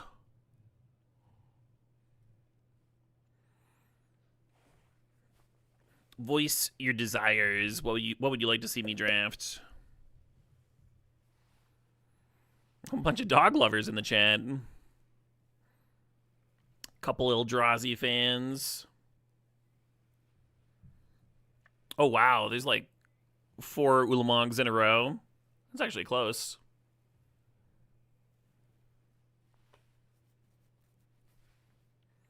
Alright, let's mog it up. Oh. So if you'd taken the Hull Breacher, you'd be on Wheel of Fortune. If you'd taken the Doggo, this would actually be kind of an awkward pack. I think you'd just take the Voice of Victory.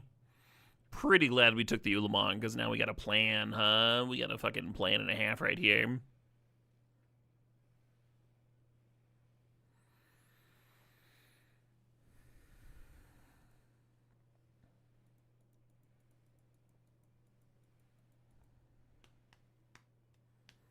So in an ideal world, you're either sneak attacking, show and telling, or channeling. In a bullshit nonsense world, you could be candelabering a land to cast these cards. I think I'm gonna grab this Verge, though. Oh man, how ambitious would Arena of Glory be to make a hasty Emrakul?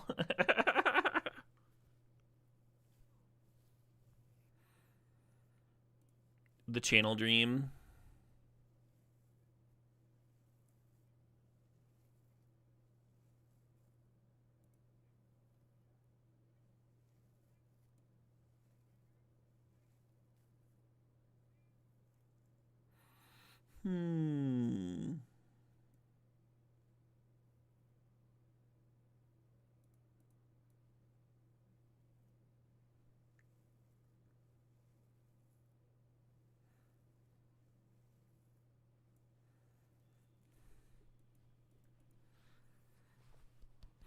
Yeah, we want those 3 cards: Channel, Sneak Attack, Show and Tell.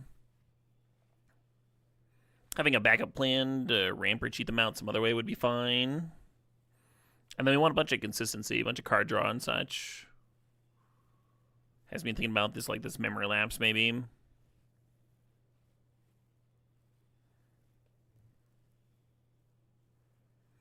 Maybe Trainer. Maybe Trainer helps you find your stuff more often, or Jace.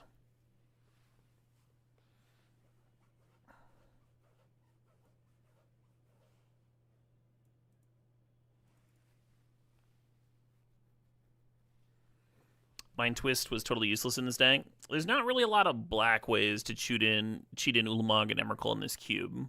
So Mind Twist would be adding a color that doesn't really help us do the thing.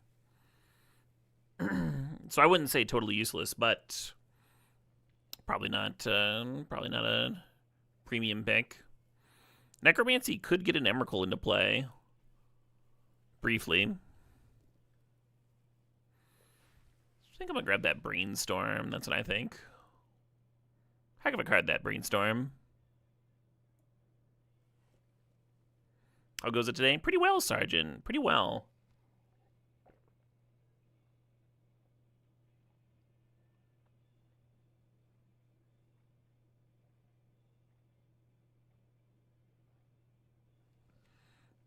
There are not duplicate fetches in this cube.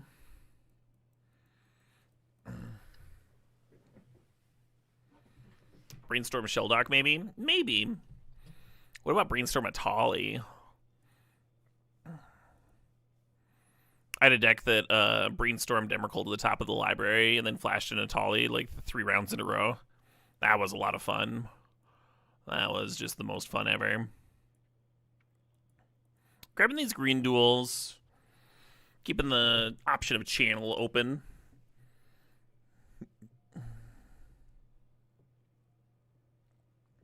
Instant Speed Necromancy. I guess you could use Instant Speed Necromancy on Emrakul and then put a Greaves on it. That'd be a funny way to win.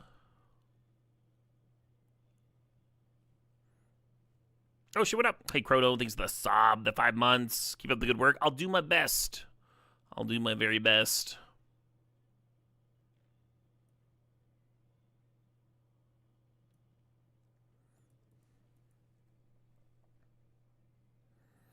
Atali into 2 Eldrazi was the best play you've ever seen. I don't think I stacked that one.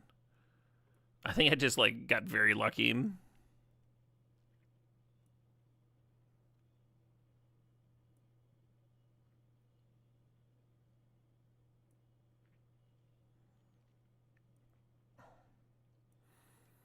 Kind of looks like Academy might be open, huh? If Candelabra and Map are coming back here.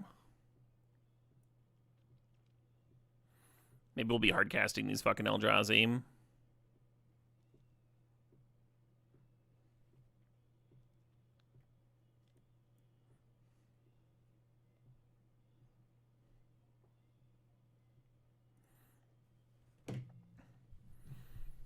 We passed Woodfall Primus last pack. But we're still going to grab this Flash. Because then Atali becomes sweet again. If I had Show and Tell already, I'd probably be on the Mystical Tutor.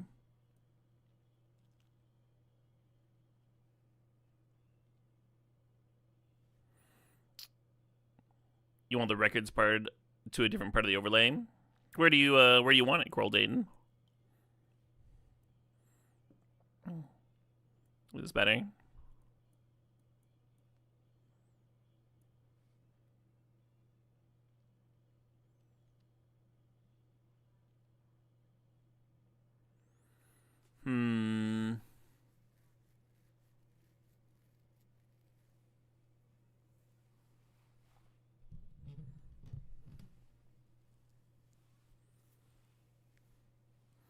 I guess I'm considering Ragavan.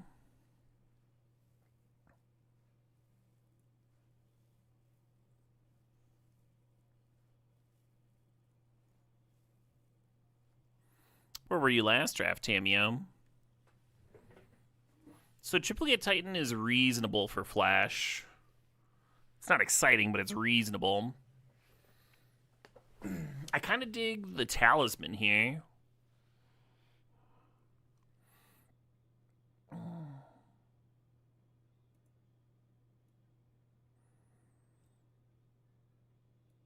Yeah, maybe it fits here-ish.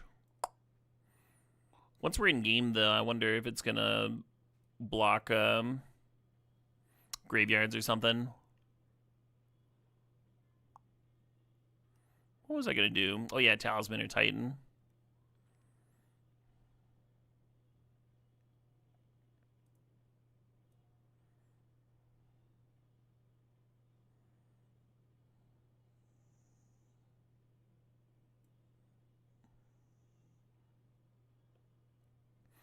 Carnosaur is so close to what I want. It's so close, but so far from what I want specifically here.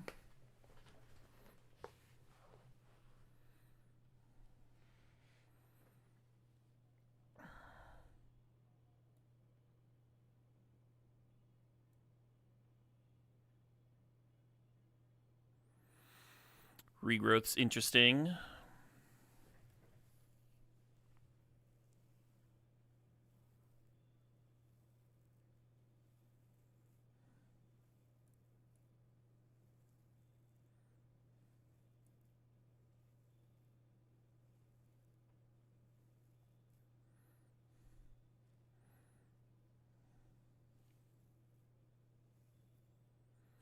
I guess Phoenix can't equip Emrakul, the one downside to Emrakul.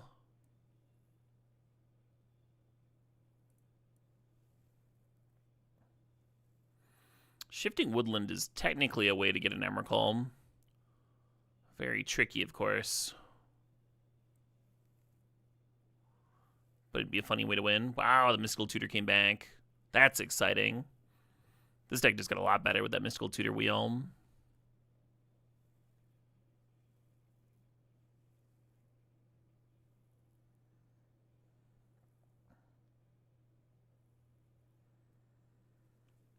Thinking about the Mesa. I guess I like it if we get a Volcanic later.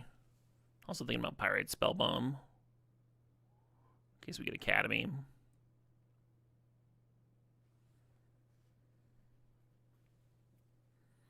Wow, that's all three of our talismans.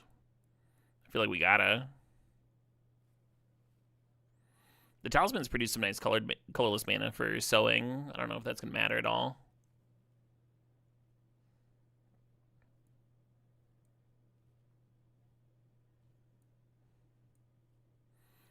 Probably not playing the Questing Druid. Maybe.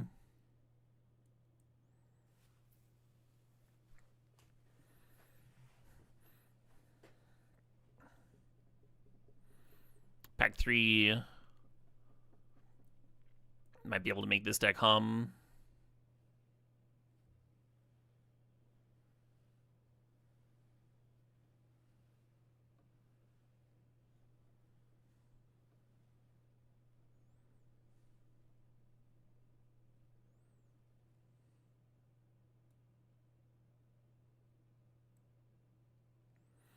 Eternal Witness is in the cube. Last deck I had... Oh, wow, Black Lotus. Last deck I literally had the Time Walk and the Ephemerate, but couldn't find the Eternal Witness. Second Black Lotus deck of the day. If we get 6, 6 can recur Black Lotus just by discarding a land. Hardcasting Ulamog or Emrakul could be in the cards.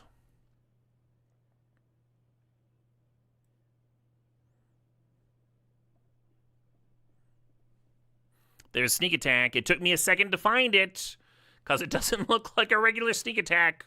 I do like this art, but I also miss the old school border on Sneak Attack. It's so good.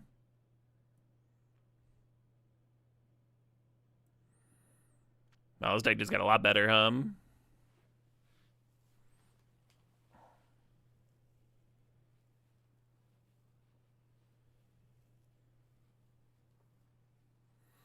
You think the old art is much better?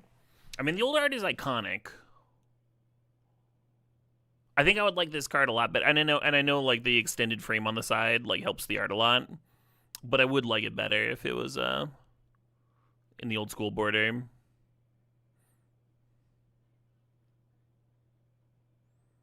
Interesting. Oh, there's Channel. I want to make sure we get this Channel. There's the Fetch and Utopia Sprawl. Could both help the mana a lot. Torsten plays really well with Sneak Attack, of course. But Channel is, well, yeah, that's kind of what we're doing here. You know what's going to happen? We're just never going to draw a fucking Eldrazi. It's just never...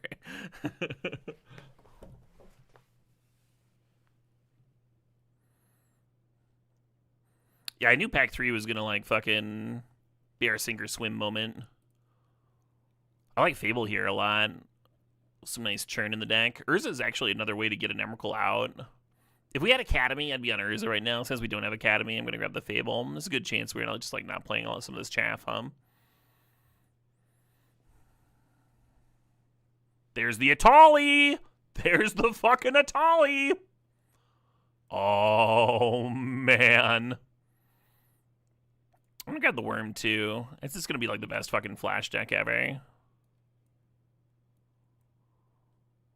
Was probably supposed to grab a piece of Fixing at some point. These Talismans are really nice. The way I do my mana counts, adding a Talisman to your deck and, like, as, like, not a land, right? Adding a Talisman to your deck is very similar to adding 2 duels. Ooh, Breeding Pool. Because you're adding 2 more colored sources of mana to your deck. So it's sort of like you swap out a basic for a dual land, that would be +1. So this is kind of like adding 2 duels to the deck.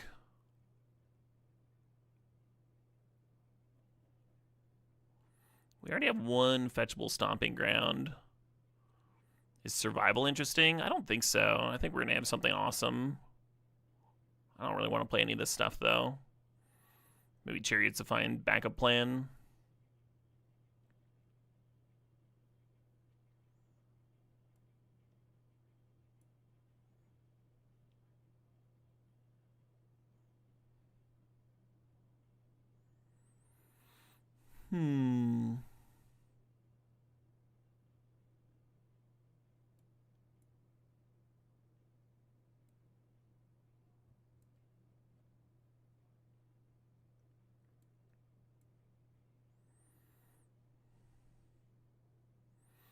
Oh, man, if we get to channel out an Emrakul and give it haste with Arena of Glory. The fucking dream, huh? The fucking dream.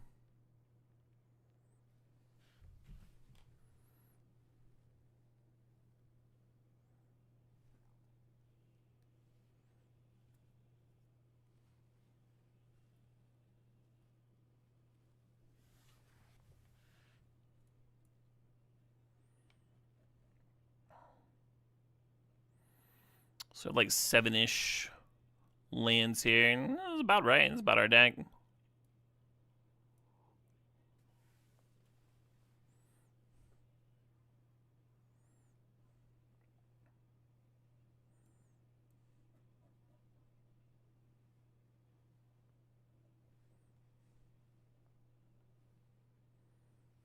That is a shark on Galvanic Blast, yeah. Pirate Shark.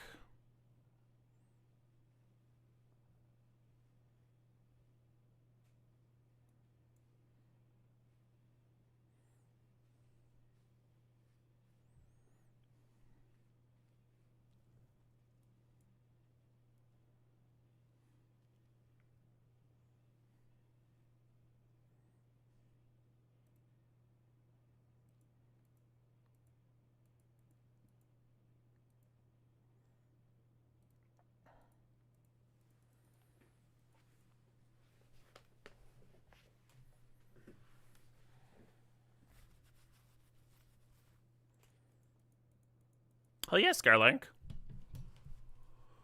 Glad to hear you're doing a little better. I think 9 red is maybe more than I need. I like that better. They're giving me a shitload of green because of the World Spine Worm. They like think that I'm going to actually hardcast this. I still want a lot of green, though, for the turn 2 channel business. But yeah, I also want more blue, so we can actually Mystical Tutor for the channel.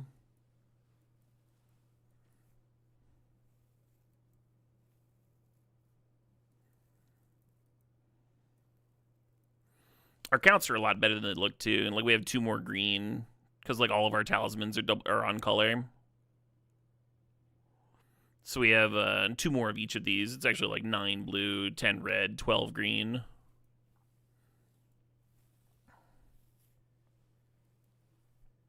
Could do 9 green, 9 red.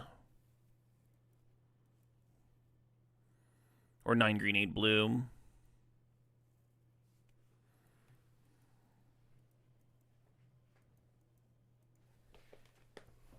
Yeah, you kind of want blue in the early game, right? You want to be able to Mystical Tutor for Flash.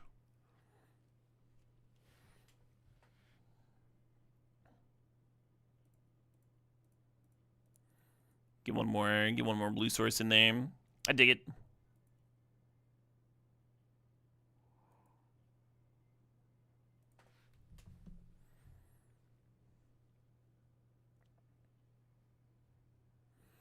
The Bargler. A frog? Is that Alpha Frog?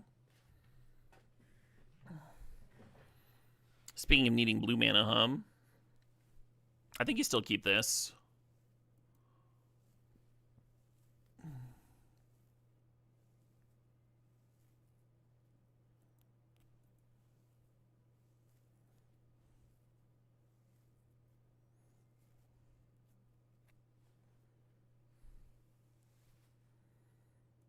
All right, Nick, I'm gonna need you to feed me a blue source here.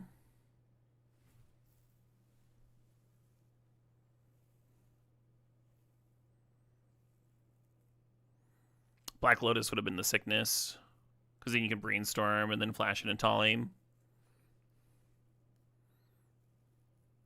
I don't want to take too much damage such that I like have to flash in Titan to survive. Hey, there we go.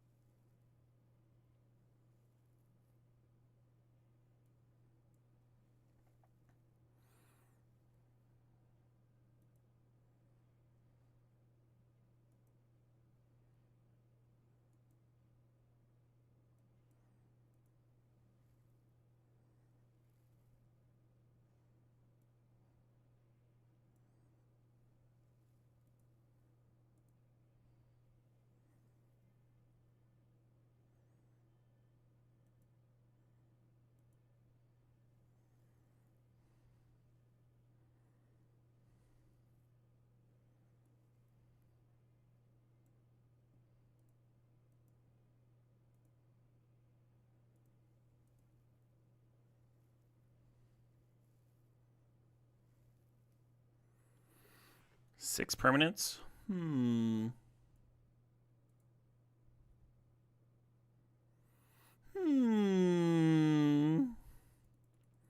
We did indeed do the thing.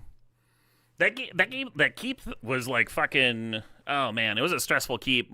Because like if you don't hit the blue, you don't fucking do anything. But if you do hit the blue, you do everything. Fucking worked out. Fucking worked out.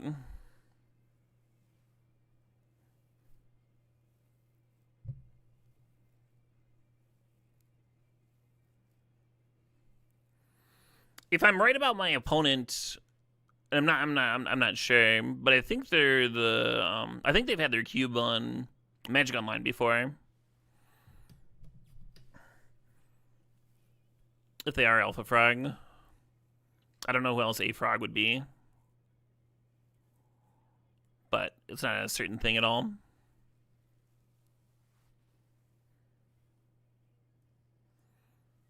How did Emmy enter? We flashed in a Tolly. And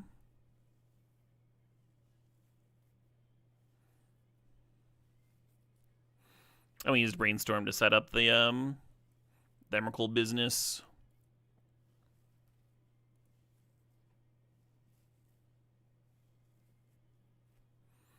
Come on, Lotus, right? Crazy how much better these hands get with Black Lotus.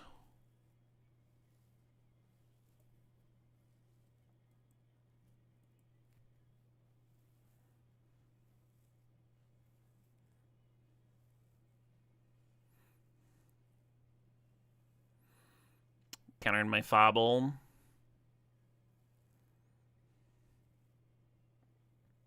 Nope, just looting. Awesome. Come on, Flash, let's do it again. I wouldn't mind that.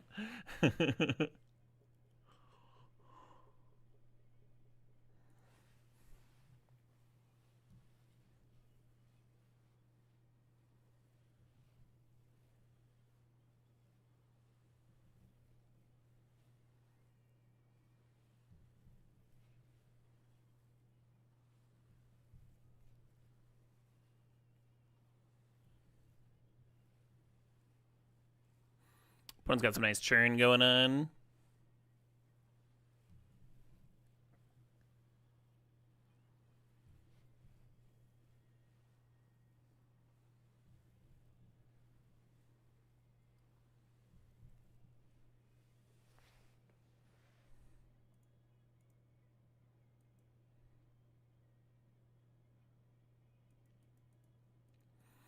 Unfortunate that Sanctum comes into play tapped. Oh, the Arena of Glory I can't really activate right now anyway. Kind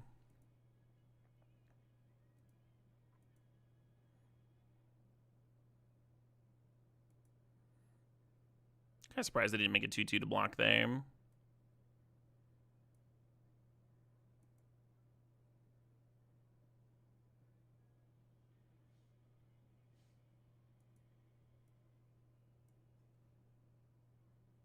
Just fucking auto pay. Okay, that's sick. Auto pay with channel. Never done that before. Did enjoy.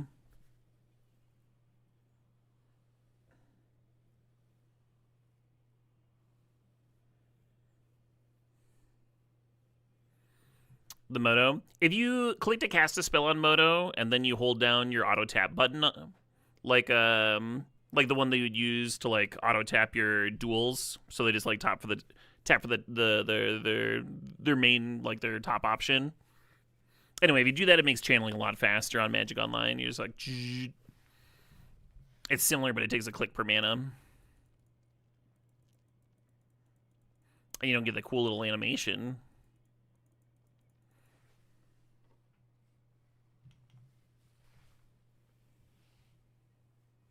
10 out of 10 would auto pay again. Yeah.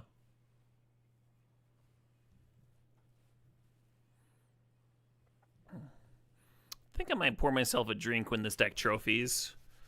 It feels worth celebrating. I'm gonna keep another hand without blue here. Hard to say no to a sneak attack opener, right?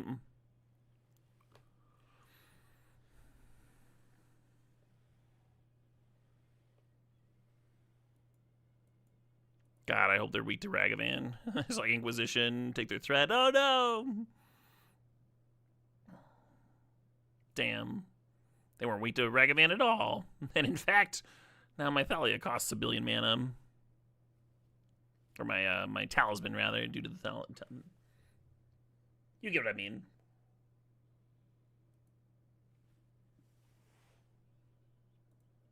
No Blorks.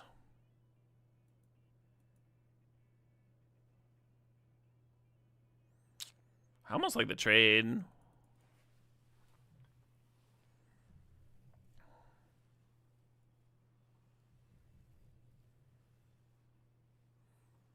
Wow, hate this, Lauren.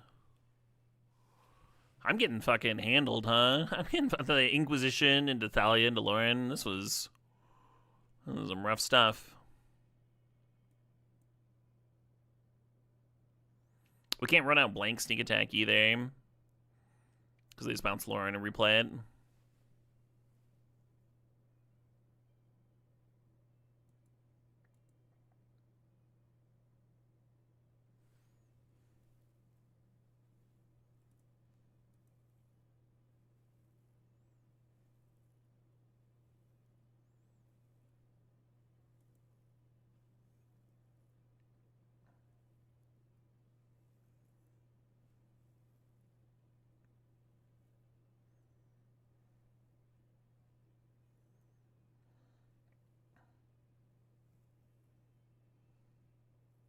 Oh, because it's first strike and regular damage, they get 2 draws from the elegy.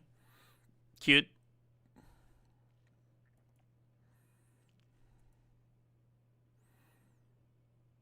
Well, if we can draw if we can draw an untapped land, then we might be able to go sneak double activate. We are taking 8 here, which is a lot. They get 4 life gain.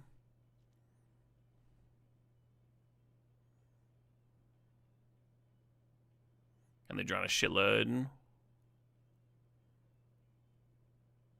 Bob-yo.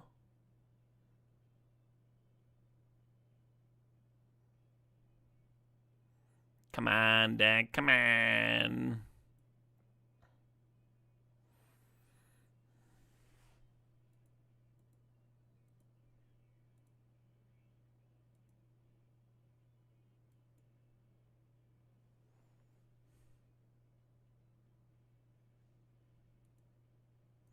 Boo, boo.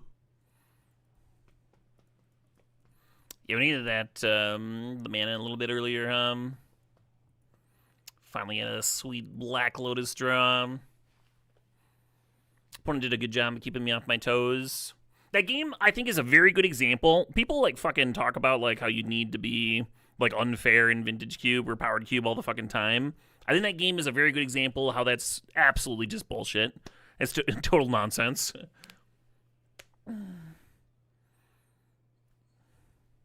If you can disrupt while applying pressure, it fits like the dictionary definition of quote unquote fair. Totally good. Totally good thing to be doing. Hey, Bedesso, thanks for the sob. Thanks for 4 months there.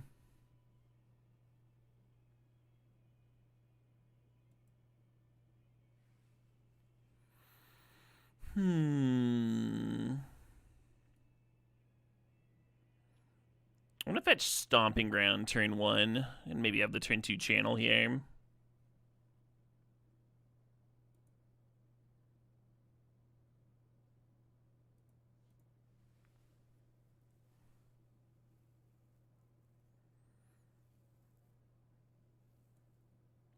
Kind of forgot we had a breeding pool. Oh well.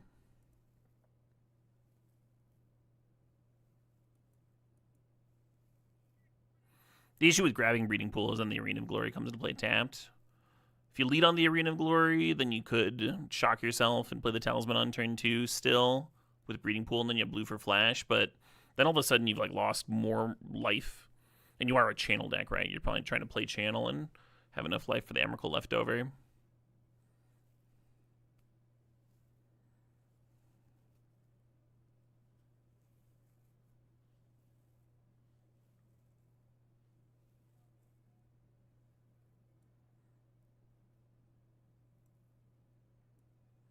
You think people think that way because you lose to, quote, unfair decks more often than not? You think there's just like a higher percentage of unfair decks? I could see that. I think it's mostly from content creators fetishizing it and then it just being like a fun thing to say. And then people think it's like actually relevant strategic thought. Oh man.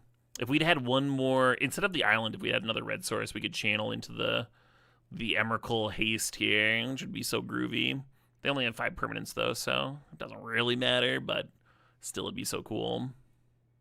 They're just conceding the channel. You don't even know what I'm going to cast! Opponent, wait, come back! It could be nothing!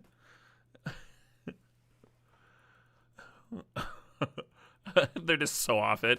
And it's like, nope, been here before. I know what happens. I've played this particular game. Alright, I'm going to take a quick commercial break here. I'll be back in a minute. What a beauty of a deck. Oh, the Bauble show. No. We had Emrakul for a while. Oh, was it the other Bauble? I see.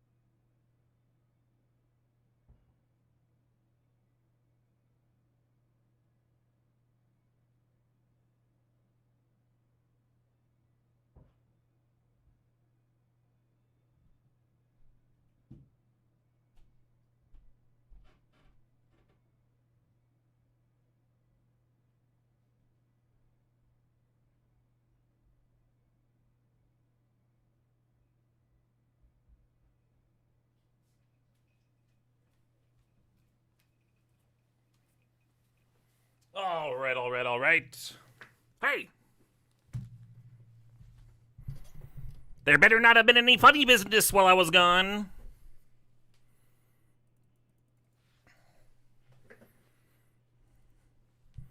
That shit's fucking illegal. And I won't stand for it. Good thing I'm sitting.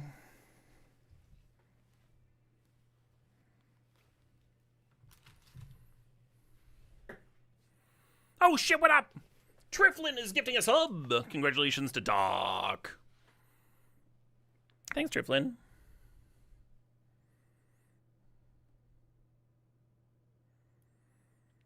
I think I like fetching Breeding Pool turn 1.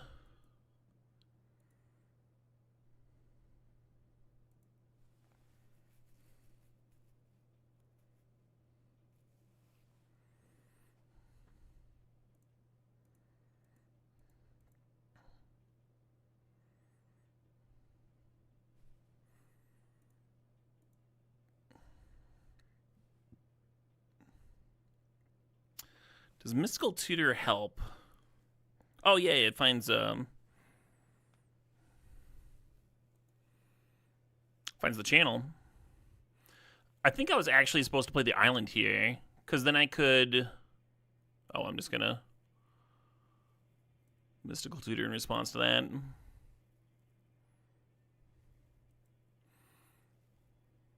Yeah, I should have played the island here, and then I could have, instead of the Copperline Gorge, right? And then I could have memory lapsed whatever they played, and then on my upkeep, set an upkeep stop, upkeep, use that island to play the Mystical Tutor, and then I could play the Copperline Gorge from hand, still have 2 green for the channel. Is how I fucked that up.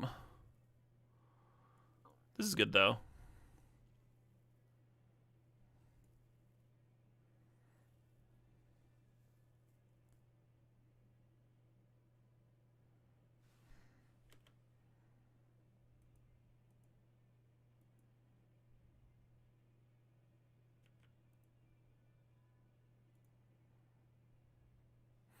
Yeah, I don't want to auto-tap for the Ulamog because I want to leave some mana up.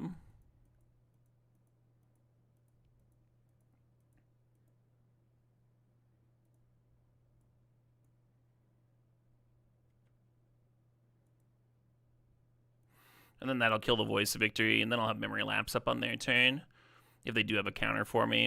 And then we're not hitting a land here, but we've got counter backup, and then next turn they're going to lose all their fucking lands anyway. It's got Annihilator 4, right? But the Voice of Victory prevents you from playing spells on their turn, so gotta get that out of the way. Oh my god, fucking Solitude. So Memory Lapse is my one counter here. And then I assume they've got another white card. They are Boros, though. What if that was their only white card? Like, we killed a white card, and they pitched a white card already. No, they have another one. They had to pitch Comet this time, I guess. We do get to gain 10 life back. God, that was their last white card, too. They were so close to running out.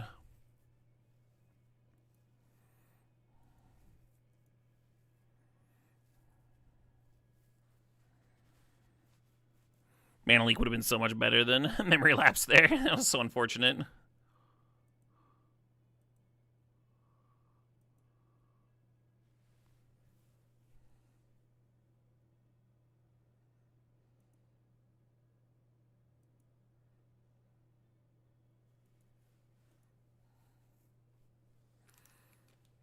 On my break, I poured myself a little bit of rum. I'm going to sip on it now. And make myself feel a little bit better. This is the Bacardi 8 year. I think I'm enjoying it. I think the Bacardi 10 year is just going to become my go-to rum. Rum of choice.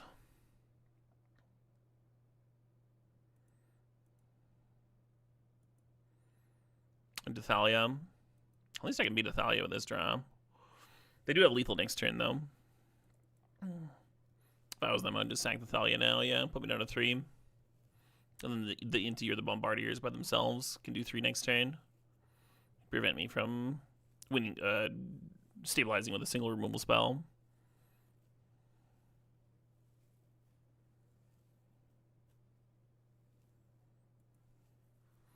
Yeah, JRC, that stuff. Man.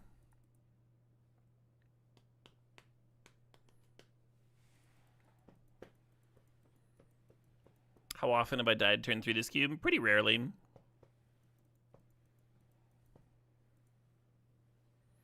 What if we just end up going 3 and 3 after the deck started so fucking strong? That was a good ass draw too. We fucking channeled an Eldrazi with a counterspell backup. You'd think that'd be good enough most of the time.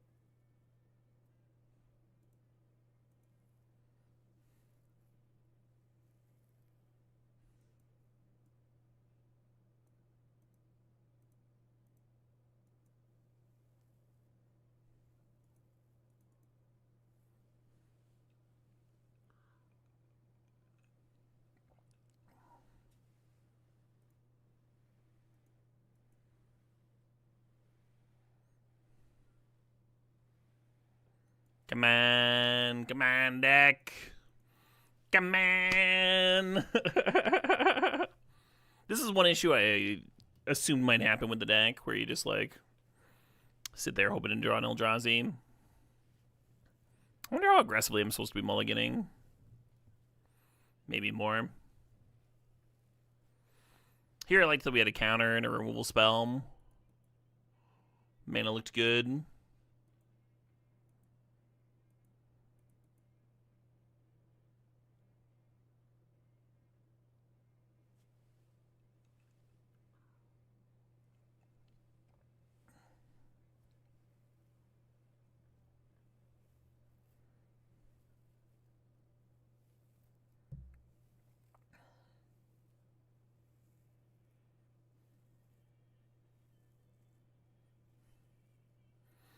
One issue with this spot is that we start taking damage, then the channel gets much worse.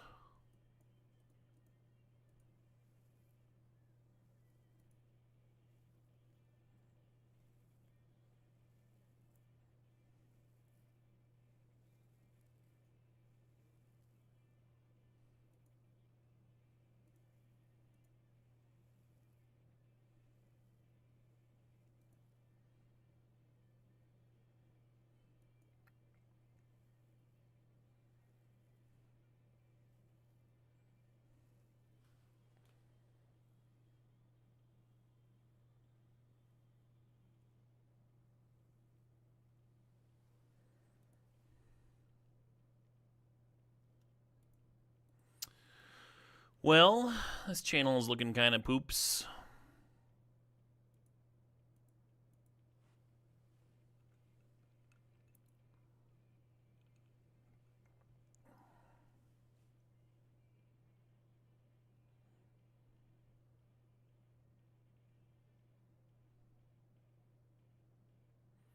Interesting. Yeah, you can do that at instant speed.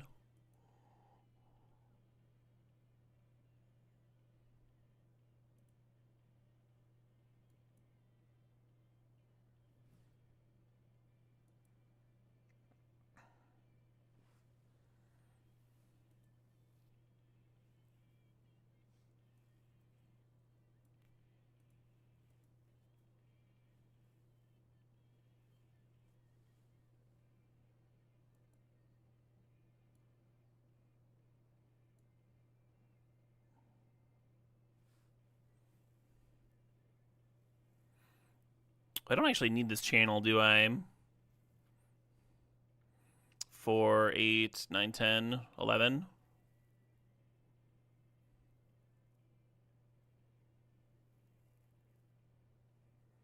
So I could pay 3 life to save my 2/2.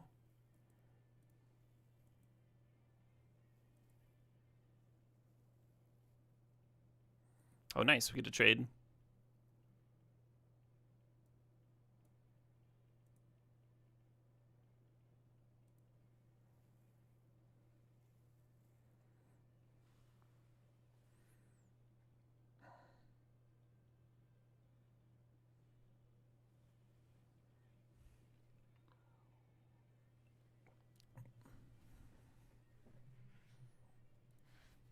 Sure.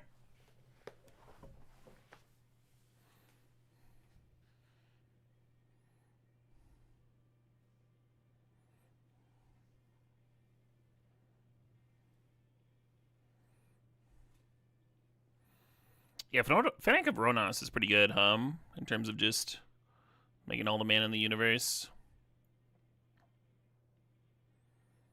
God, what if they could use my flash?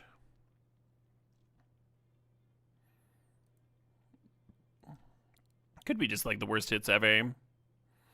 Hey, Artex 00, thanks for the sub. The 105 months there.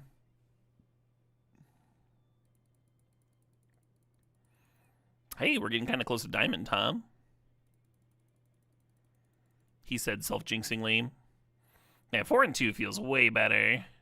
Way better than 3 and 2.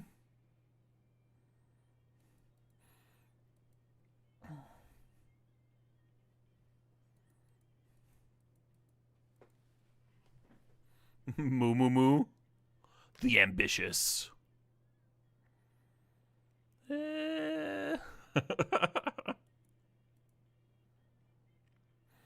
Copperline Gorge is better. Then you like bolt their whatever their 1-drop is. They don't do anything, it doesn't really matter.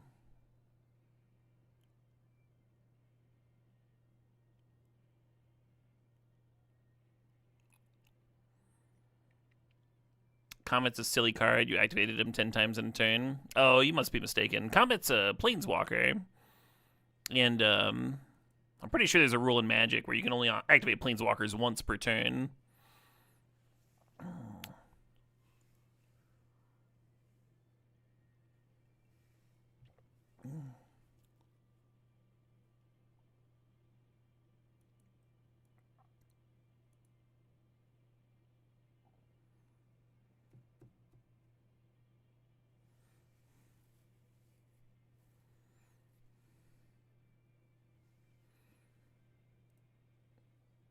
The band is Big Fat Meanies. Ooh, hello.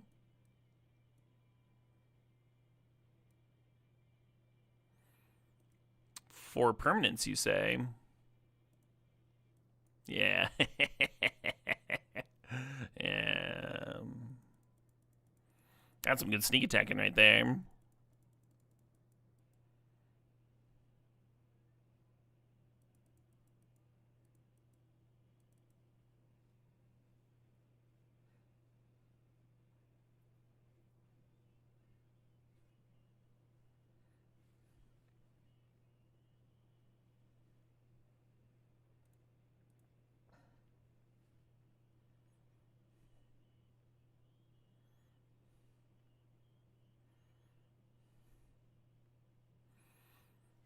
This hand's sick. Like, the Mystical Tutor could... Like, maybe you go turn 2 Fanatic and then upkeep Mystical for Channel and Channel Emrakul, but I think you're just Mysticaling for Flash and... Flashing in the Worm on 2.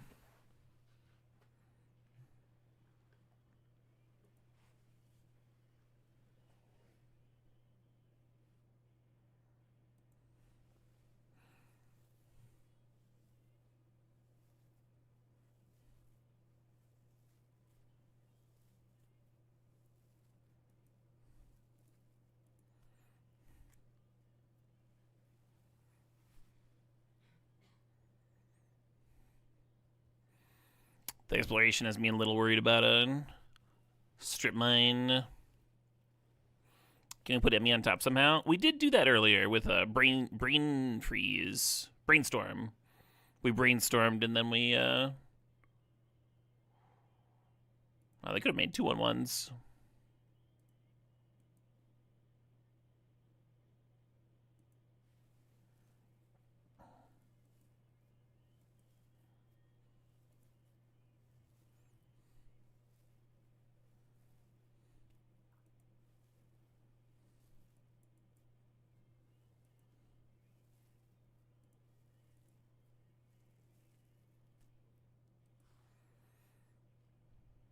We tutored for the Flash opponent.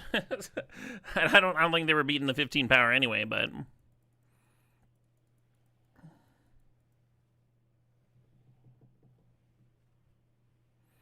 Six and two. I ran a trophy with this.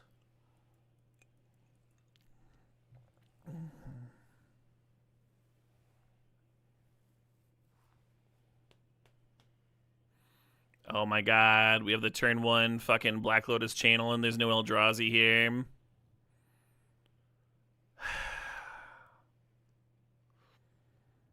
What do you think, folks? I think I'm gonna mull.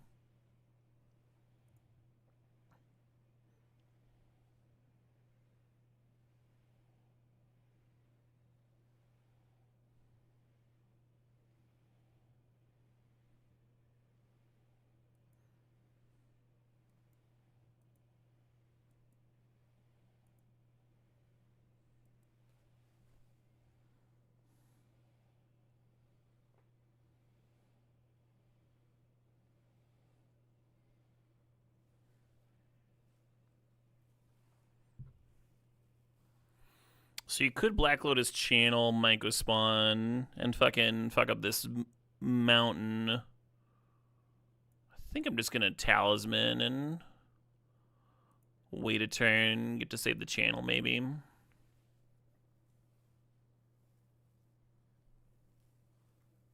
We do have an Eldrazi. Yeah, we do.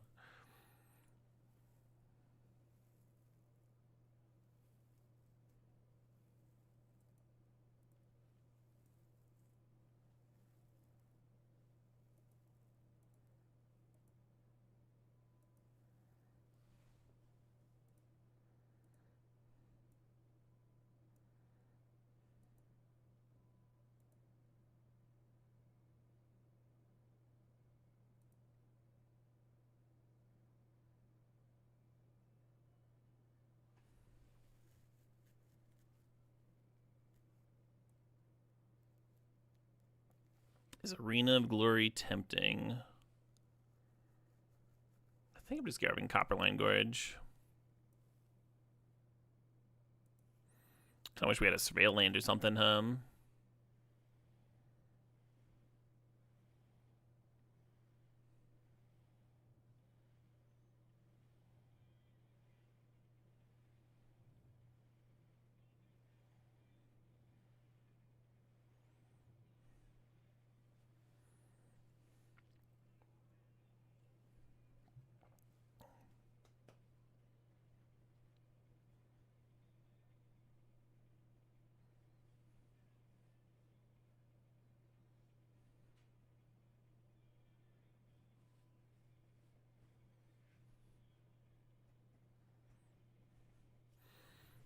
For the trophy, can we rip the Emrakul the Aeon Storm? It's a fucking Ulamog.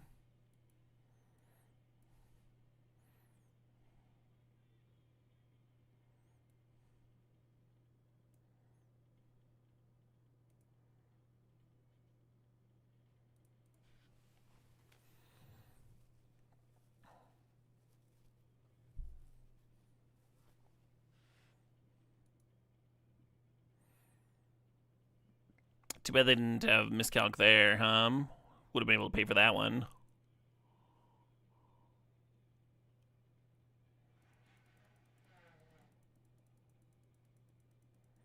Oof, indeed.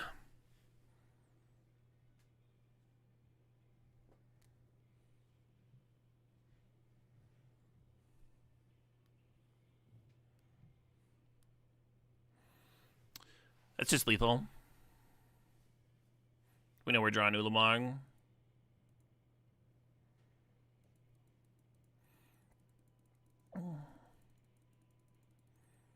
Another good example of fair versus unfair.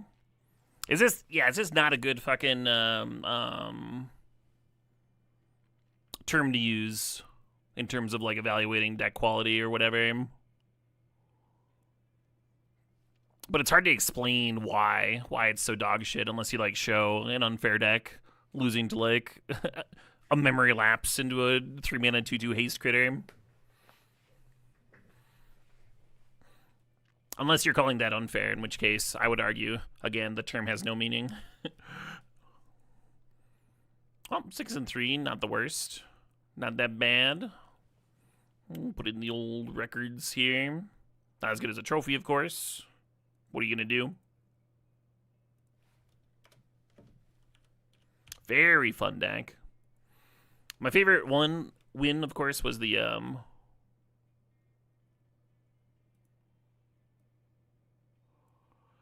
brainstorm to set up Flash Atali and Emrakul. That's a good way to play an Emrakul, I tell you what.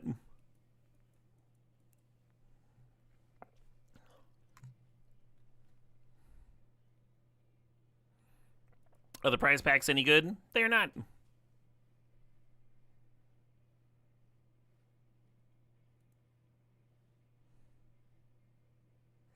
How am I liking this cube? It's alright.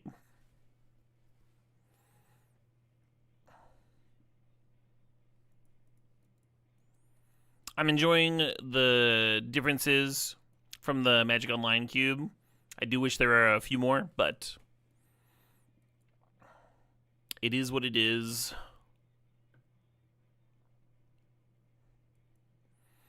I haven't tried to make it 2020 in a bit. Could do.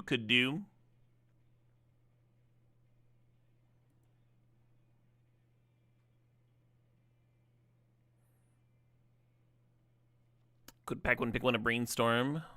It's a little mopey.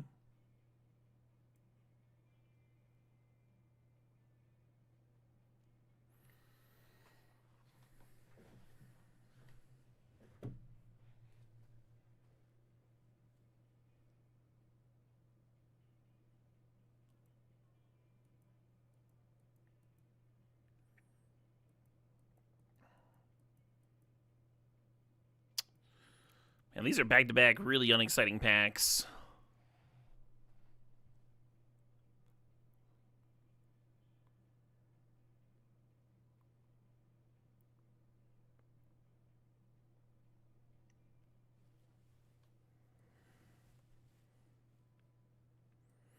If I'm taking Volk, I feel like I should just be taking the Mystical Tutor. Ideally, I wouldn't be taking Mystical Tutor because we just did that shit. Could be a different kind of Mystical Tutor. Could be like Reanimator or Balance or something.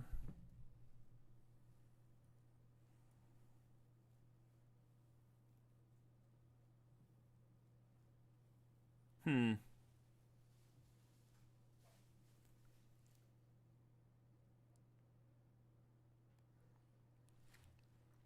this is 3 really mediocre packs in a row. Thinking about Deathrite. Or Mishra's Bauble.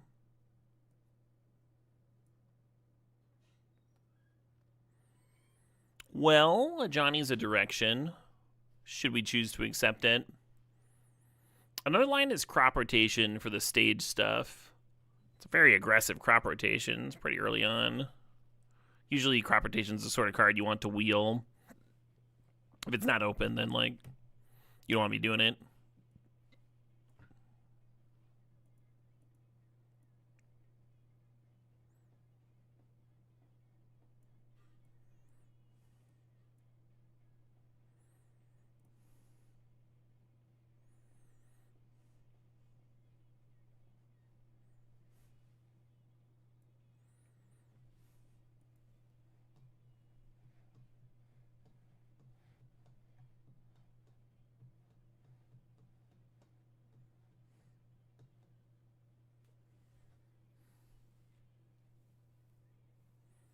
Ooh, Death Grid is champion. Yeah, it's okay to miss a few picks to flailing around, like not having a clear signal. But you do want to like be able to recognize when there's a little something open, when there's a lane open, move in on it.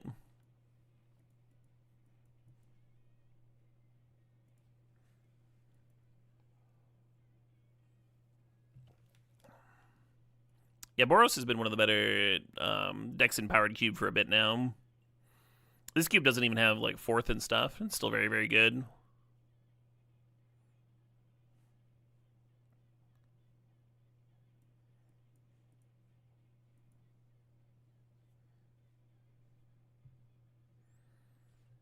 How do I make my 1080p so crisp looking? What?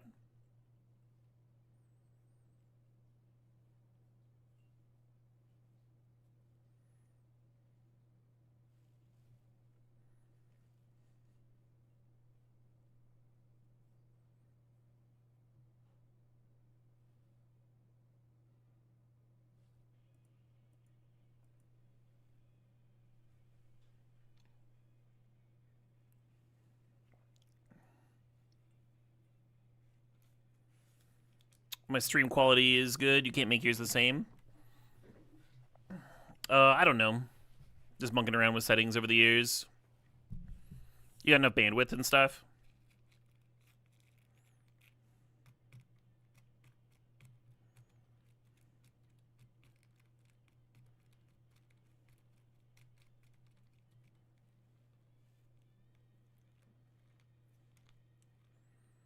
Oh shit, what up?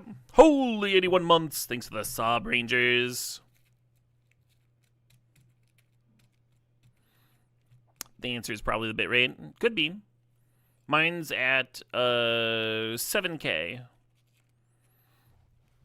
But usually 6K is plenty for 1080p. Oh, something you could try. I'm at 30 frames because Magic's like not a very heavy movement game. You can try 30 frames per second. Might look crisper. I know there's some settings in OBS where you can accept like a little bit of latency. And that might make things look crisper. Because it looks like a little bit ahead and fixes stuff.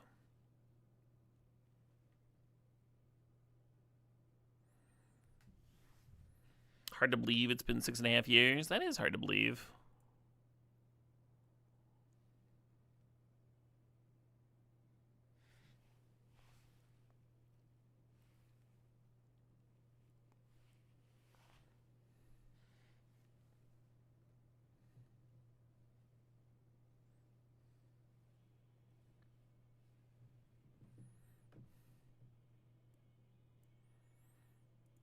Well, we certainly have a deck started here. Our biggest hopes for the next pack, besides, you know, some sweet, sweet Moxen. Moxen, I think, actually better than Sol Ring in most Boros lists. This one might be different with Sword of Fire and Ice, if I am playing that. But yeah, just being able to skip to your 2 drops is really, really nice.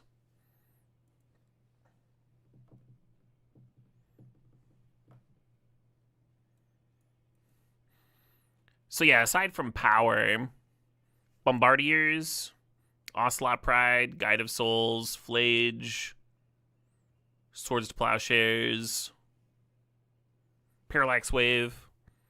There's a lot of like really impactful cards. Goblin Bombardment for a Johnny.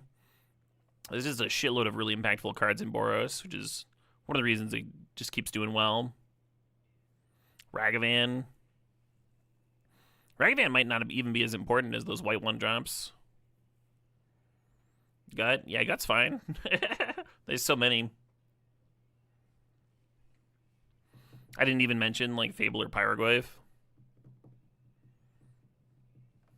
Fable was in my top 20 for a bit.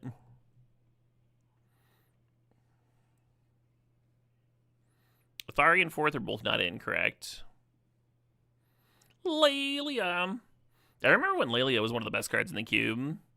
And then they just, like, put in a bunch of other cards that had haste and grew when they attacked. And it kills you and it draws cards. And it scales. Yeah? Where's Phalia? Phalia's great. Headliner Scarlet is in, yeah.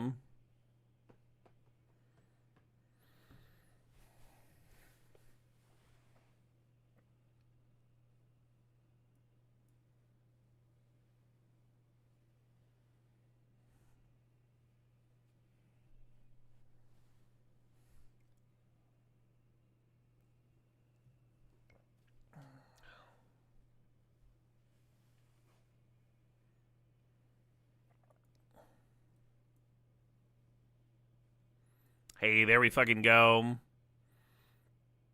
Yeah, Mox Pearl or Mox Ruby, I think, are my literal top picks for what we're doing here. But probably even over Black Lotus. Turn 1, 2 drop. Turn 2, 3 drop. Lotus isn't letting you do that.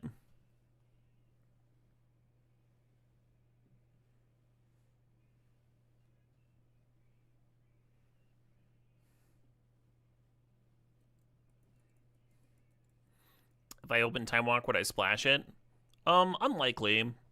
The issue with splashing Time Walk is that, like, one, your card quality is already really good in a Boros deck, and two, you're also investing a lot of picks into that pack, right? Now, like, now you have to take, like, Volks and stuff. You have to fight everybody for the blue fixing, which may or may not even be possible. And then after all that, now you've added an inconsistency to your deck. Yes, Time Walk's a very powerful card. It could win a game. It could also, like, rot in your hand.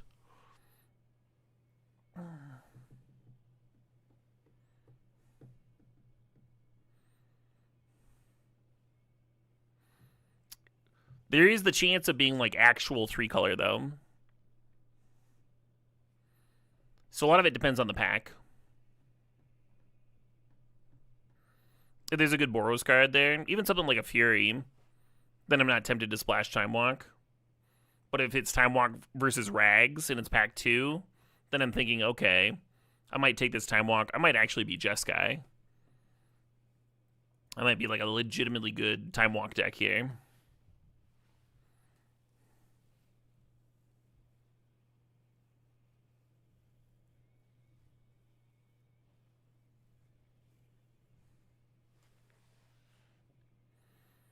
Kind of hate this pack. Faithless Looting, not good with my current shell. It's very good with a lot of Red's threats, though. Cards like Inti Univora and Flage.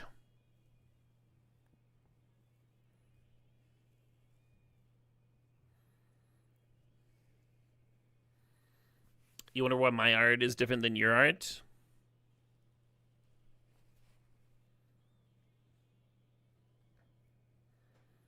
Preferences, probably. Art is subjective, after all.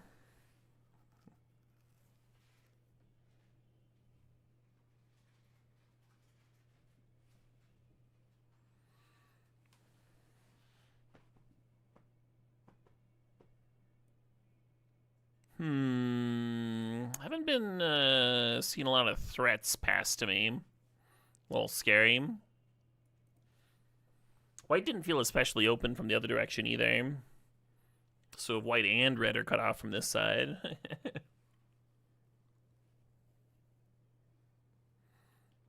When you first read Evora, you didn't realize what how she could be in the right deck. It took me a lot of plays of Evora. Like, I was treating her as like a filler card. Like, it's just like kind of a reasonable scaling 2-drop. Before I realized that, like, if you build around her with stuff like Faithless Looting and Seasoned Pyromancer and a lot of cards that are just, like, naturally good in the cube, she becomes very big, very fast, and has trample. Wheel of Fortune, you know.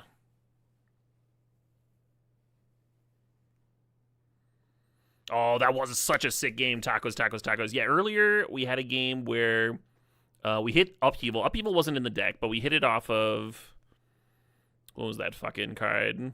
The Booster Tutor. We Booster Tutored for Upheaval. And then had enough mana to Upheaval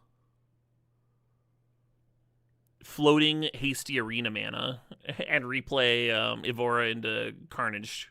And we attacked for like 13. It was fucking insane. Which was Xaxes.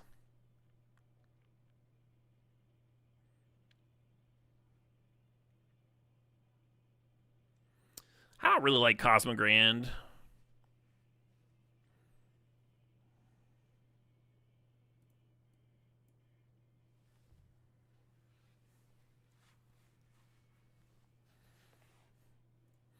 Very Feast or Famine type card.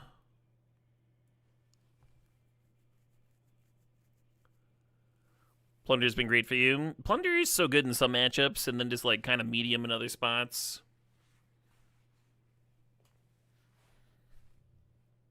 We do need 2 drops, which is why I grabbed the Plunder. But I like Plunder a lot better in best of 3.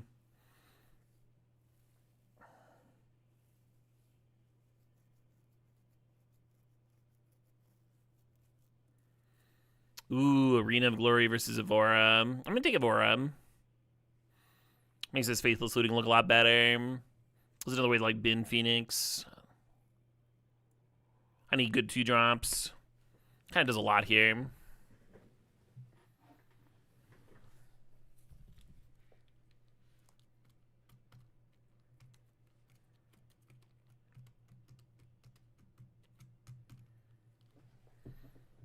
Emily says, Caleb, last night I played a real bad deck that was trying to win through only looping Time Walk and had so many lines and ways to do it and trying not to mill myself.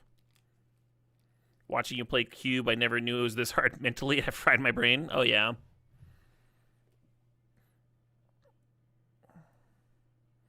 Yeah, I typically aim for around 7 hours because that's about what I can usually do before my brain goes kaput. Streaming at the same time adds a little bit too, but I've been at it for a long time.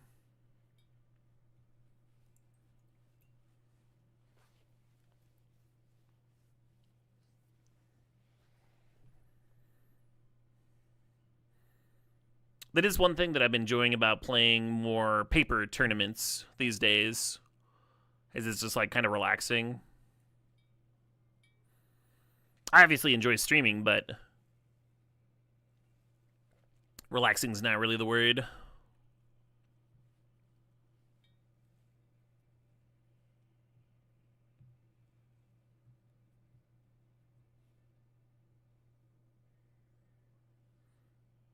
Ooh, Elegant Parlor. Hell yeah. What am I drinking? I'm drinking a little bit of rum. It's a Bacardi 8-year. Not quite as good as the Bacardi 10-year, but that's really good. My kind of sipping rum.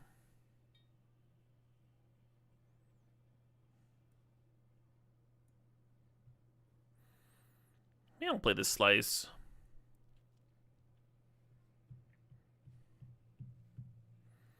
Am I a type of celebrity at my LGS?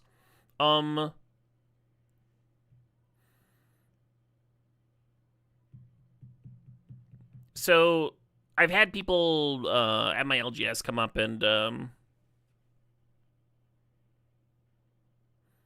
ask for things to be signed or giving me a few bucks in person, that sort of thing.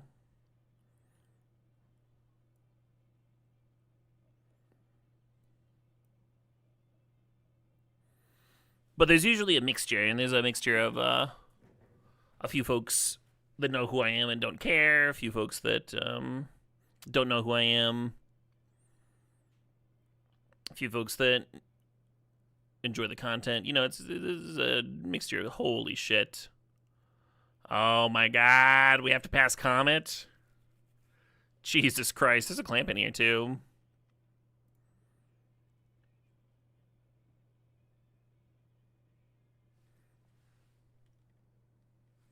It's too perfect to have Mox Ruby and Mox Pearl. It's too fucking perfect.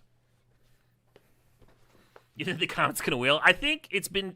On day 1, I could see Comet wheeling. I think it's been too long.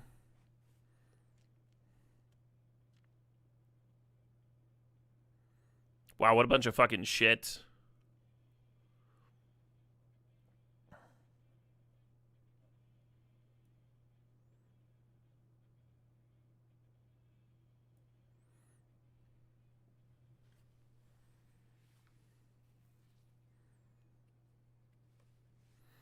I'm gonna throw that Hell Rider in here.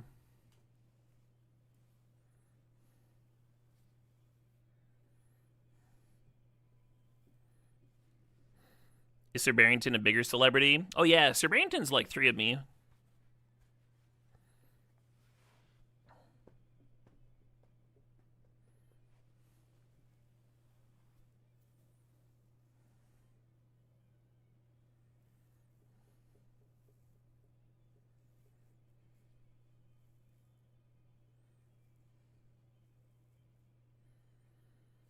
Thraben Inspector Ding, rest in power, J-Bro. Yeah. Yeah, rest in power, J-Bro. Man, the first day of CubeCon was rough for me this year. I think part of it was missing J-Bro, you know, and it was hard to separate him from that con for obvious reasons. And then I saw his widow, and she was just like enjoying the con and seemed like she was doing well and happy and healthy and everything, and that helped so much. I don't know what it was, but it just made it way easier to enjoy myself. A little switch flipped in my head.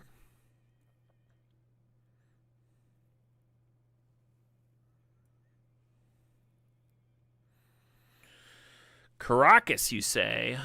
Okay. Do we have enough playables? 4, 5, 6. We need like 6 more playables. That might be hard. Do we have any filler? Yeah, I guess we can play like Portable Hole, Pyrite Spellbomb.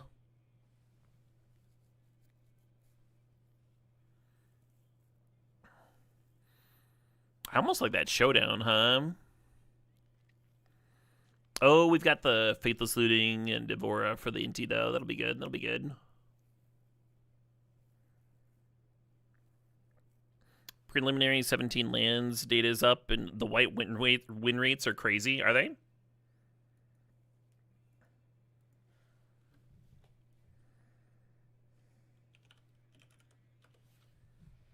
Parallax Wave, last turn possible.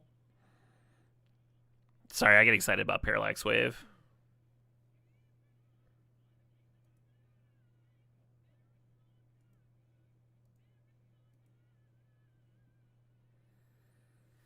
Oh yeah, looking at cards that have a 64+% win rate, it's Parallax Wave, Sanguine Evangelist, which I wouldn't have expected, a Johnny, Ocelot Pride, and then Guide of Souls. And then blue has Time Walk and Ancestral Recall. Again, Time Walk and Ancestral Recall are both below Guide of Souls in the preliminary data. That might change later. And then red has Deathgreeter's Champion and Pyrogoyf. Yeah. Those are all of the cards with a 64+% win rate.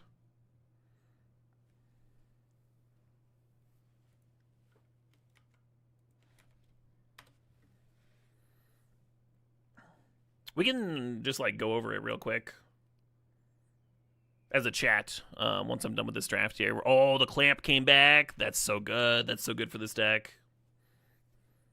We can just look over it. It's interesting. Sage of the Skies better than Swords of Plowshares confirmed. Yeah, I don't know about that one. It might be that Sage of the Skies is like actually good if there's a bunch of like aggro mirrors, though.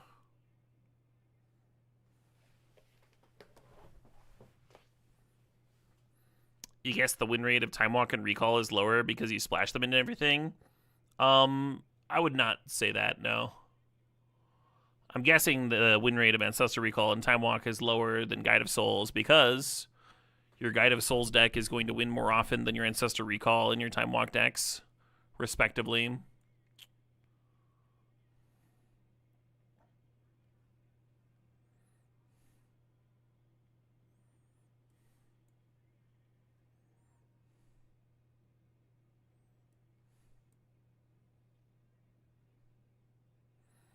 People will splash Recall and Time Walk in anything. Those people are wrong. My opponents haven't been doing that shit.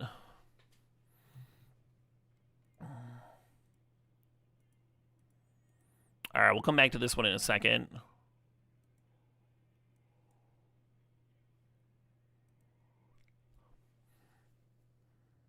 Yeah, this is wild. I'd be surprised if Evangelist stayed up this high, but maybe it's just like a good Anthemy effect to have in your go wide strategy. That's like hard to answer too. Like you kill it, and now they've got 2 bodies. Even Lingering Souls has been kind of impressing me. I am surprised that Pyrogoyf is higher than Broadside Bombardiers. I'm less surprised with Death Greeters. Death Greeters is fucked up.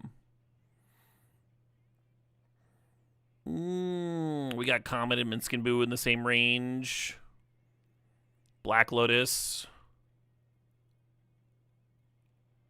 It's gonna be fun seeing the Moxen win rates. We got Inspiring Vantage over Mox Jet. But also note, this is why you should take all of this with a grain of salt. Note that Inspiring Vantage has a higher win rate than Plateau, right? So clearly the data is not like 100% down the line on the level. They're still collecting stuff, and even when they have enough data, you'll see stuff like Llanowar Elves being 2% different than its exact same card. So typically you should give the 17 lands numbers like plus or minus 3% when you're looking at them anyway. It's just a rough guide to what 17's lands users have been winning with.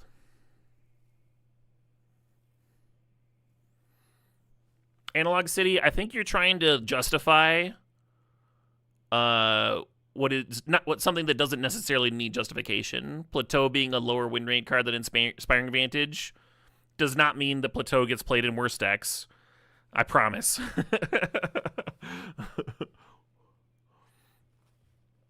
Humans, we have these brains that really like love to fucking solve puzzles and like come up with like complicated solutions and find patterns and stuff.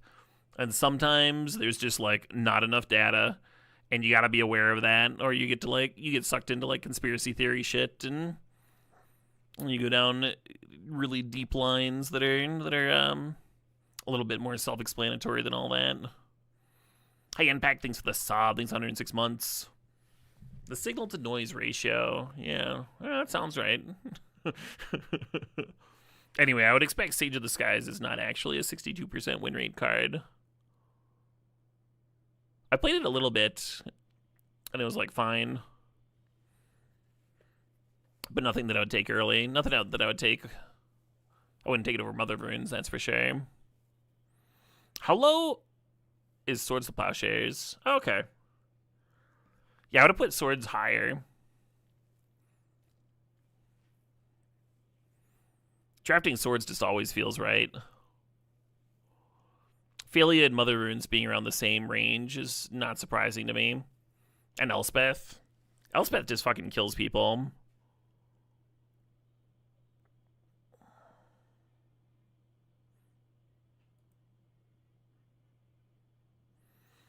So this is win rate in hand, opener Ardron. What about just opening hand? the blue cards dip way down, and now all of a sudden we have a Johnny here. Peeking into the top, and Mother of Runes. Wow, Mother of Runes in the opening hand is way higher. So Mother of Runes being lower...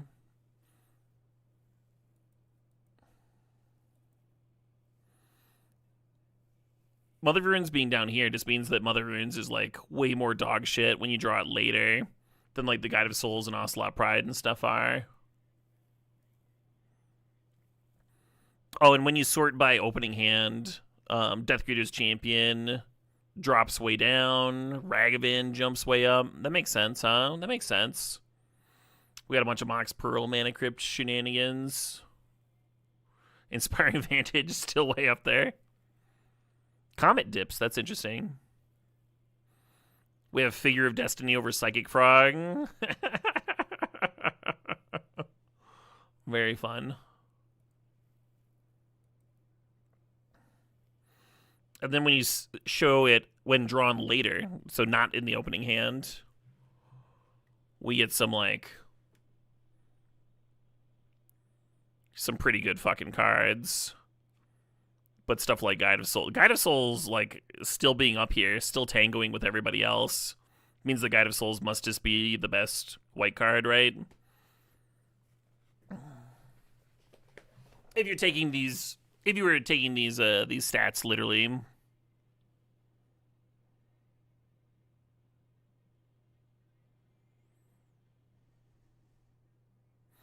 Like, this is the win rate for the 1-drop when you don't have it on turn 1.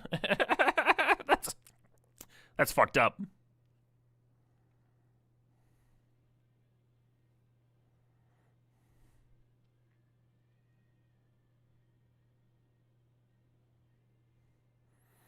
Upheaval becomes a much better card when not in your opener.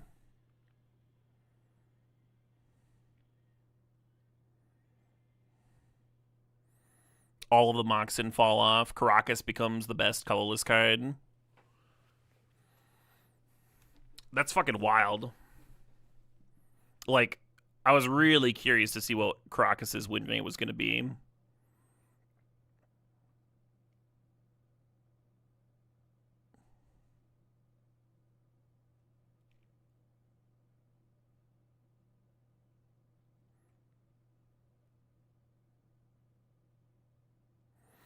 It's also interesting that Minsc and Boo has a higher win rate when it's in your opening hand, but Comet has a higher win rate when drawn later. More late game power. The thing with Minsc is, like, if you're behind on board, sometimes it's just not good enough, right? Like, if your opponent has a Psychic Frog down, they're gonna fucking body your Minsc and Boo.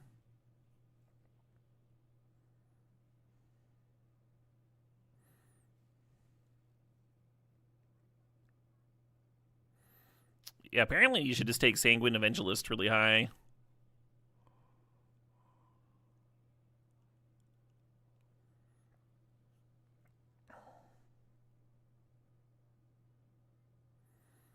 Shieldred, Black's best card. I wonder how Orcs would be if Orcs were in here.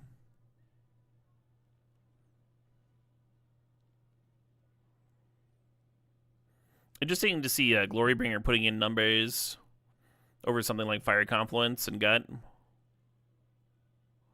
Lightning Bolt way the fuck down there. I mean, part of Lightning Bolt's appeal is how efficient it is. Obviously, Bolt is not a worse card than Burst Lightning. That's just the noise.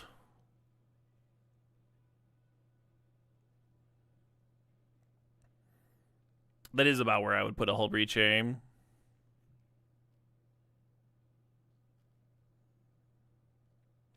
Ragavan dips a lot lower when not in the opener.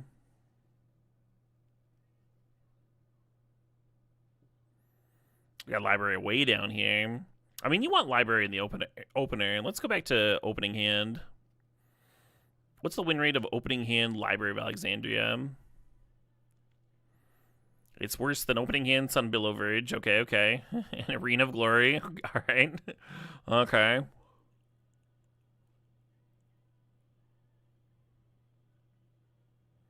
Did I miss it? No. Wait, how can the not opening hand, or how can the opening hand Library of Alexandria have a worse win rate than the not opening hand Library of Alexandria? Because it said 57% here, right? Or am I misremembering?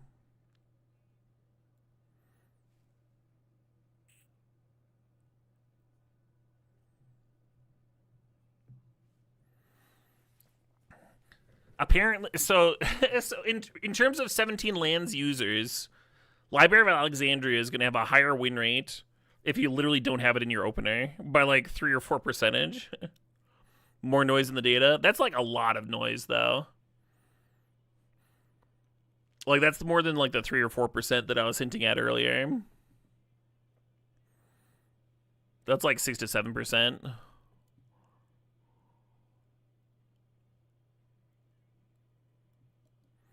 You can sort it by upper ranked players. I don't know if there's going to be enough data for top players. Yeah, we literally don't have enough data for that yet.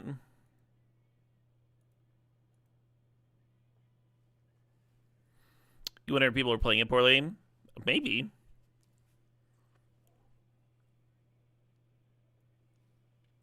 Hard to lose when you're drawing 2 cards a turn.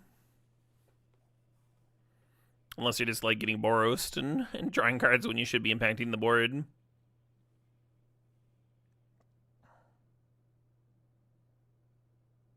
I wonder where Entomb is. An opener or drawn. God. Look at this fucking crater. This crater of win rates in black. Oh, green has it too. What's green's highest win rate card? Pest Infestation. Gross.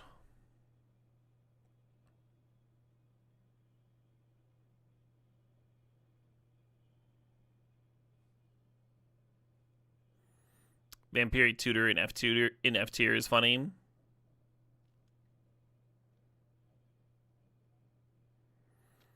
Like most people should not be paying 2 life to set the top of their library. They'd be better off not casting it. If you didn't have this Vampiric Tutor, you would have 2 more life, and you would have another card. Not surprised to see Yogswill down there. Wild stat for Griselbrand. I wonder if there's just too much graveyard hate for Reanimator things. Where's Entomb at? Seeing Dark Ritual with that low of a win rate hurts my soul. Mind Twist about where you'd expect it, sadly.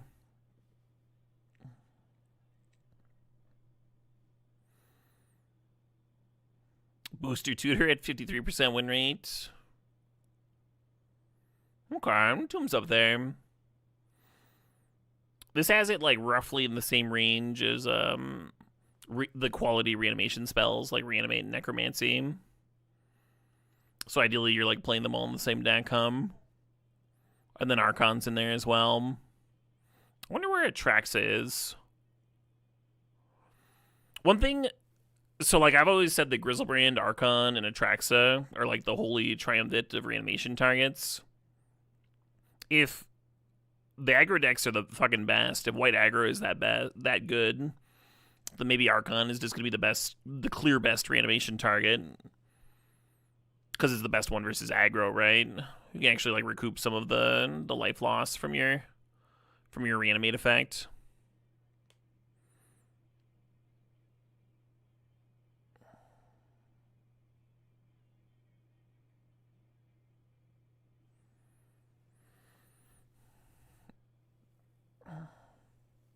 Yeah, some cards clearly being carried by the Borosness of it all. Like Makdi and Idla.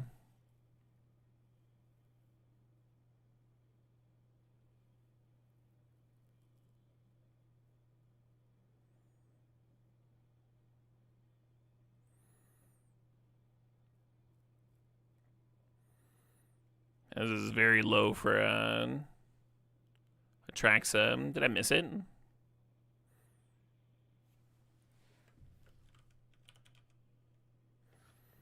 Oh, I must have. It's right here next to Leovold. Jesus.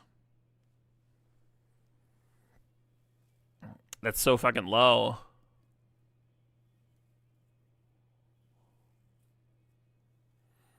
Cool.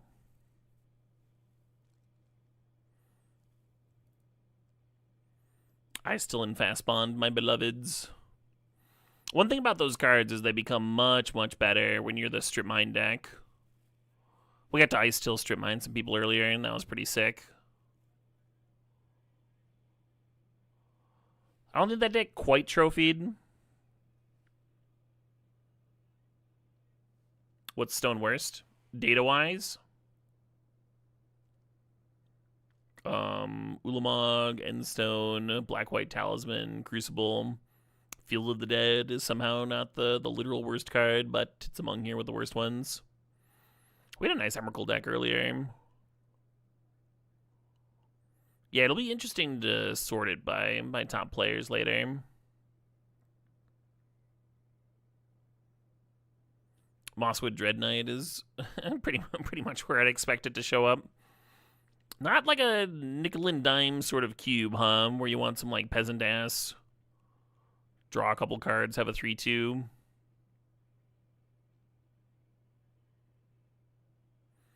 My show and tell win rate's been fine. It's everybody else.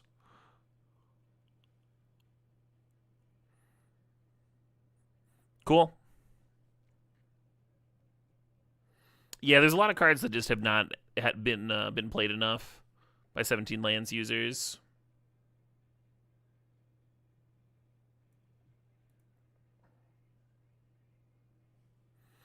All right, let's play some more Magic. Thanks for humoring me. I was curious to see what the initial stats would look like. It'll be cool to see how they change as people learn and the format evolves and stuff.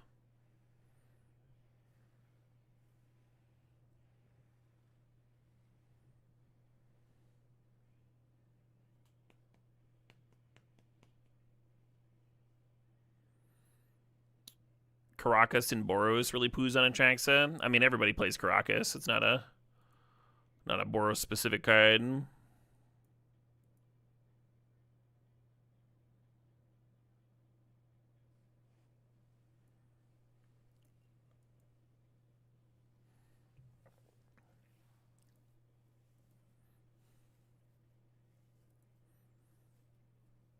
That Lauren's interesting to know about. I think our best draw here is still like a Mox to turn to the champion. But a regular 2-drop would be fine too. Just collect the 1/1 counter.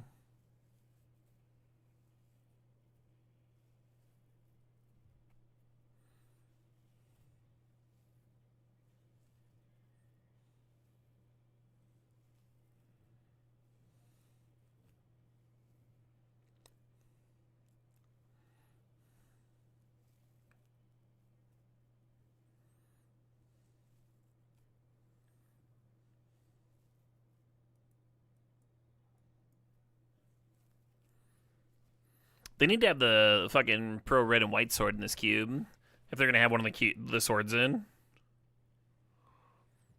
Help nerf Boros a little bit.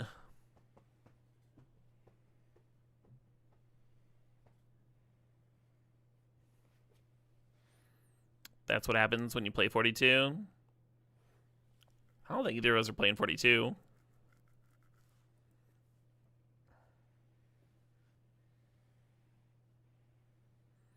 I'm on 42? Why am I on 42? Earlier I was jamming 43 on accident. Might have just done that again.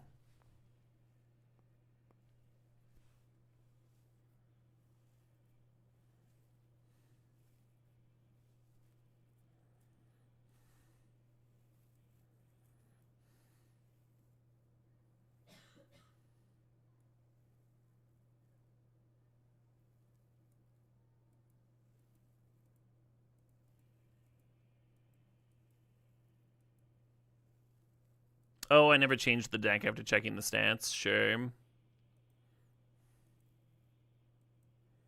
I said I was going to, and then I just super didn't.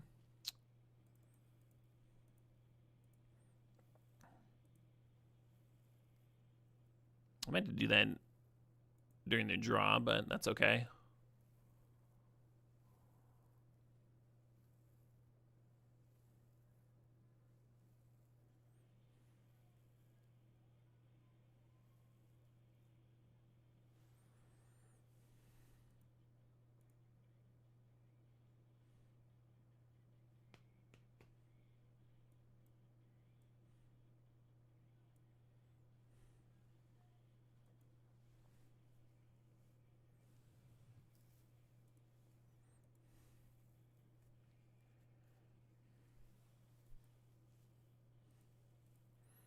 Yeah, and Arena gave me 17 lands plus 2 Moxen. The Arena Moxen math, not the best.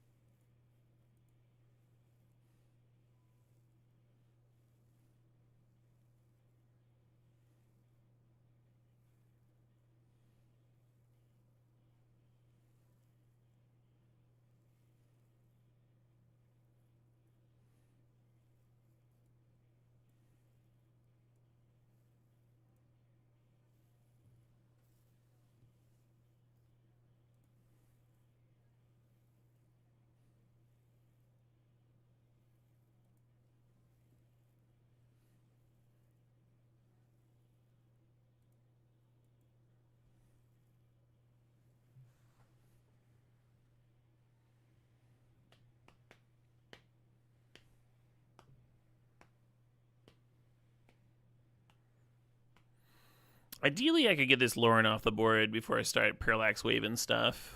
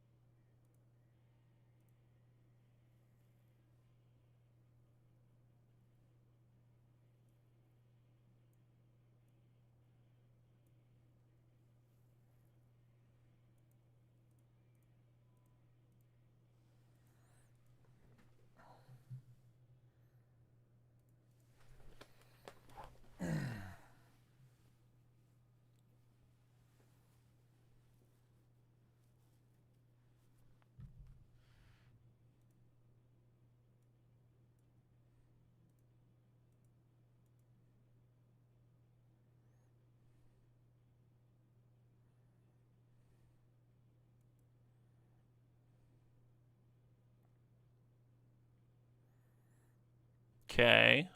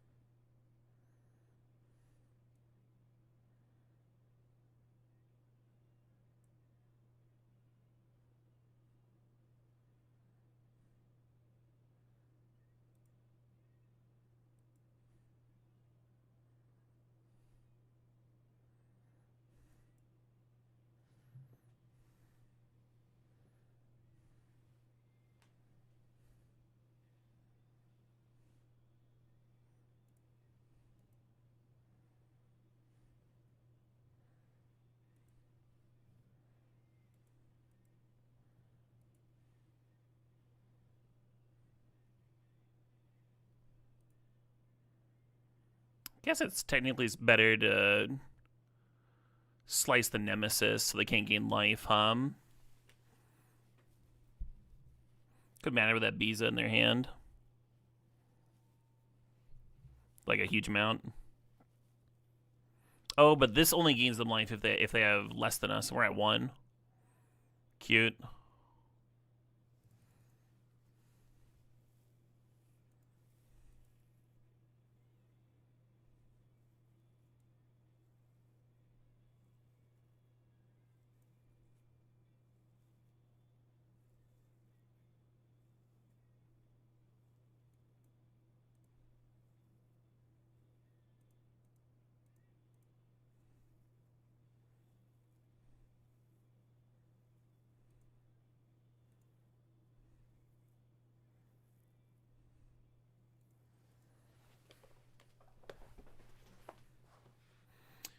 Just getting a flying blocker there so we don't die to this bar worm.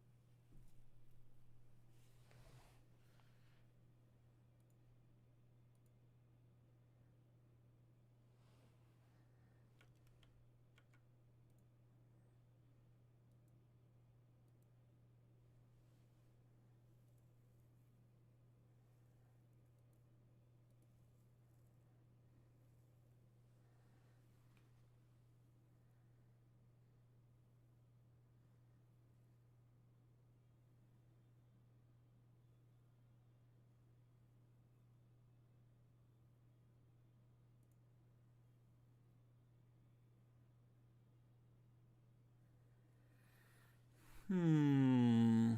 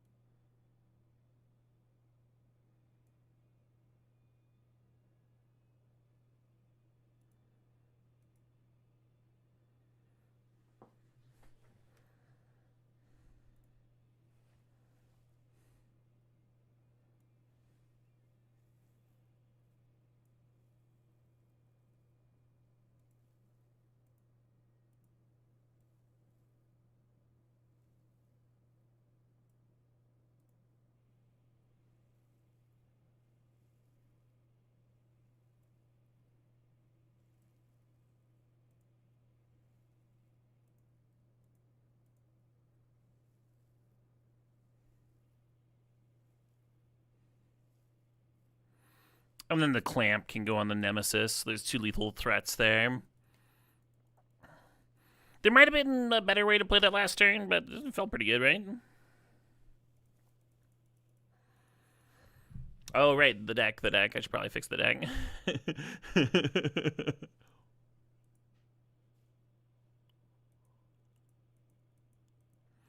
You guys are literally just taking out one of each land.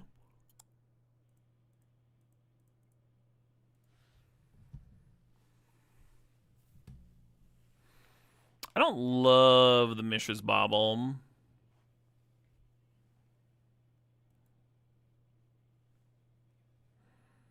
Is a Chandra better? Or Portable Hole? If we had Flage, I would like it more. The Bauble, then it's like churning through. 17 lands says that Nettle Cyst is one of the better colorless cards, so clearly we should be jamming it here. I don't like Monstrous Rage. I like Monstrous Rage if I've got like some prowess critters or whatever. It's good with Death Creature's Champion in this deck. But I'd like it better if I had like Swift Spear or something.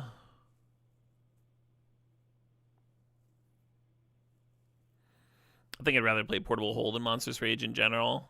Or Pirate Spellbomb for that matter.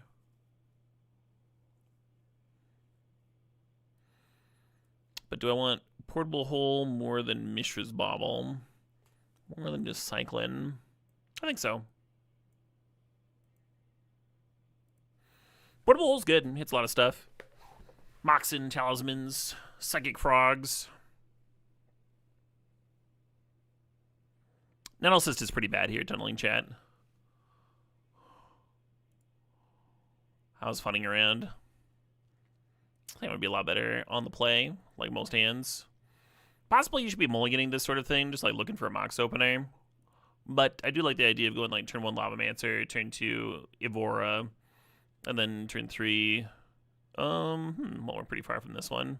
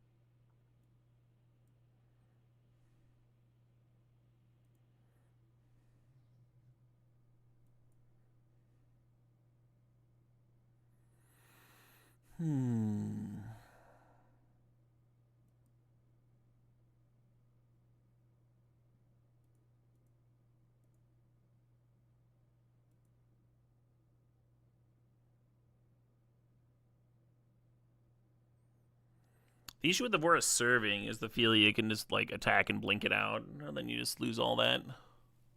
He's built up. I think I'm just supposed to pass here.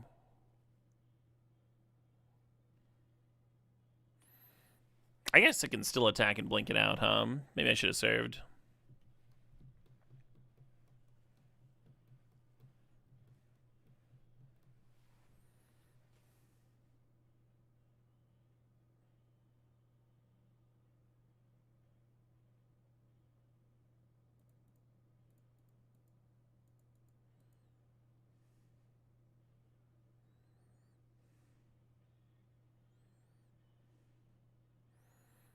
So close to being awesome.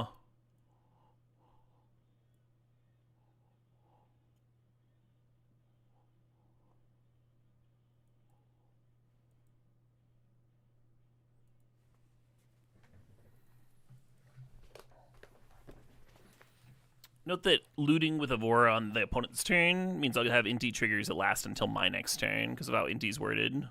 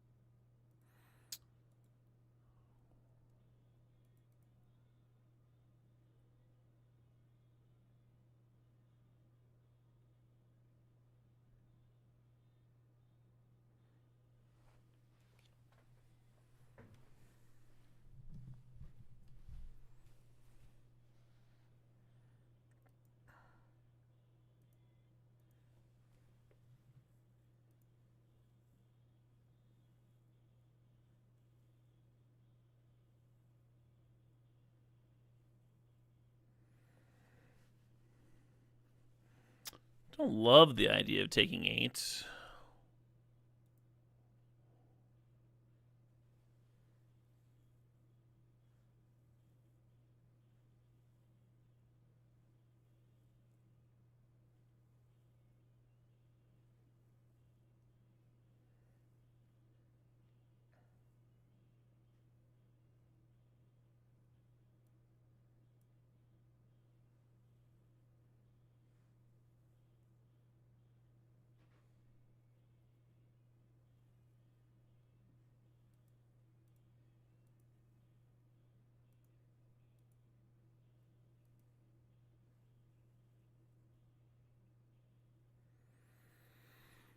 Shit.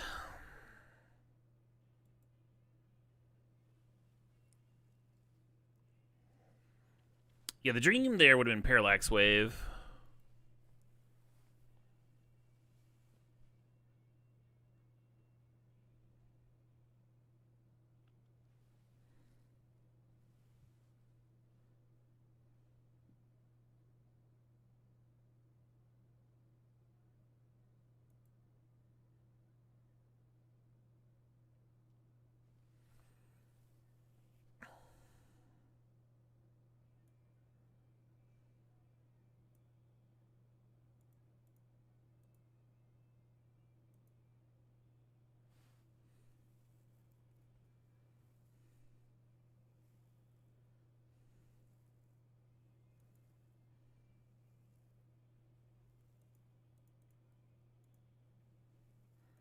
Then just like last turn, we're gonna get a loot in.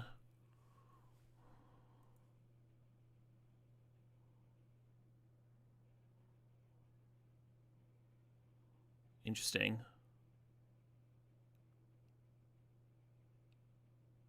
Oh, come on.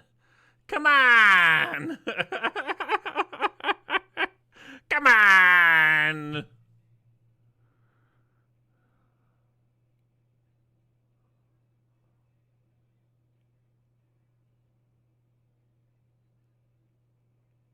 Card's still winning. It's really good when your opponent's at 2 life and needs to deal with your other shit already. I was really hoping for my own Death Greeter's champion. And then, of course, Parallax Wave would have been really good here, too.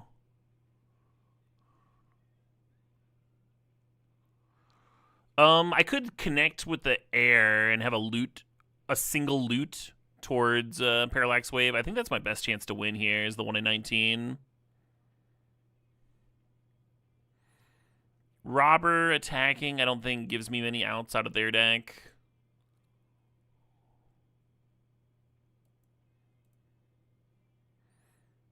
If I hold everybody back, it doesn't work.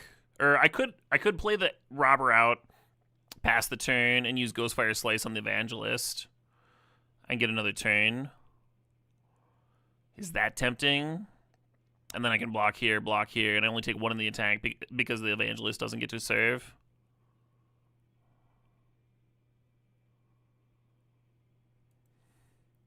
I'm going to go with my initial plan here.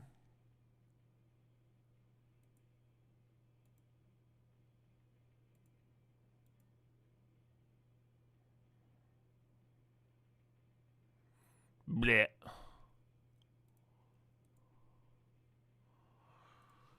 Oh, man. Fascinating little game. Could have used a removal spell in the early game. Would have been a lot easier for us. Or Parallax Wave in the late game, of course. Maybe 42 cards are better. Yeah, that was the problem. Boros not even beating Boros. What are we doing here? Oh, man. Painful to mulligan a Mox hand, but we really don't do anything.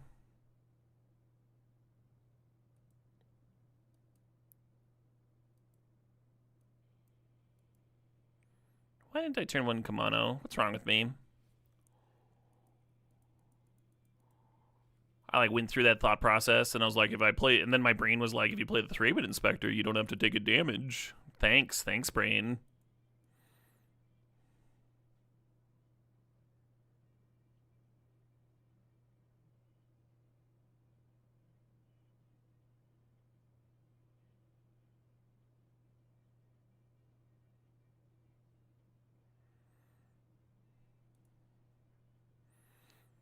I like this sleeve a lot, actually.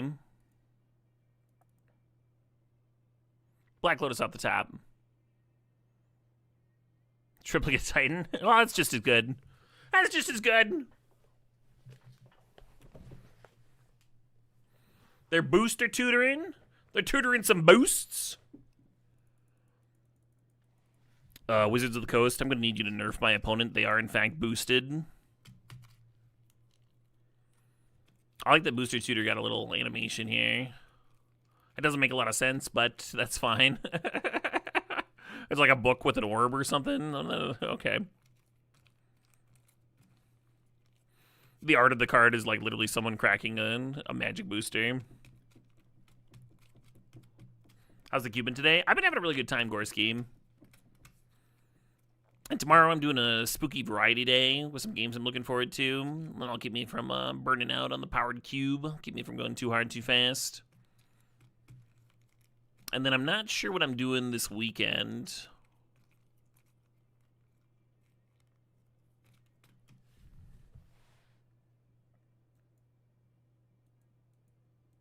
Let's see what Robert gets me before I go off lorning all over the place. Oh, it's the spellbook animation they use for some alchemy cards. Gotcha.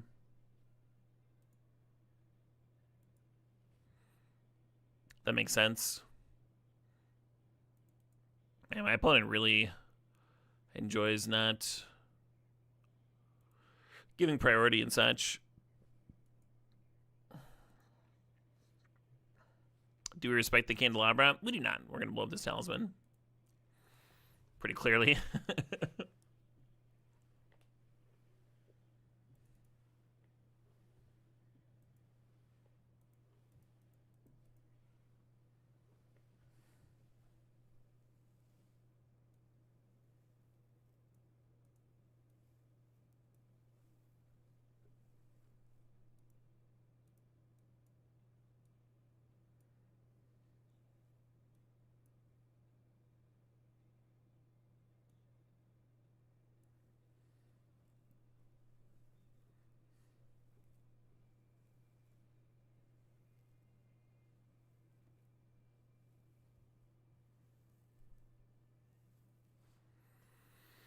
Hmm.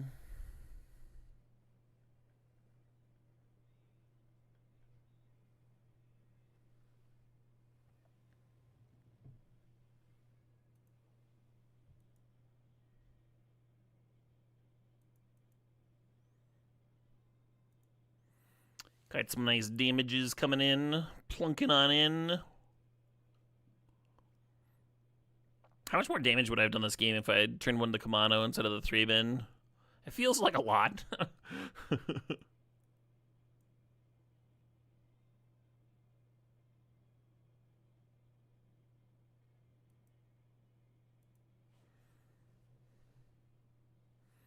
I think I want to activate Lauren, but not now. Do it on their EOT. You would activate on your turn if you were concerned about hitting your land drop or whatever, but we're kind of not. We just want more cards that deal damage. A Chromatic Star. What's the art of my sleeves? I don't know. It's like a cat.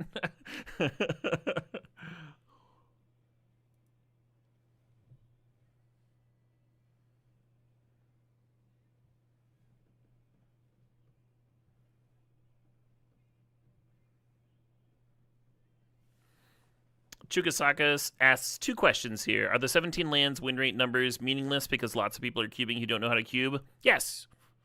Or is Boros really that much better than everything? Also, yes. You asked an either-or answer question where both of them were correct.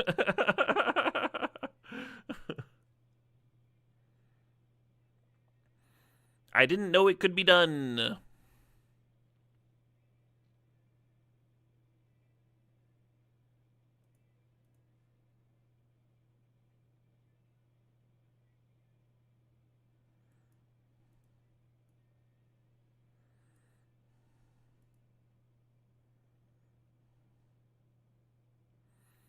I think they want to answer that one, huh?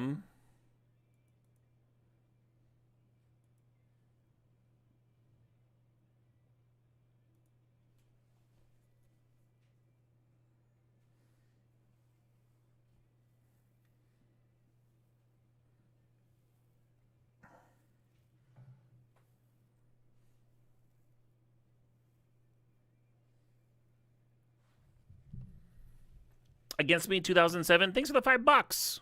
I appreciate that. Donating from the YouTubes.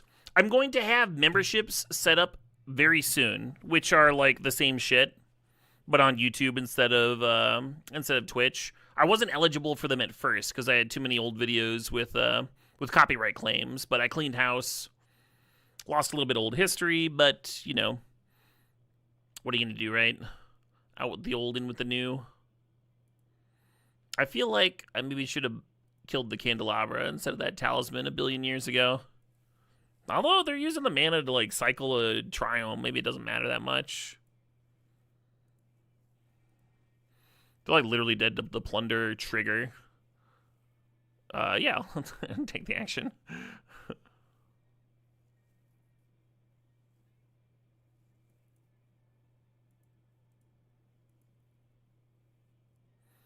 Just 9 fucking damage. Plunder is so fucked up against the artifact deck. And it's very difficult to draft the artifact deck with like enough actual spot removal to just not be extremely vulnerable to it too. I've played a shitload of artifacts. I always fucking die to that card. It's crazy. It's like, do I have my 1 balance? I don't. Okay, you win. This is good. I'll just be over here dropping 7 drops, and yep, I'm dead.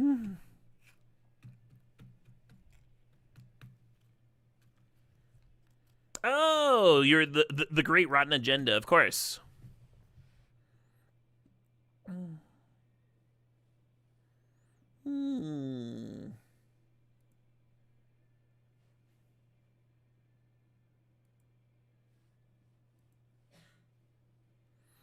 You were expecting us to lose to Upheaval? Yeah.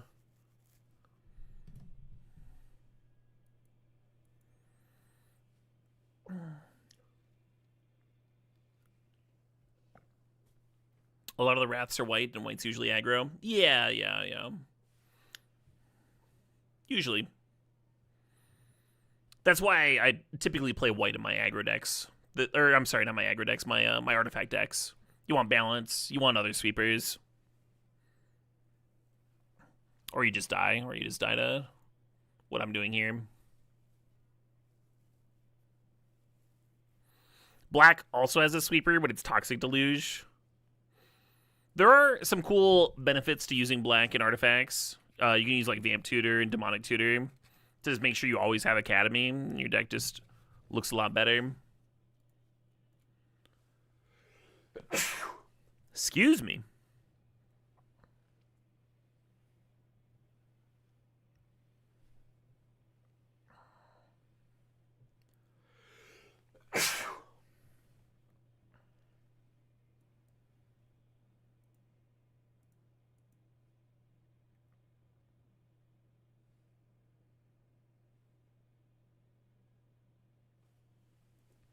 Yeah, the life loss ones are like very good against green decks and very poor against Boros because they've got like haste creatures and burn and reach and stuff. So like they play 2 creatures and they're repping 10 damage and like, all right, Toxic Deluge, I lose 4, and like, all right, play another creature. And it's like, okay.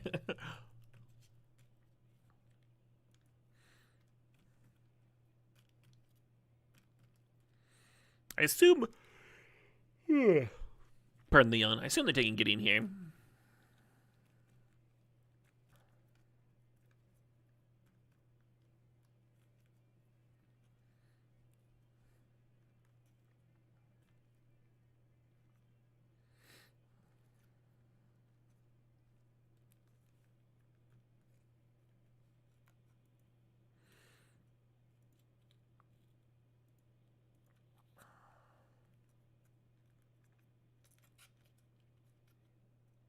Ah, come on, come on. Oh, cool.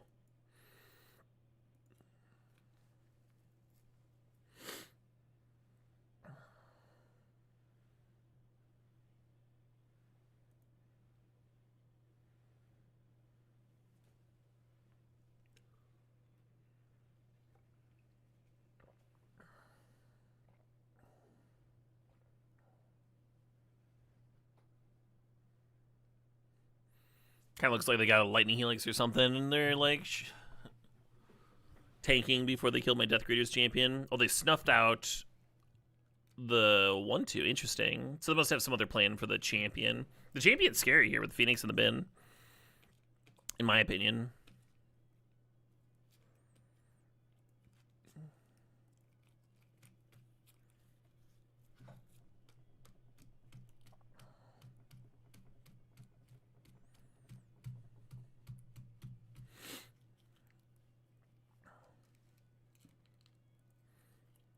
You know what this deck could have used? Currency Exchange. Would have loved that fucking card.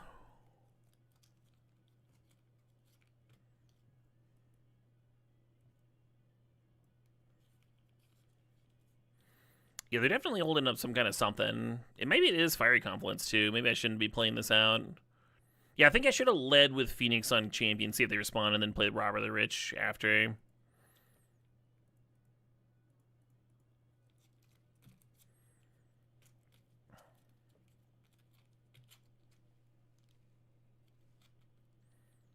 Go for the throat, Shay. What's Robert getting me? A Harvester of Misery.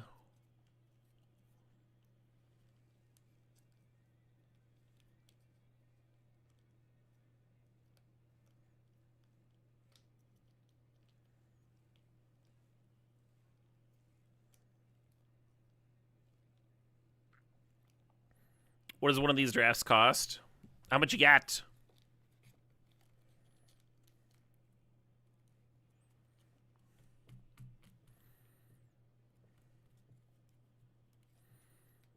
Look, cubing is pretty important. And people that are really into cubing are willing to prioritize it over things like food and healthcare. The true fans, we call them. But there's a bunch of stuff you can do to make the cube affordable. If you got a mortgage, you can like cash in on the equity of your home.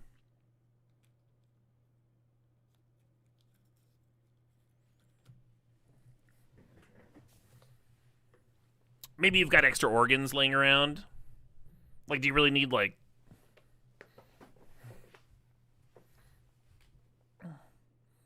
two kidneys or whatever?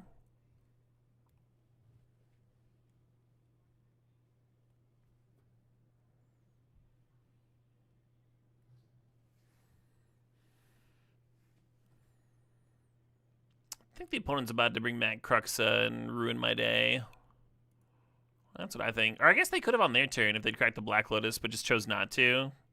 They didn't want to lose the Lotus to, like, kill me.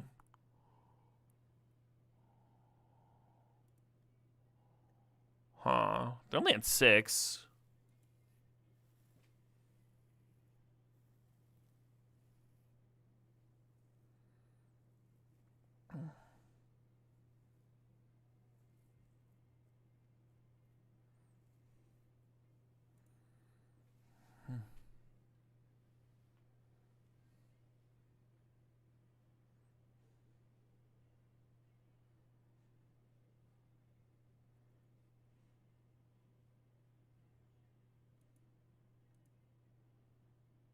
Oh, this clamp equipment is bad.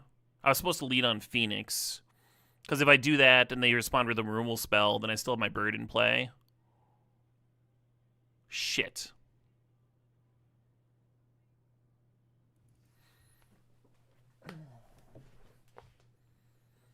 And now they got a fucking 3/2 lifelink aim. That is a bummer. What happens if I lead on the Phoenix there? I mean, they Solitude in response, and then I've got the bird, and then I clamp it, and then I just, like, pass, and I get to trade and draw 2 cards. Well, that's kind of a lot better. Why didn't I do that?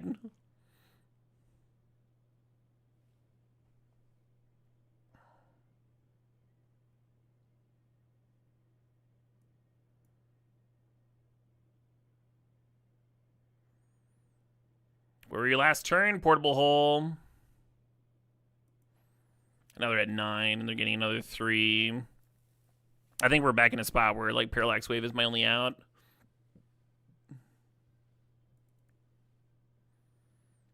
I wish I'd thought about my... Usually equipping first with Clamp is, like, the safe play, but that was super wrong. Fucking Bestow. Huge difference, right? Between them, like, having the Solitude or not. Oh, I'm just dead to this here. Cool. Good play. Well seen.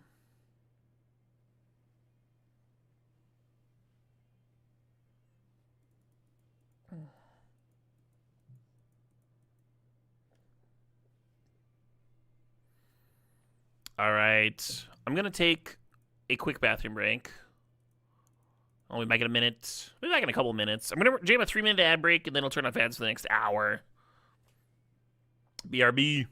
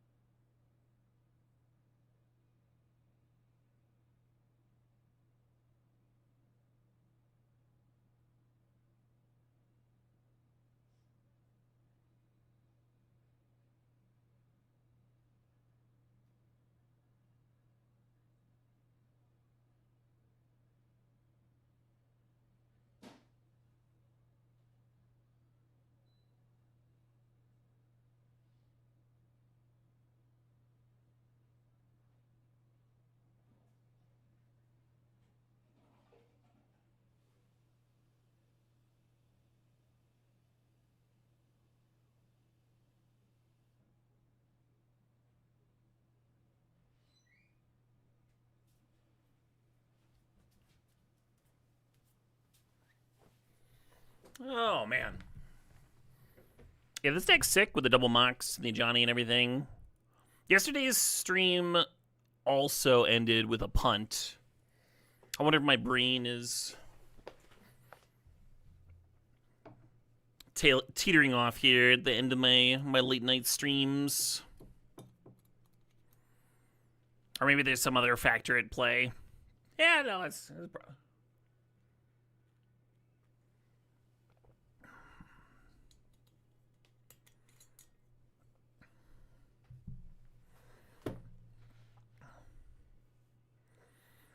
It's like almost a hand, right? The Clam and the Plunder. I'm gonna mull though. We don't have two colors. We don't have a Mox. Well, we do have both colors at least. I'm gonna bin Thraben so I don't play it out on turn 1 this time.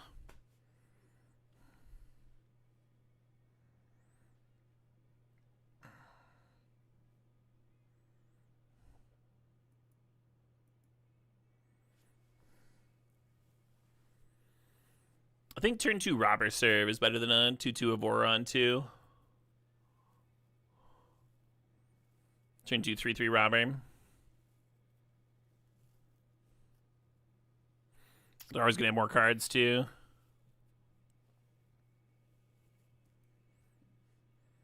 This album rips. This album does rip. I think.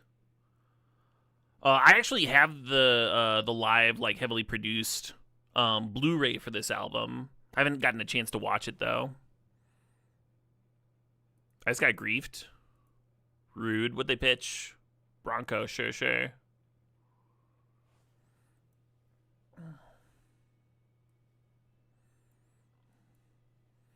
Anyway, looking forward to that when I've got a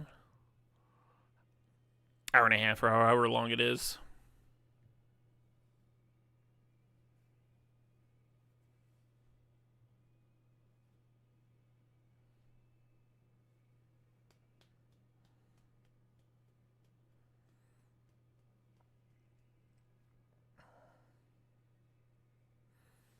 Yeah, it just came out recently, Captain Red.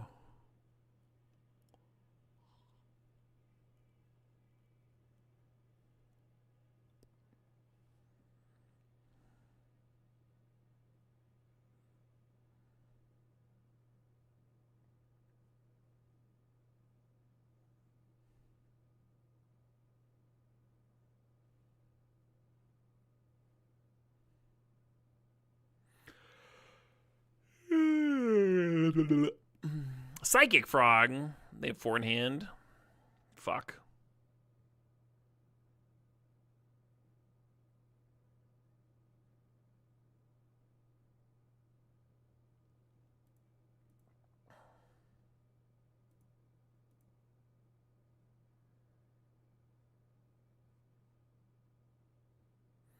So to eat my Evora, they only have to discard 2 cards. I think we're just gonna pass here.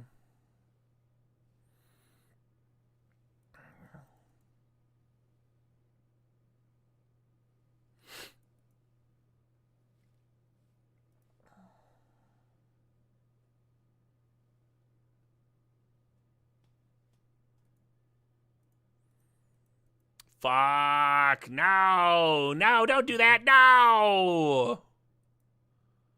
God damn it. Shit. Ass. Oh, wait.